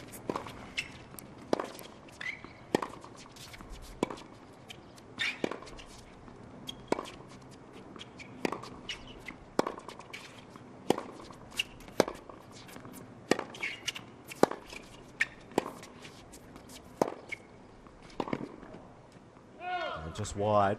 So again, Proactive play from Reid. 40-15. I like the way he moves into the net. Well, he's the playmaker, isn't he, in this match, and he's being rewarded for it on most occasions. Yeah, I think both of these players, they're quite solid, technically strong at the net, so they should really be looking to move in on the appropriate ball. And he takes that and moves to 3-1, so he's stabilised. Reid leads by 3-1. He maintains that break of serve, so he's looking pretty good here. Both players, as we've mentioned, know each other really well. Yesterday, after Reid's semi-final victory, he actually went over to watch Mitchell play in his semi-final. So he sat in the crowd with his coach, and I think he was actually cheering Mitchell on a little bit as well. So very unusual. Love 50. And then even today, when both players were just about to come on court, they were sitting next to each other, and they were just having a chat. So it's a good sign, I think, really. Good for Australian tennis, these guys coming through together. Well, they'll push each other along. That's what you need. You need a group of players rather than one outstanding player. You need a group who push each other. And then from the group, you're going to get a few that come through. 15 all. Yeah, I mean, what are your thoughts on that? Obviously, we've seen Marenko Matosevic move up the rankings. We've spoken about Matt Ebden. Obviously, Leighton Hewitt's still there. Bernard Tomic has clearly had his issues, so we'll see what happens there. But with a few of these guys coming through, hopefully over the next 2 to 3 years, there could be some good things coming through. Well, it's always the most difficult time in their careers, isn't it? This transition period from being good juniors to the seniors, and you really only a few players ever do that can make the top 100 before they're 20. If you look at the stats, if someone at 19 years of age, like say Atomic, if they can get inside the top 100 before they're 20 years of age, then they're going to make it on the tour. If they're not, 30. Nice smooth pass there. It's going to take them a few years and then they mightn't make it at all. But I think we're on the right track with these sort of events and all the money tournaments. We just need to make sure we've got lots and lots of kids coming through in the younger age group. So we've got plenty who are here at this stage, and then a few of them will make it. So it's all about numbers in the 10s and 12s for me.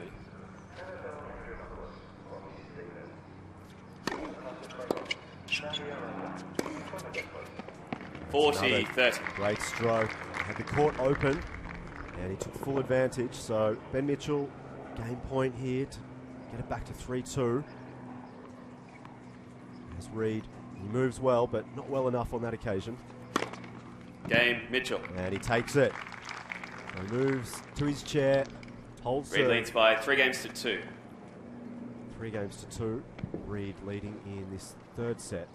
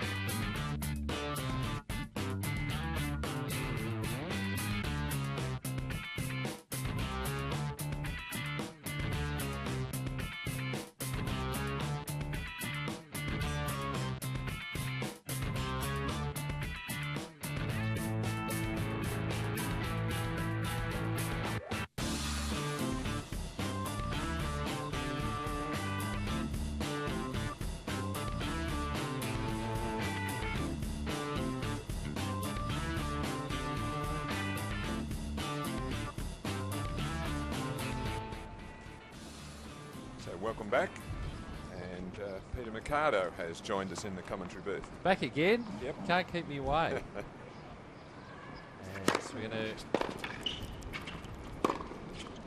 15 left. We'll go to Adrian, who's run outside because he said, I want to interview the winner again. Boyana Babusik. Yeah, the guys, yes, obviously, this is probably the third time I've spoken to you today, but it's good to be able to sit down with you and I guess get your thoughts now after a couple of hours going by. So how do you feel now? What have you been thinking about since your win earlier today? I haven't really been thinking too much, just kind of gone about, been doing the same sort of recovery that I've been doing after every match. So just had a bit of a stretch and then an ice bath and hot shower and just had some lunch. So yeah, I haven't really debriefed with my coach or anything just yet. Is that something you will do at some point? I mean, after every match, do you have a debrief with your coach? Yeah, we just sit down and go through like my objectives and my goals and what I did well and maybe things that I need to keep working on. But yeah, we'll do that probably tonight. Yeah. So will you, I mean, because obviously you're a very professional player and you talk about debriefing and writing notes and improving on the weaknesses, can you savour the victory as well? Will you have a little bit of a celebration? Yeah, we'll probably go out for dinner tonight and maybe celebrate a little bit, but it'll be back to the drawing board pretty much soon after. So, but yeah, sure, we'll enjoy it. As we've still got live pictures out there of the men. Keen to ask you, I guess, about your thoughts on tennis. I mean, clearly it's your whole life at the moment, and it has been for a number of years. What does the sport mean to you, and I guess why do you love playing and competing out here so much? Yeah, well, I've been playing since I was about 6 years old, so you know, it's what I've been doing for years, and it's, you know, something that I love doing, and it's pretty much the only sport that I've focused on growing up as a junior, and obviously went to college and competed there, and now I'm on the tour playing. So, I mean, it's what I do, it's my job, and, you know, I love competing, and I think that's something that I love about the game is just being able to compete and show that fighting spirit. So, yeah, no, I love it. We spoke to your coach, obviously, while you were playing, Rowan Fisher. You got a bit emotional afterwards as well, so clearly it just meant so much to you and those people that have helped you out. Can you speak, I guess, about the most significant people that have helped you get to where you are throughout your career? Yeah, I think I was just emotional because I wanted to not only win for myself, but win for those people who've been there and supported me. So, I mean, like, obviously Rowan, Daniel Buber, strength conditioning coach, Milo Bradley, and obviously Mum and Dad and my brother back home are probably my most influential people, and I actually forgot to mention my boyfriend Andrew so a little earlier, so apologies there, but yeah, they're the people that have had the most impact on my tennis career. Yeah. Well, we've got the guys in commentary who also want to ask a question or two. Yeah, Boyana, well done. Great performance by you, and just interesting after that first game where you had a couple of double faults, a bit of a break, and then you won 10 games in a row, and your confidence must have just lifted all the way throughout the end of that first set and then into the second as well. Yeah, I actually didn't think about that until someone mentioned it after my match. I think I was so focused in what I was doing that I didn't realise I won 10 games in a row. But I mean, playing Monique and most of these girls in the playoff, it's never really over until that last point. So I just had to keep going, and yeah, like you saw, Monique came back to 4-3, so I really had to finish it off there. Alan Stone here, Boyana. What do you think you need technically for your game to go to the next level? I mean, you're playing brilliantly. Is there anything you think you could do that would, as far as your stroke production, might help you even go to a greater level? Yeah, I think probably one thing would be my serve at the moment. I think I could probably get a lot more free points, so I need to work on that first serve and maybe developing a stronger second serve. But look, yeah, I'm hitting the ball well, but I think, you know, I still need to probably get a little bit stronger, but yeah, I think maybe my serve at the moment. And the structure of your year now that you've got that wild card, you don't need to think about qualifying or anything like that. You gave Adrian a brief word on what you're going to do now. Have you had a chance to properly sit down, or even before this match, sit down and look at the calendar for January and see how it's going to play out? Yeah, I actually spoke to my coach Rowan, and it was just something that we said, look, we'll sit down after the playoff and go through my schedule. So I actually don't know yet. I'll go home. I'm actually flying back home to Perth tomorrow afternoon and catch up with the family. But me and Rowan will sit down tonight and have a proper look at the schedule and see what January will bring. Where are we in your training phase right at this point in time? Are you at the end of a training block, or are you about to start? No, I had a training block in Adelaide about for the month of November, and went pretty hard there, and then tapered off maybe a week before the playoff, and then obviously had the playoff. So no, I'm probably not in a full phase of training, but I'll still maintain physically what I've been doing the last month or so. Some of your goals, Boyana, I'm really keen to find out what they are. This is a really significant victory here. You move into the Australian Open main draw, and does that change things for you over the next 12 months? Do you have goals, I guess, listed down in your notepad at all, or how does it work for you? Yeah, I said earlier in one of my other interviews, I'd love to be able to play all the slams this year, which is something that I haven't been able to do yet. So my goal probably at the moment is just to stay healthy and keep my foot right, which will give me the opportunity then to play those slams and hopefully those bigger tournaments come 2013. Well, thanks so much for your time and for the insight. We're all really intrigued as to how you go about it. And again, a huge congratulations. Great, thank you. Thank you to Adrian and Boyana.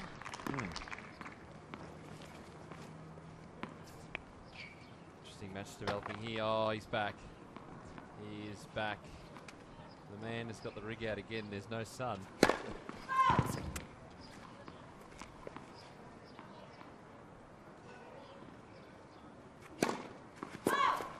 That chap has been here all week, Alan. In the crowd. Well, he loves his tennis, which is good. Yes.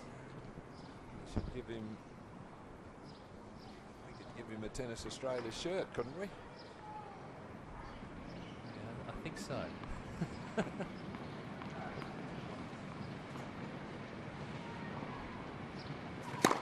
Or an Australian Open T-shirt or yes, something. Be perfect actually. Yeah.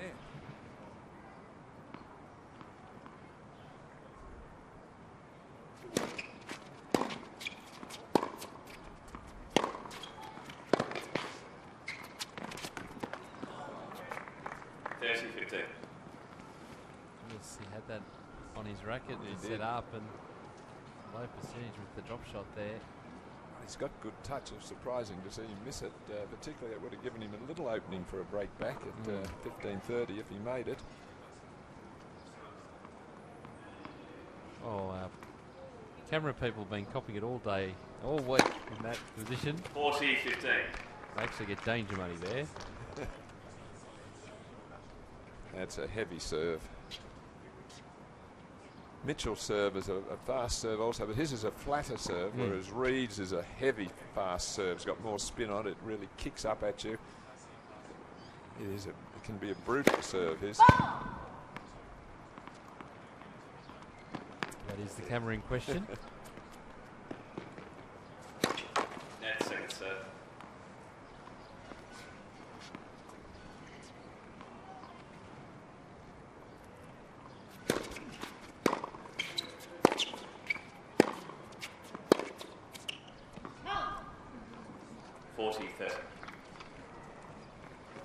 I know Mitchell's going to really push hard here. He wants to get this job done in straight sets. A little bit of yesterday coming into play as well. Just thinking about being 2 sets to love up. And at this stage, he doesn't look too fatigued. I think he's helped by the conditions here. It's not a hot day by any means. If we had a hot summer's day today, he really would have struggled. So the conditions are helping him a lot.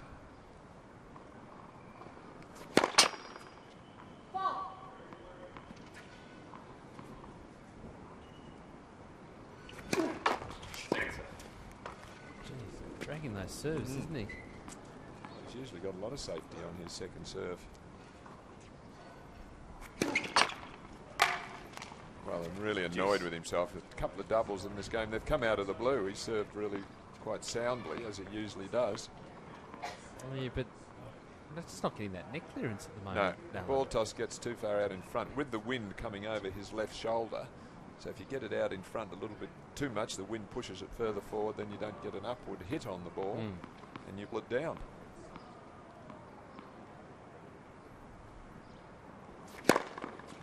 Advantage Reed. Of course, it's very easy from in here in the commentary box. That's a good response, though. Our advice is turned around with an ace. Look what happened.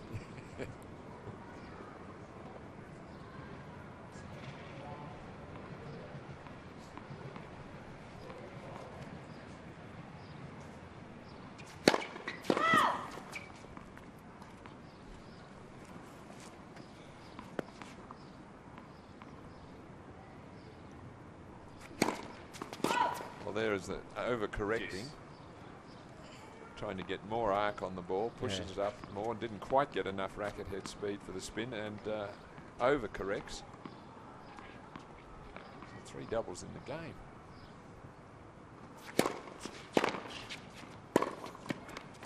Advantage Reed. The whole court there. Reed Mitchell wasn't going to get there. Great serve out wide. This is the reaction. There it is. Blocking the tape, the finish line. Game Reed. So Reed does hold. Be happy about that as well. Reed leads by 5 games to 3. Well, you don't usually serve 3 double faults and hold your serve at this level of tennis, so he'll be very relieved to have got out of that game. Just had trouble serving to the ad court, where the wind was pushing the ball toss forward.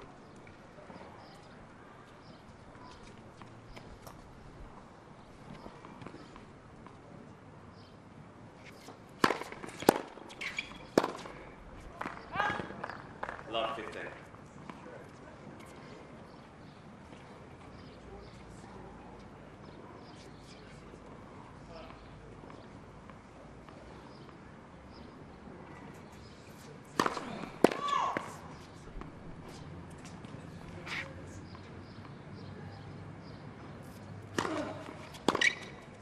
Love it.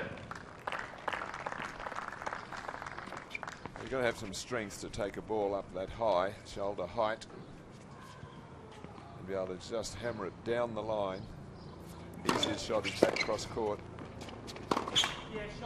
15, 30. Didn't need to commentate that one. Matt Reed did it for us. Nice little change up, bring that ball back. Well, if you open up the court with an angle, you're always a bit susceptible to the return angle.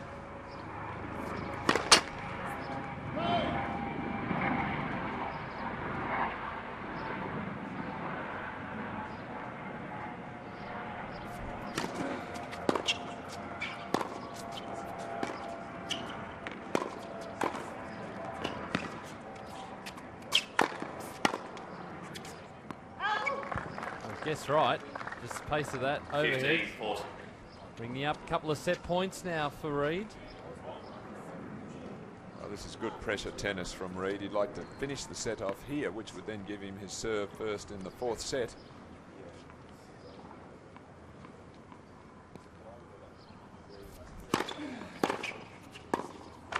And he has. Third set, Reed. Good turnarounds. 2 sets to 1 now for Matt Reed. 6 games to 3. Mitchell leads by 2 games to 1. As Ben Mitchell's going to disappear from the courts.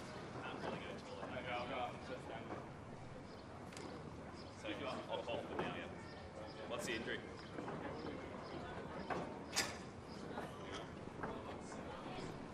I hope there's a lines person chasing him because he's gone.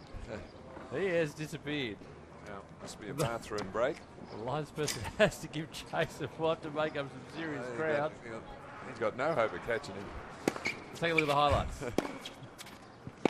This set, and this is the one where Matt Reed started to build his game, build into this match.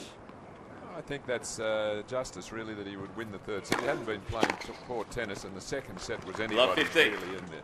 Mitchell was probably a bit lucky to get out of it in the end, so I think that's a fair result that Reed would win this 3rd set. More aggressive.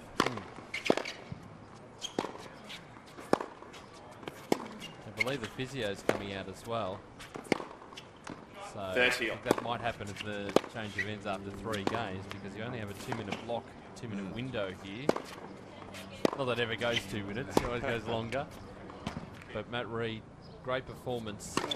You can really see him making inroads in this 4th set, particularly if Ben Mitchell has made the call for the physio to come out. And I assume it'll be a leg issue. Yeah, the physio has just arrived with... just working out where the player is in question, yes, actually. He's been accompanied by the tournament referee, Wayne McEwen. They're courtside waiting. Well, the biggest problem, as we can see the physio there, is that Mitchell leaving the court, that eats into the time that he's got. Now, he is going to be receiving treatment, most likely have to take a medical time out, I would suggest. Well, it's an interesting one, isn't it? Because you're allowed 2 toilet breaks in a match, so he's had his first toilet break here. Now he can, assume he can call for the physio when he comes back, and she will assess whatever it is, his leg, an injury, and then if she assesses it needs an injury timeout, then there'll be the further 3 minutes. We'll wait and see, but Matt Reid 2-1 down against Mitchell.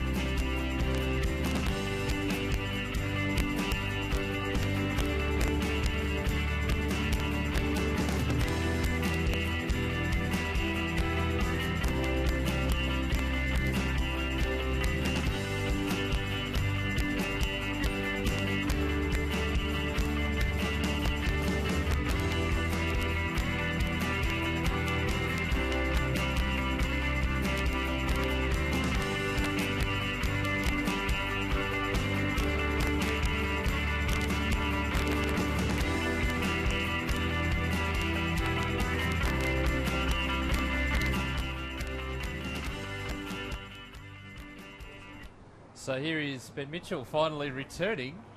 Must have got all the way to the locker room, I think. So now we wait because the umpire is going to come down as well and get involved here. So I'll wait and see what happens. But Matt Reid's back out on court. Wayne McEwen's out there. What the actual injury assessment starts pretty much now. I don't think Reid was aware that there was going to be an assessment. He was ready to go, and he's had to go back and sit down. Now we'll get a good look. Could be the blister. Yes, on the top of the toe there. This could be ugly.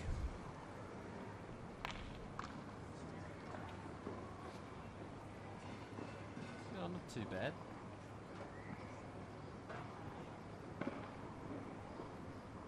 I'm not saying there's anything wrong with Ben's feet, but in general tennis players have pretty battered feet from all the pounding that they get on the hard courts for years and years. Oh, this could be good for a slow-mo replay. This explodes.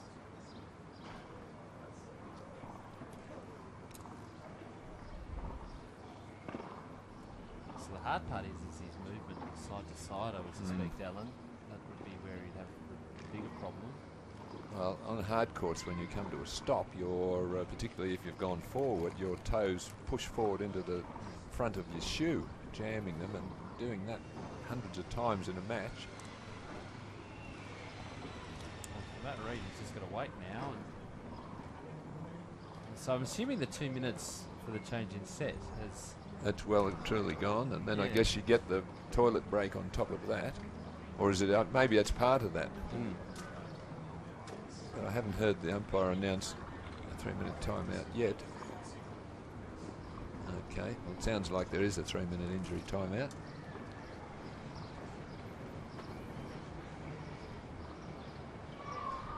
Oh, we're at an interesting stage of the match now because Matt Reid, you just want to get back out there and keep going as quickly as possible. But Mitchell, it's not a cramp-related injury or anything like that. It's given him a good break, though, isn't it? He's going to get a 7 or 8 minute rest out of this. Well, yeah. I wonder whether it was a pre-existing, that goes in as a pre-existing injury, considering it was taped already. But that's the injury timeout done now. So this goes to 4 sets or 5 sets. The longer it goes on, it could exacerbate the problem.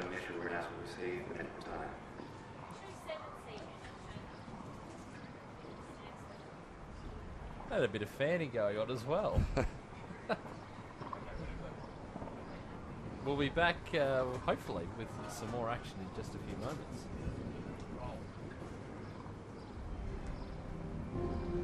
I'd like to be #1 female tennis player in the world. In the year 2008, I will have played in the Olympic Games by Samantha Stosur. Wow. So there we go. I guess, I've done a few of those things, which is nice. And yeah, I guess to just have that dream when I was so young and now to actually have done that, it's pretty cool.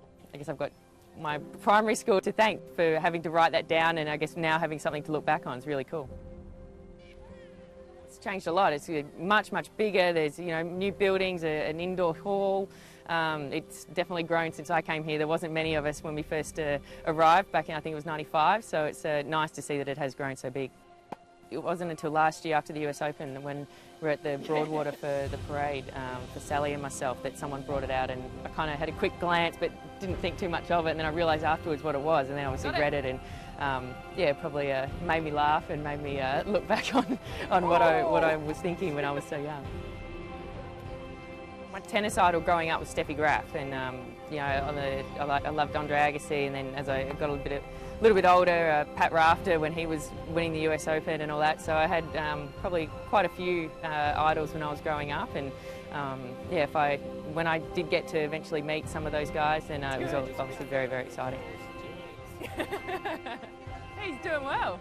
I think it's really important to have your friends at school and learn to communicate with everyone, and obviously you're learning lots while you're here. So I think it's a really important time of your life. We never hear about you in the media for doing the wrong thing. So is this a deliberate choice of yours, I suppose, and do you see yourself as being a role model to students such as these? Oh, absolutely. I think even whether you want to be or don't want to be, you're going to be a role model. And the people that I always looked up to behave very well, and I don't think all because you're a good tennis player or a good sports person or whatever you are, then you can get away with doing the wrong thing. So I think you do what you do and treat people the way that you want to be treated, and that's always something that I've tried to do, and be respectful of others and enjoy myself. So I don't think that's going to get me into any trouble, so I'm happy with that.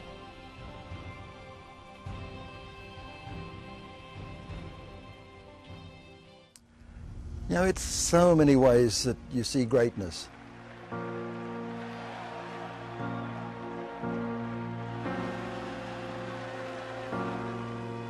The way you show up on a tennis court, what you bring to the game, you leave it better off, I guess. That's kind of how I define greatness. One of the things in greatness is realizing your potential. So having a lot of talent and maximizing it, I think that's greatness. I think guts under pressure is greatness. I think beauty on the court is greatness. And I think you have to know yourself and know the competition that you're playing and being able to excel at the right times in the game.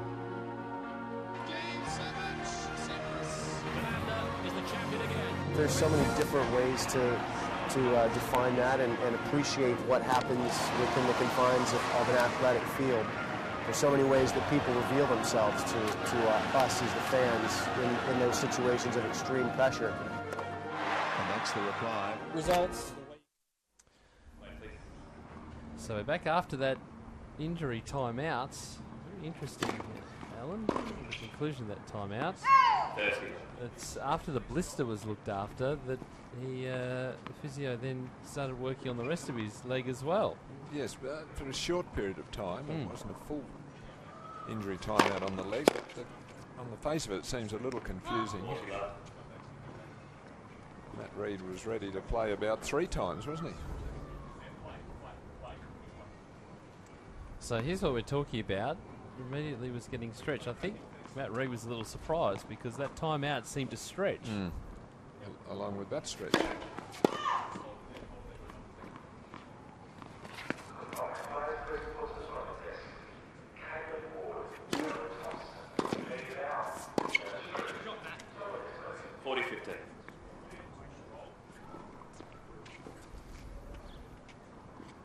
There it is again. Just as soon as the shoe went back on the foot, he was down on the ground. But, so the assessment then sort of ends up being about 5 minutes or so, the whole process.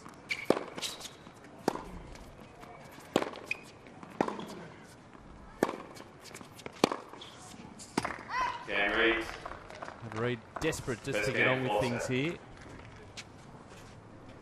Well, a good start for him, Matt Reid. So after that delay, he's come out and played a strong service game. Yes. Which is what he needed to do to say, hey, the interruption hasn't bothered me. Well, and the other thing too is to look down the other end of the court and you see that the player is getting treatment and attention and that sort of thing, that after 9-7 the previous day in the fifth set, 4 hours or 5 hours out on court, that you get to that stage of going, well, you know, how much has he got left in the tank? It's got to lift you, hasn't it? Yes.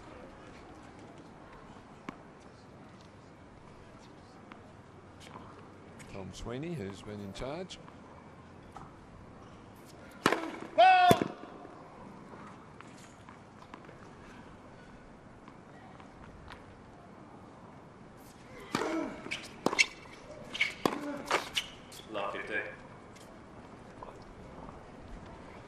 This is a critical stage for Reid, for Mitchell rather. He's lost the momentum that he built up those first 2 sets. He's got to hang tough here at the start of the fourth, otherwise he'll find himself down an early break and heading for a fifth.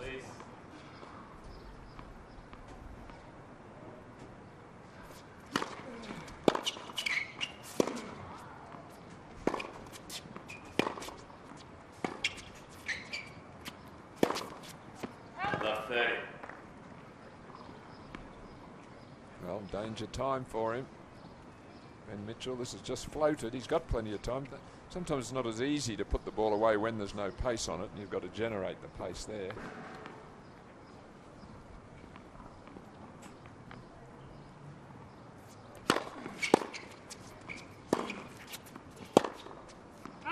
If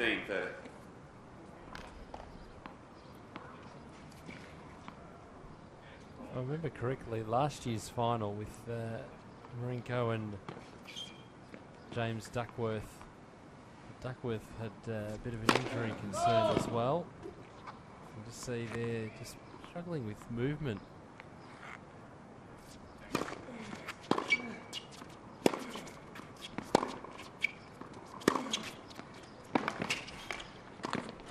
No problem there, though. No, he was quick to move forward there. So we watch him here after he plays this shot. Bit of spring in the step there as he got in quickly.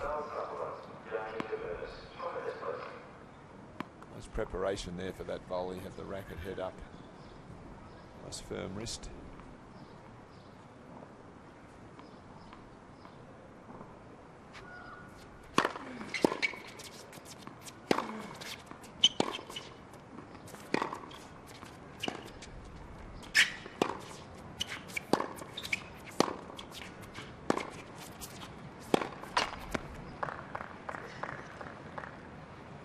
Well, that's something he doesn't want. Long rallies. No. Matt Reid is giving the impression that he could run all afternoon, all night, and then the next day. He may not be feeling like that, but certainly giving that impression. Thank you.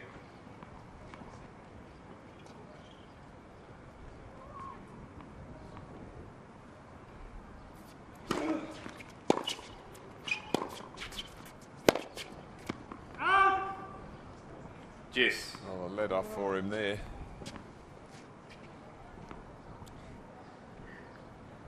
Ben Mitchell looks very tired Yes, all of a sudden. Right outside our commentary position to pick up that ball from the ball kid. He looked a bit flat, didn't he? So if you're Matt Reid, do you change the game plan? No, I think he's going about it the right way. If I was him, though, I'd be disappointed in those last 2 errors because he's had break point. And he's really got the momentum in his favour, and he's about to let Mitchell out of jail here.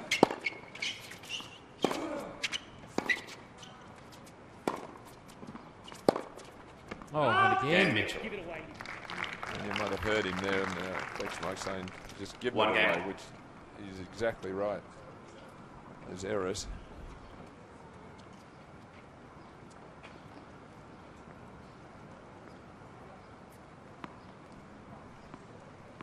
I think he'd still fancy his chances, though, Reid, from here. You can see that his opponent's hurting a little.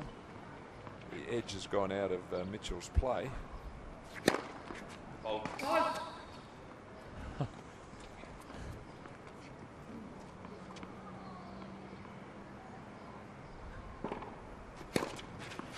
Oh boy. Love 15.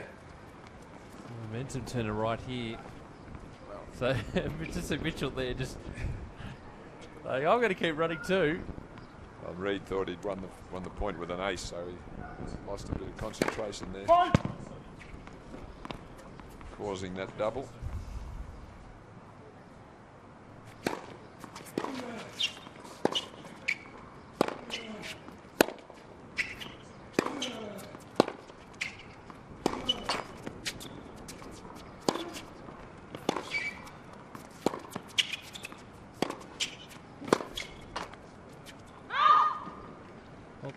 Love 30. My way of thinking, if you're struggling in the legs, Alan, and you're struggling with your movement, then you're going to struggle with your big weapons as well to get yourself into a good position to be able to hit them. He was a couple of points before, just more psychological than anything else. So he's not going to be able to do a lot to be able to hurt Matt Reid in terms of blasting him off the court. No. But what he is doing, which is quite smart, is keeping that consistency. Every ball is going in. 15, 30. Yes, well, it may not be enough, really. I think he'll need to try to keep the pressure on a little bit more than that, because we can see the power game that Reid's got. Oh. Providing he doesn't commit too many errors like he did in that last game when he had game point and then made 3 unforced errors. He's certainly got the power. Yes, 15, 40. Now he's got a break point. So all of a sudden the momentum has swung again. And he moved across all right to that passing shot. Got to be careful when you come into the net on a topspin ground stroke. If you don't hit it really with vicious topspin, that just bounced at the right height to facilitate the pass.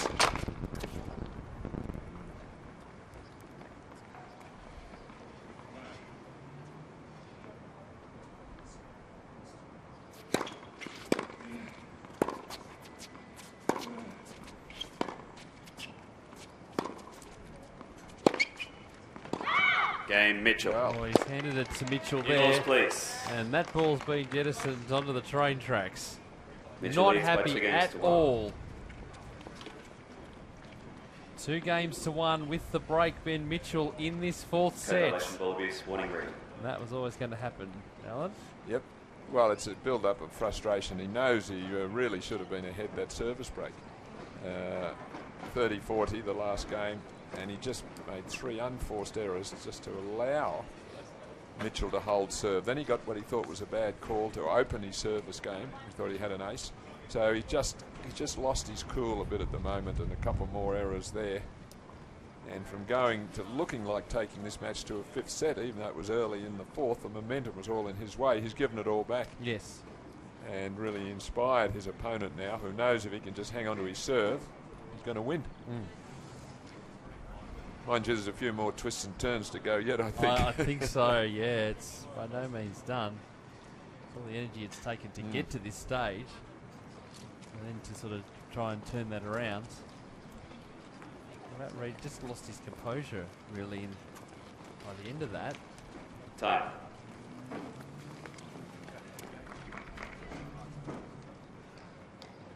Well, this is possibly the biggest game of the tournament for Ben Mitchell. 2 sets to 1 up now, 2-1 in the fourth and a break a serve. He's just got to hold this game. Maintain that advantage that was, well, almost given to him.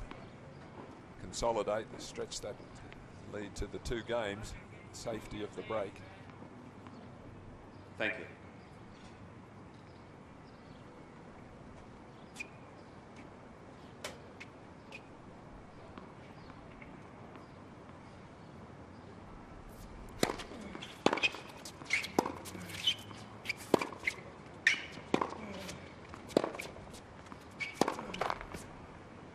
Love 15. Craig Tiley with Wayne McEwen. Drew Ryan, who looks after the PR at Tennis Australia.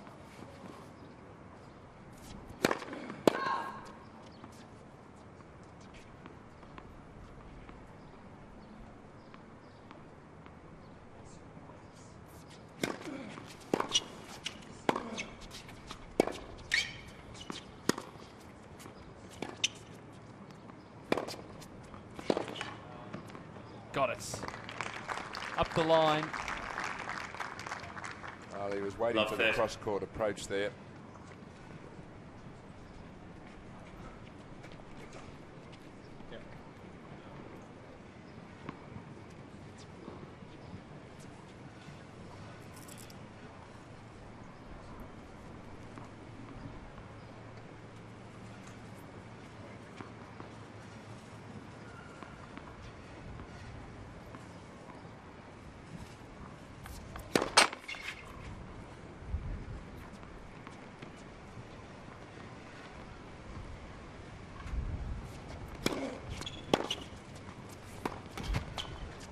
Just the breeze has just gusted up all of a sudden, causing havoc with the ball toss. Where it is in our effects, Mike.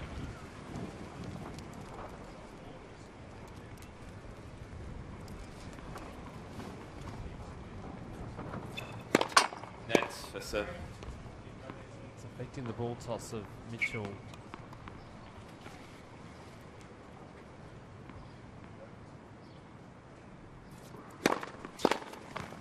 Well, can he come up with a couple more? So it's a good reaction from Reid after whacking the ball out of the stadium here and getting a code violation. Just wait for the ball. He's collected himself. That's a good sign. And a chance to affect the break back immediately.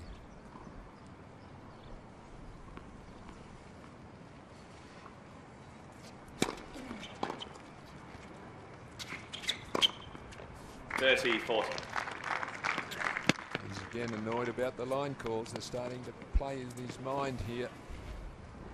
Thought that was wide, so he didn't even react. Waiting for the fault call. He's still having that conversation. Yeah. No, he's got to be careful. I mean, he's there to play, not to call the lines.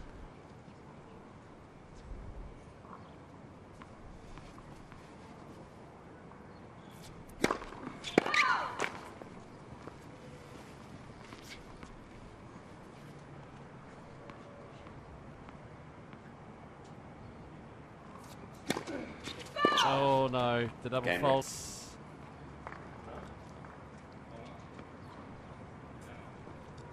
It's just missed. So we are back to 2-all. That was a clear fault though. I don't know why he's questioning it. Well, no, you're quite right, Peter. It's clearly long, and they start to lose a bit of confidence with the lines people sometimes if they think they're getting bad calls. You can see it there clearly long, and most of the calls are correct, but you'd like to see the ball in your favour all the time in these big matches. It's human nature. 15 love. And that was a key game. The momentum now shifting back to Reid. And again, the breeze just... He's serving right into the wind now from this corner. It's picked up considerably.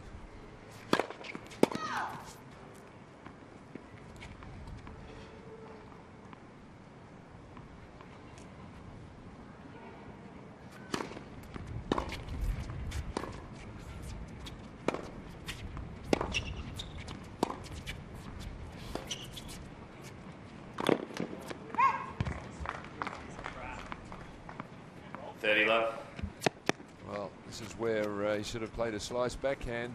Ben Mitchell, it's a low ball. Just too tough to try to play a two-handed shot there. You needed a little slice down the line. Wrong shot.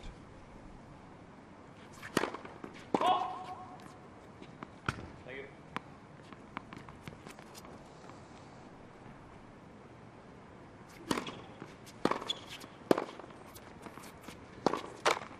.40 left.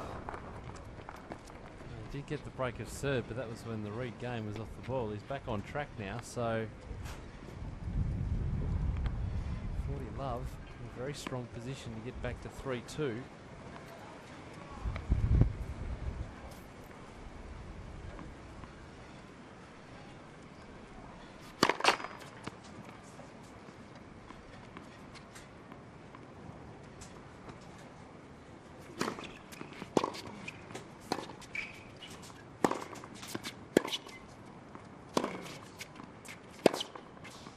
Game reads. We got there. So 2 games in a row for Matt Reed. Reed leads by 3 games to 2. Puts the pressure back on Ben Mitchell. 3 games to 2 now.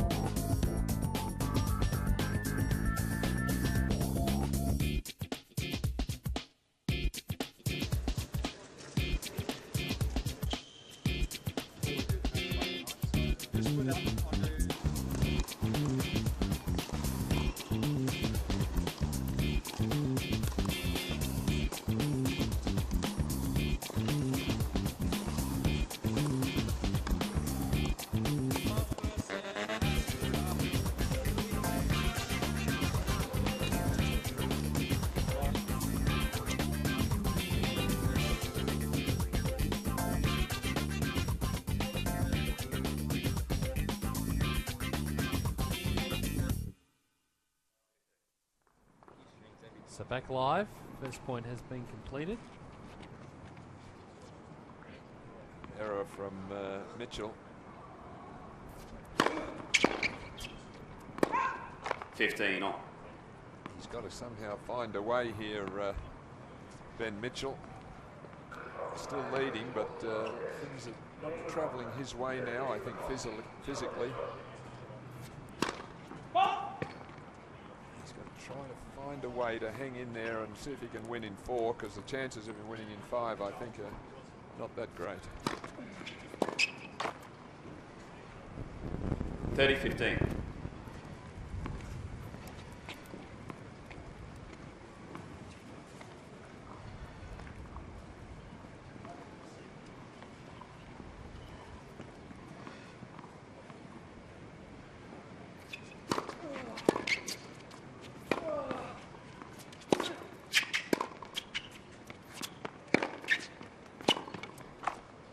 That's heavy hitting.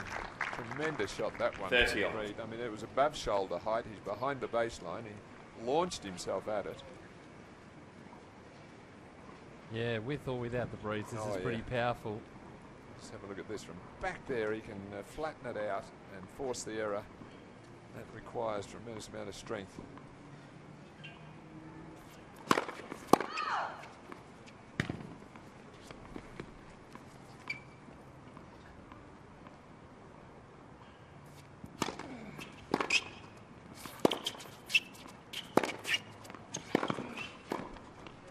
That's terrific. 30-40. And really doing a good job here, Reed, of keeping the pressure on. Just not hoping for an error. Here's the short ball. In he comes. He's making all the play here.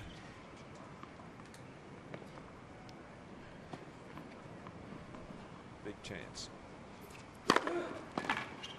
Cheers. Full marks to Mitchell. He can bring out the flat serve when he needs it. He often does it on a break point.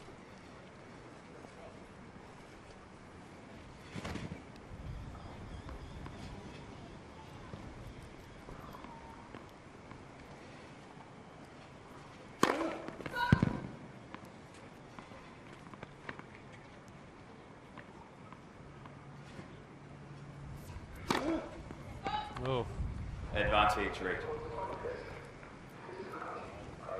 We'll push up into either of those. No, it's a slight problem in his game as far as looking for a future level that he might reach in the men's game. I think you need to just improve that second serve.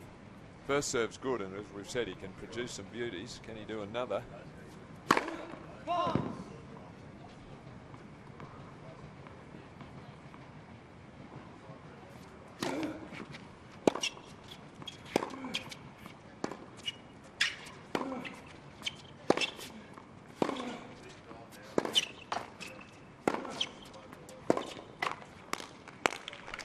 Just hanging on here, Ben Mitchell. Yes. Yes, by the barest of Oh, margins. he is, yeah.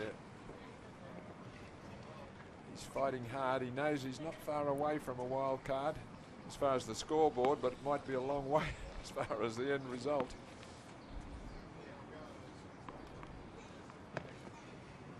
Got to just dig deeper if he can.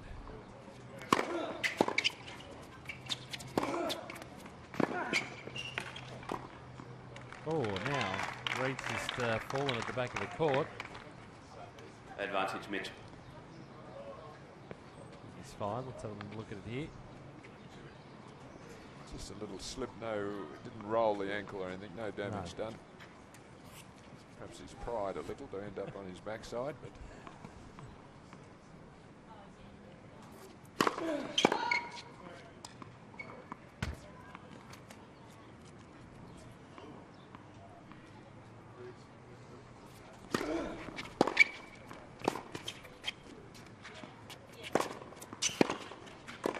Game Mitchell. Got there. well Mitchell read. holds. What a tough hold that is. 3-all. 3 games off. Well, he was in all sorts of trouble after he hacks this ball back here, but look, he anticipates where the approach shot is going. He's already headed off to that backhand corner. He's there and is able to come up with that shot. 3-all. Jogging up and down, trying to just get a little bit of adrenaline going here, a little bit of movement.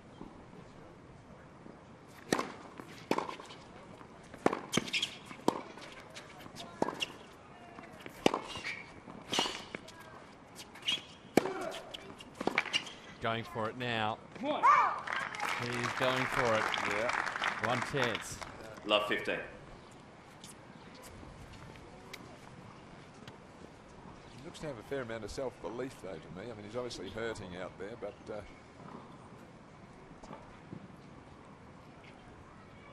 I like his attitude in this match.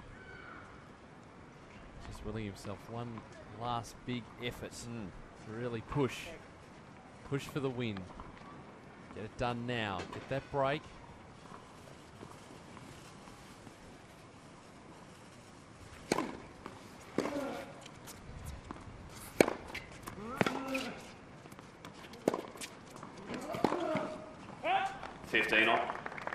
That's a point to play, really, for Matt Reed.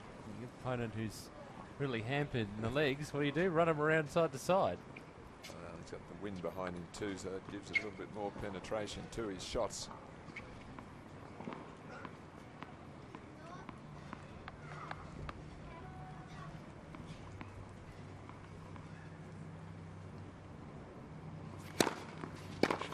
$30-15.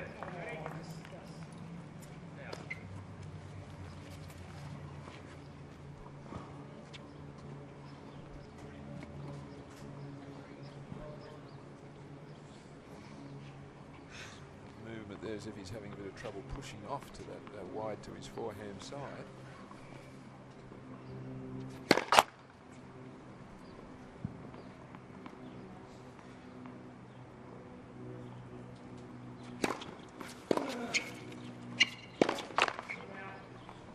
$30-odd. tension at both ends of the court here, understandably. I mean, just steeling himself for one last push. Big point here for Ben Mitchell. 30 all.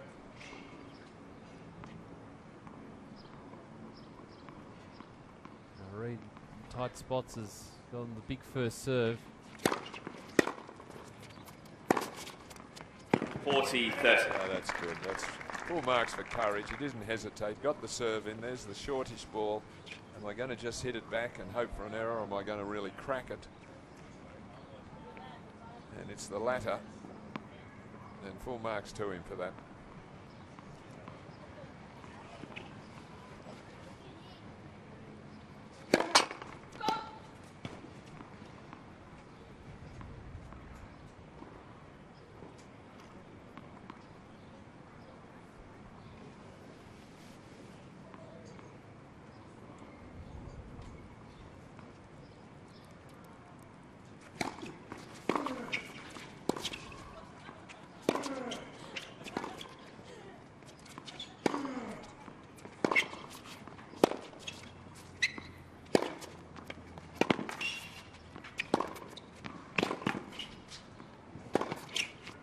Game well done. 4-3, still on serve in the fourth set. Reid leads by 4 games to 3. Oh wow, he had to cover some ground there, Ben Mitchell. I wonder how long he can keep doing that for. Just waiting for the knockout blow, really. Let's go into the crowd where Adrian Franklin has Craig Tiley. 5 sets. It's your decision that we're going to best of 5 sets here. So you're the man we need to speak to about this. Well, you can talk to me, but it was a collective decision and the right one, because we've. I know it's been tough the last 2 days because obviously Ben Mitchell and both Matt Reid playing 5 sets yesterday and having to come out potentially going to 5 sets today. So, but it's great. You know, that's what we play at the Australian Open. So get an opportunity to practice in the real conditions. No, it was a good call. It was a good not call. Not as good for you, for the guys sitting in the booth, but it's great for the players. It certainly is. Now, Bojana Babusic, she obviously won so well in straight sets earlier on. It's just a great result for her to go into another Australian Open. It is, I mean, a solid play right throughout the week, very consistent at a higher level than she's been playing, so we're excited for her. I think she played a great final, and you know, I know she really wanted this opportunity, and she's a great person, and to see someone like that do well, good on her. And you reckon this one's going to go into 5 sets? That's what you're telling me. Well, the momentum's definitely going Matt Reid's way, winning the fourth, and turn a bit of the early lost the momentum here winning the third, early lost the momentum here in the fourth, and he's definitely got a bit of momentum now. So I think there's potential for another 5-setter, and just again to keep you happy. All right, sounds like I'm sticking around, guys. Craig, thanks for your time. Thank you. So we're just seeing on replay here, Matt Reid is really fired up and ready to go. Keep fighting away. Interesting to see now Mitchell, after that tough game, receiving game, back on serve here, but it's down the. Put a bit more power on it with the wins.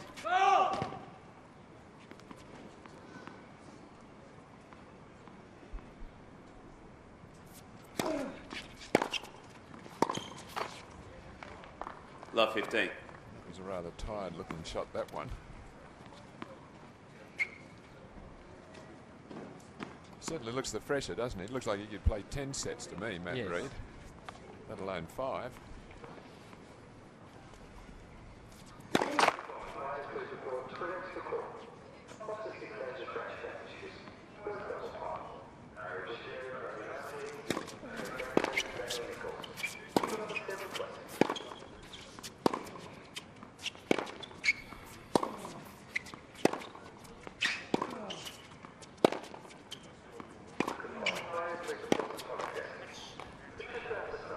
On.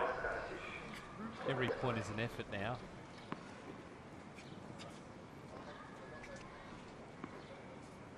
Well, I can see the physio making her way towards the entrance way to the court here. I'm wondering if she's been forewarned about being required.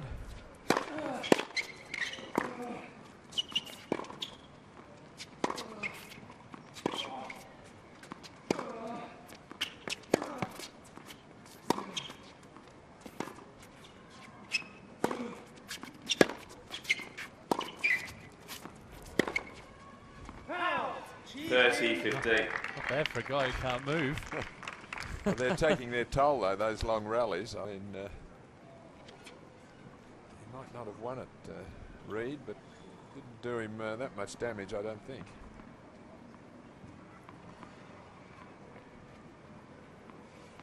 One thing you're not going to see too much of is Mitchell making an appearance at the net. That forward movement a bit of a problem now.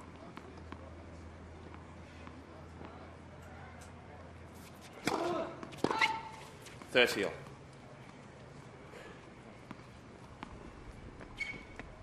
could prove costly, that.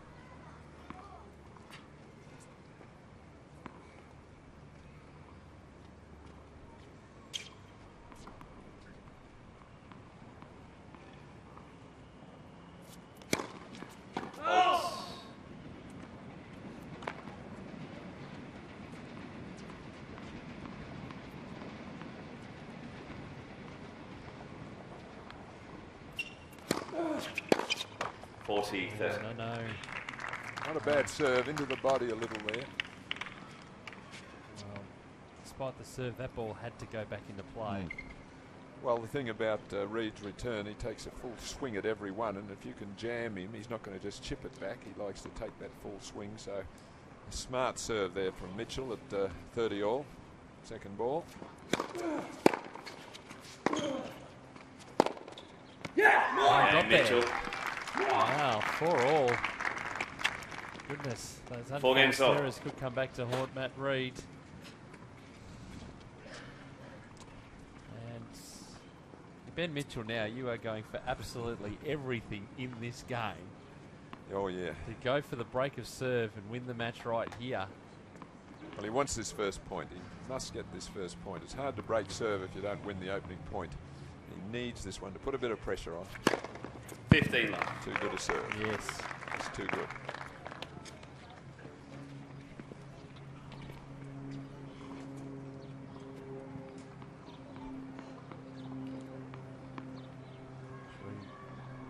Stick with what he's doing on serve. He's been okay.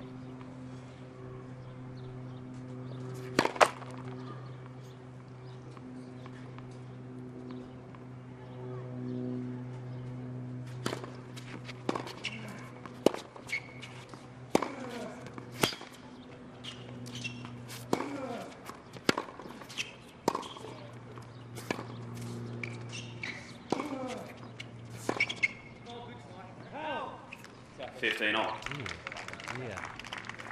The idea is right. The idea was right.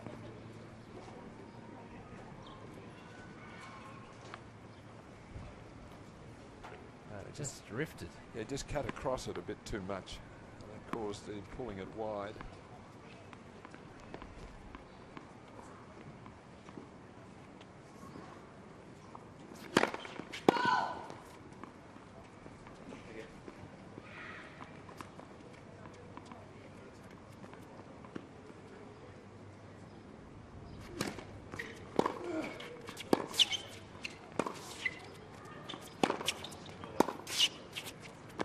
$30-15.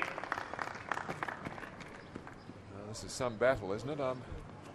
As we know, there's discretionary wild card to be delivered as well, and I'm wondering if the winner certainly will get the one for winning it here. I wonder if the loser would stand a chance of I think big chance getting that discretionary wild card. Big chance. There's been a terrific effort from both of them in their semis and now this final match. This is a really high quality match.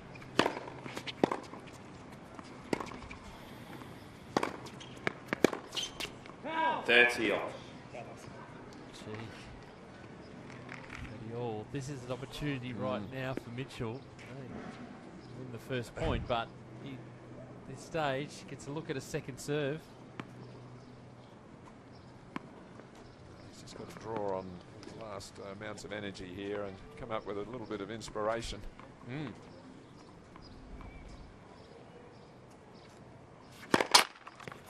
So he gets that look at the second serve.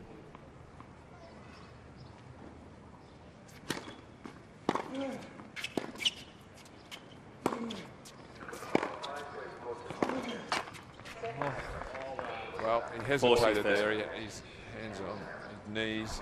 had a short ball there and he elected to hit it and stay back.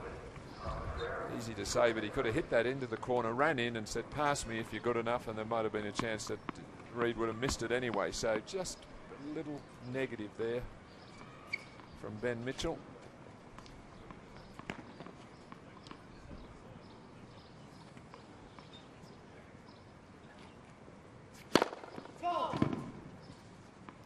It's another look though at a second serve.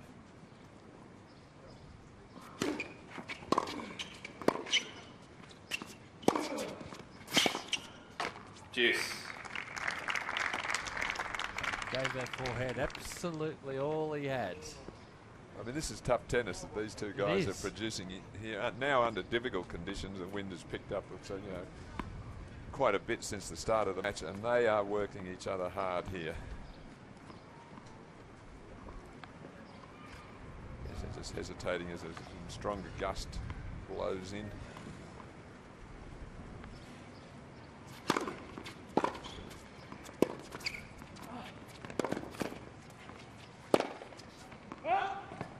It wasn't even a great approach shot, but just the mere fact of putting pressure on and moving forward and saying, you've got to pass me to beat me, and he couldn't do it in the wind. It's harder to hit passing shots in the wind. The ball moves off a slowly hit shot like that just at the last moment. You see, it's not quite to the bounce of it. The ball just blown around. Break point.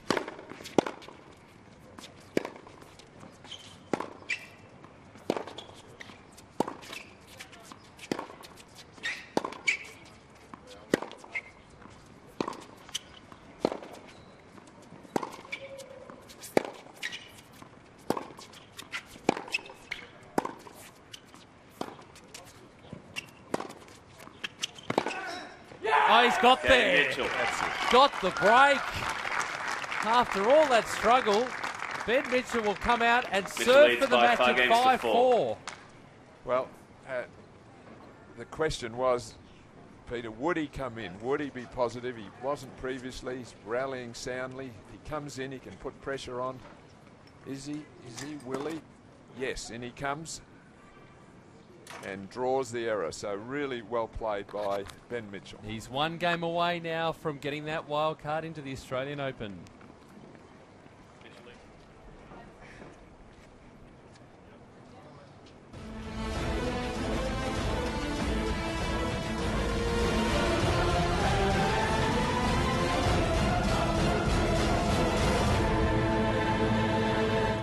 The best tennis players in the world are coming for the APA International Sydney.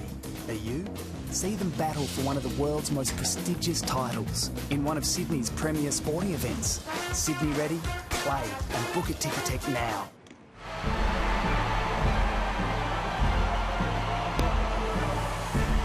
Time.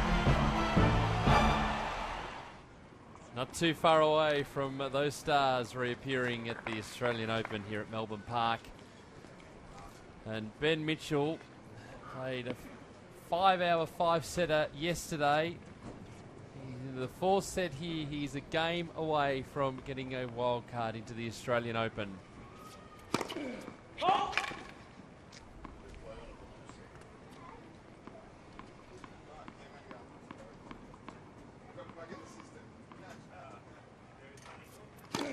Next, second serve. Ooh. I didn't get that ball toss up a bit, not too far out in front.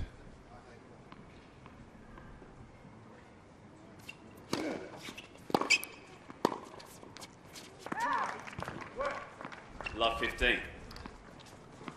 Nervy opening point from him there. It was. Where this first serve will come into its own right now. 15 on. There's quite a difference between the quality of the first serve and the second serve for Mitchell. His first serve is hit flat and hard, gets him a lot of free points, and the second one is a little iffy.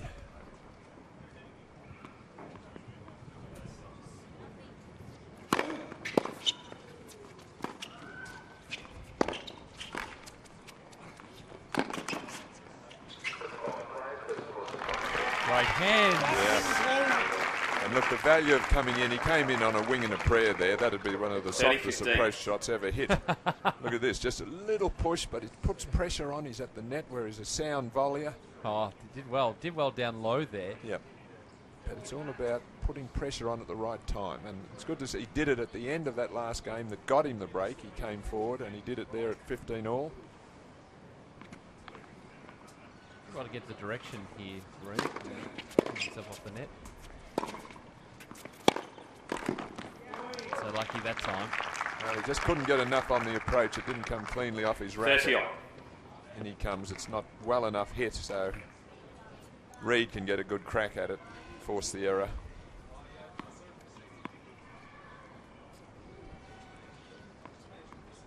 Two points away.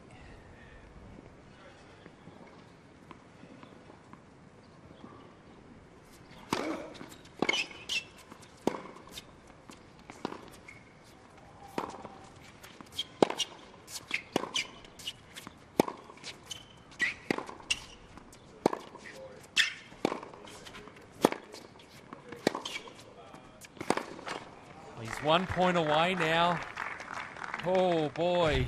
40-30. Well, solid tennis from him there. He didn't want to take a risk. He didn't want to hit it too close to the top of the net or the lines. It was a solid point. And now, after all this time, he has match points. Let's see what he would give for a massive first serve ace right now.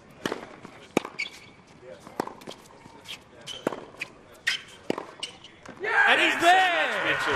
3 sets to 1. Well done, Ben Mitchell. 6-3, What a performance, 7-6, what a 3-6, weekend, what a 6-4. tournament he's had.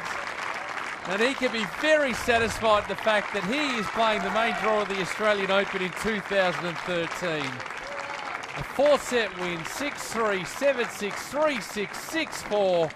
And he can be very pleased with his weekends. Well, I think it looks a look of more relief than anything. He's totally spent, Ben Mitchell, but full marks to him for the way he actually took the match when he had to. At 4 all and 30 all, he had to be positive. He'd been moving the ball around, but he took the initiative. He moved forward.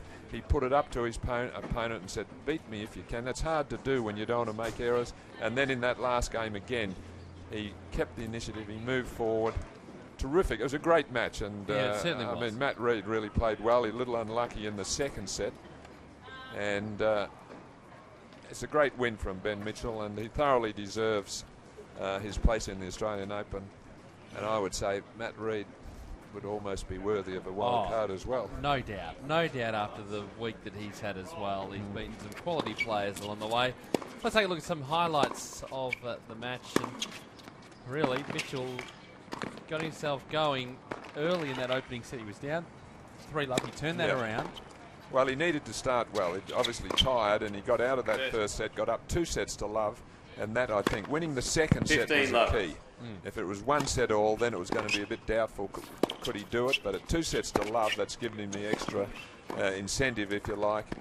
And we saw a lot of good tennis in this, where both players were hitting deep and hard from the back of the court. If they got opportunities, they came in where they volleyed neatly. Well, they did. They were very solid on the volleys. That was one of the keys to the match too. I mean, Reed with more power from the back of the court.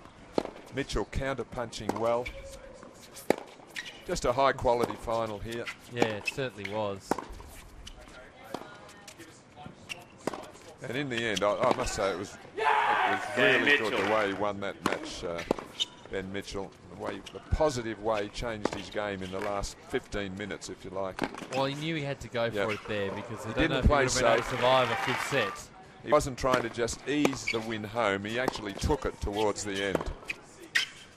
So, game set match, Mitchell. 3 sets to 1. Very happy there. Very happy down with Adrian as well. Ben Mitchell, congratulations, mate. Now, how do you feel? You can tell from your reaction it means so much to you, this win. Yeah, it does. It's you get pretty emotional out there, and after the match, it's just everything's released. I've had lots of sets and lots of hours this week, and just it's a thrill to win. Well, we've spoken a lot about your semi-final, the fact that it went for 4 hours and 45 minutes. I mean, how did you recover from that? Do you feel good at the moment? How do you feel? Well, at the moment, I'm pretty happy, but my body isn't great. When I woke up, obviously everything was pretty heavy, and as you could see in the first sort of 2-3 games, I honestly thought I didn't know if I was going to stay like that. But the body just seems to warm up, and the more competitive it gets, the more adrenaline gets through your body, and the stiffness kind of goes away. So. I spoke with your coach, Ben Mathias, again. He said early stages of that first set, you were looking over to him and your legs weren't working. But were you confident that you'd get through it if you just started the match well? I'd never really felt like that. And so, honestly, I had no idea. It could have, for all I knew, it was going to stay like that for the whole match. But after, I got the break in the first set and it was even at 3-3, then I started to feel pretty good. And I was playing really aggressive because I knew I needed the first couple of sets. Otherwise, I think Matt was going to win. Yeah, you were playing against, just mentioning Matt Reid, he's a close friend of yours. Great week from him as well, obviously. Yeah, great week for him. He's playing great tennis, and I'm sure they're going to consider him for a wild card anyway, so I really hope he gets one, because he definitely deserves one. Congratulations, mate. We'll get the presentation underway and I'll have a chat with you again soon. Thanks. Well done to Ben Mitchell. I'll be amazed if he's able to actually stand for the presentation. It's not too far away. Stick around on tennis.com.au. Makes the Australian Open the best facilities in the entire world of tennis, and stacks up fantastically well against the other Grand Slams. We're going to have 3 courts with a roof, which is extraordinary, but it's something that the rest of the world have tried to do, and now we're doing it better than them again. On the eastern side of Hisense Arena are 8 new Italian clay courts, which is the culmination of a great deal of research that we've done into what we need to help our players develop. It's absolute world-class facility, so it's incredibly exciting for the development of our top-class athletes. Having the real European clay, the clay that the players play on in France and Spain and primarily in Europe, is very important for our future and for our development. So the innovation here is fantastic, and having the same amount of courts across the country, and particularly at the national training centres, is critically important for our future. I think it's one of the most exciting things that's happened in the past 5 to 10 years in terms of development. There's so much focus on us trying to develop a new champion or champions, and we've got now a centre that is a centre of excellence that we can continue on to bring kids from all around Australia. I think the essence of it is that we've got the facilities that provide a hard court, indoor, outdoor, but most importantly the clay courts, which allows us to do camps and training. They can send the kids into Europe and can really develop an all-court game that's necessary in today's tennis world. To train in this sort of facility, in this complex, is just it's a real buzz right now, and to come here and play the Australian Open Juniors last year and hopefully play the Australian Open qualifying. I just love coming to Melbourne Park every year, and now with the new redevelopment it makes it even more special. And the Grand Slam of the Asia Pacific is not too far away. The development continues. Plenty for the fans as well, and we have someone who's made it into the main draw. It is Ben Mitchell. The presentation's about to get underway. Here's Adrian. Ladies and gentlemen, after 16 matches, we had 8 seeds in the men's draw. Today, it was down to 2 players. We had the 3rd seed and the 5th seed. Now, can we just put our hands together and congratulate the 2 players for making the final today? Ben Mitchell and Matt Reid, both good friends as well. So the tournament doesn't run without a huge amount of work behind the scenes. It's not just today with the playoff, it's all throughout the week with the nationals as well, all age groups. And I'd like to welcome the tournament director. He does so much work. I don't actually think he's slept at all this week, so hopefully he'll be able to stay awake and just have a chat with us. Francis Sawyer, ladies and gentlemen. Thank you, Adrian. I'd like to congratulate Ben on his fantastic victory, and congratulations to making it through to the Australian Open 2013. Well done, mate. It's a great effort. And to Matt, a fantastic effort to get to today's final. Both boys I've known over the last 6 or 7 years coming up through the junior ranks, and they're well on their way to becoming fantastic professionals and fantastic representatives for Australian tennis. So thank you, guys, for a great match.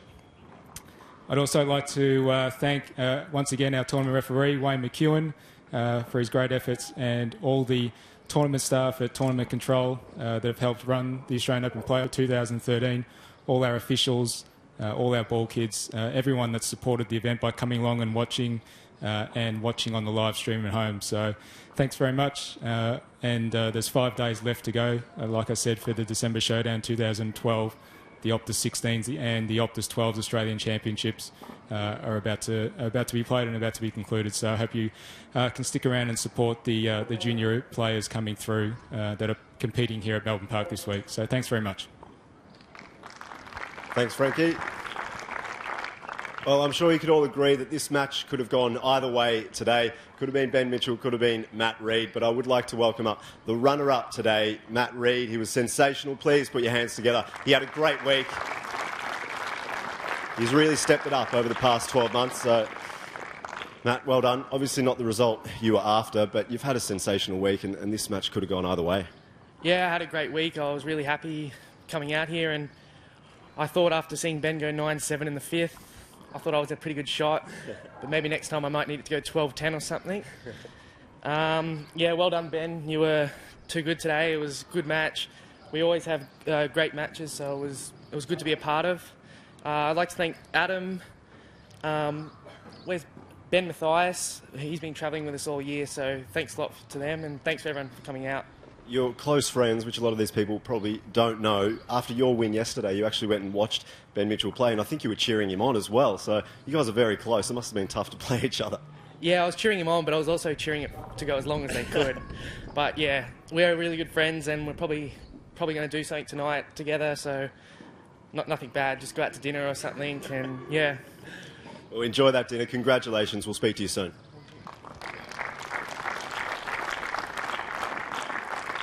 Now, we've also got another little special guest on court with us today. Super Tens is a program run by Tennis Australia and particularly the Project Talent team. And we have Emmanuel Valsamis with me here, and he's part of the Super Tens program here in Victoria. It's also a national program.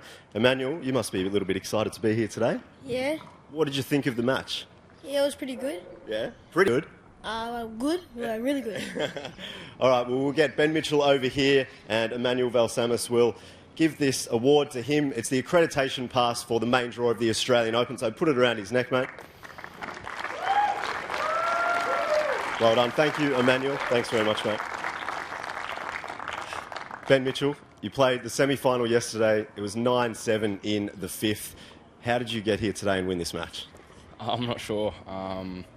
I really didn't know how I was going to be today, and I think the first sort of 2 games I was really sloppy, and I wasn't sure if I was going to stay like that or not. But I guess the competitive side of me came out, and yeah, I really wanted to win. So you're into the main draw of the Australian Open. I mean, you guys play all year round in all sorts of tournaments, but this is going to be a massive deal for you. You could be playing anyone. You must be pretty excited. Excited and nervous. Hopefully, don't play Djokovic or Federer or something like that. But no, it'll be a great experience, and I was lucky enough to be a part of it this year in January, and hopefully I can win a match or two because I've proven that I'm fit enough to do it now. So. Well, just on that point about your fitness, you've done a lot of work with your coaches, Ben Mathias in particular, but you're looking very fit at the moment. Is that a focus of yours over the past year or so? It has been this year. Just it's more day in, day out for me. It's been a bit of a grind for Mathias to get me out of bed every morning, and but Ian Pranglin and Ben's done a really, really good job this year, and yeah, I'd like to thank them. Well, I'll pass the mic over to you, mate, because it's all you. Thanks. First I'd like to congratulate Matt for such a great tournament. It was, the match could have easily gone either way there. I think whoever won that last set would have won the match. So well done, and I'm sure they're going to continue for a wild card anyway. I'd like to thank my mum and sister for coming down. It means a lot to me. My family back home watching, they support me, all the time, so thanks. Ben Mathias, day in, day out, he's been unbelievable. So, I can't thank you enough, Benny.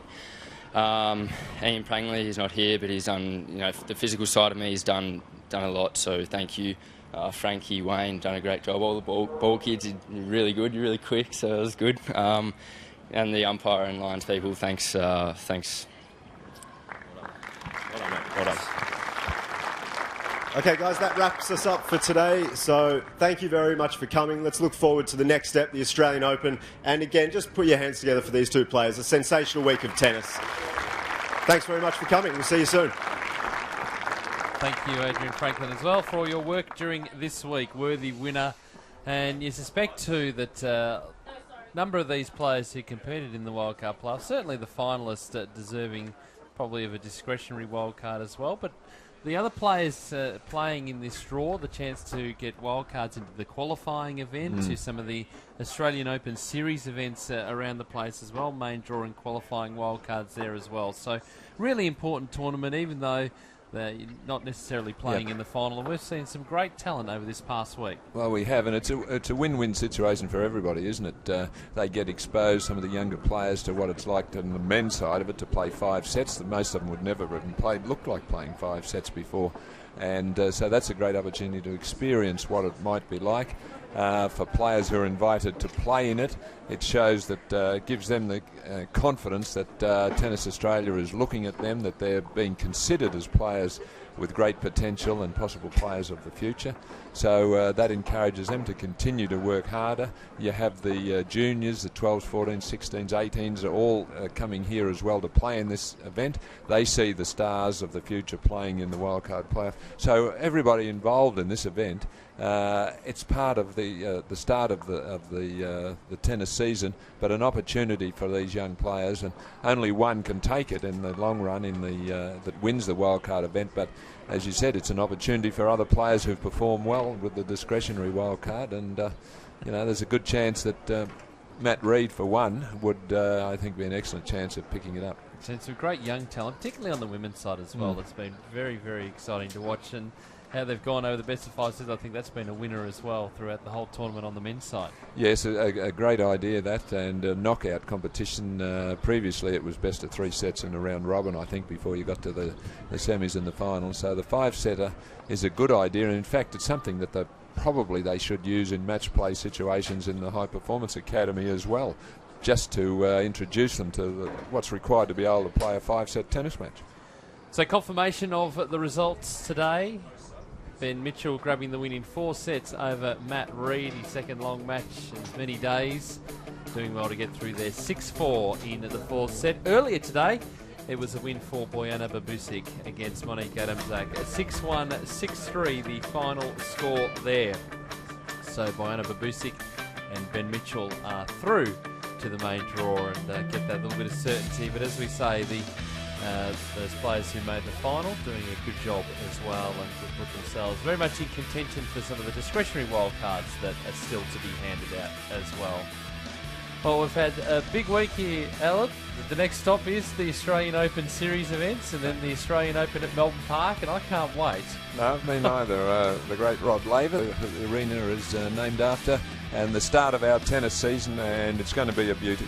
It certainly will. Very much looking forward to it. Tennis.com.au for all the information you need, and AustralianOpen.com to keep an eye on everything that's happening there. We've got a big crew working behind us as well, all the camera people working in our commentary position, our producers, everyone. A big thank you for all their hard work as well. They move on to the qualifying events. There's Hobart live streaming, all sorts of different things happening over the summer. You will not miss a minute of the action on tennis.com.au and AustralianOpen.com. Ben Mitchell, very, very happy to get a wild card through into the Australian Open. He'll be there in January. We'll be there as well. We look forward to your company there.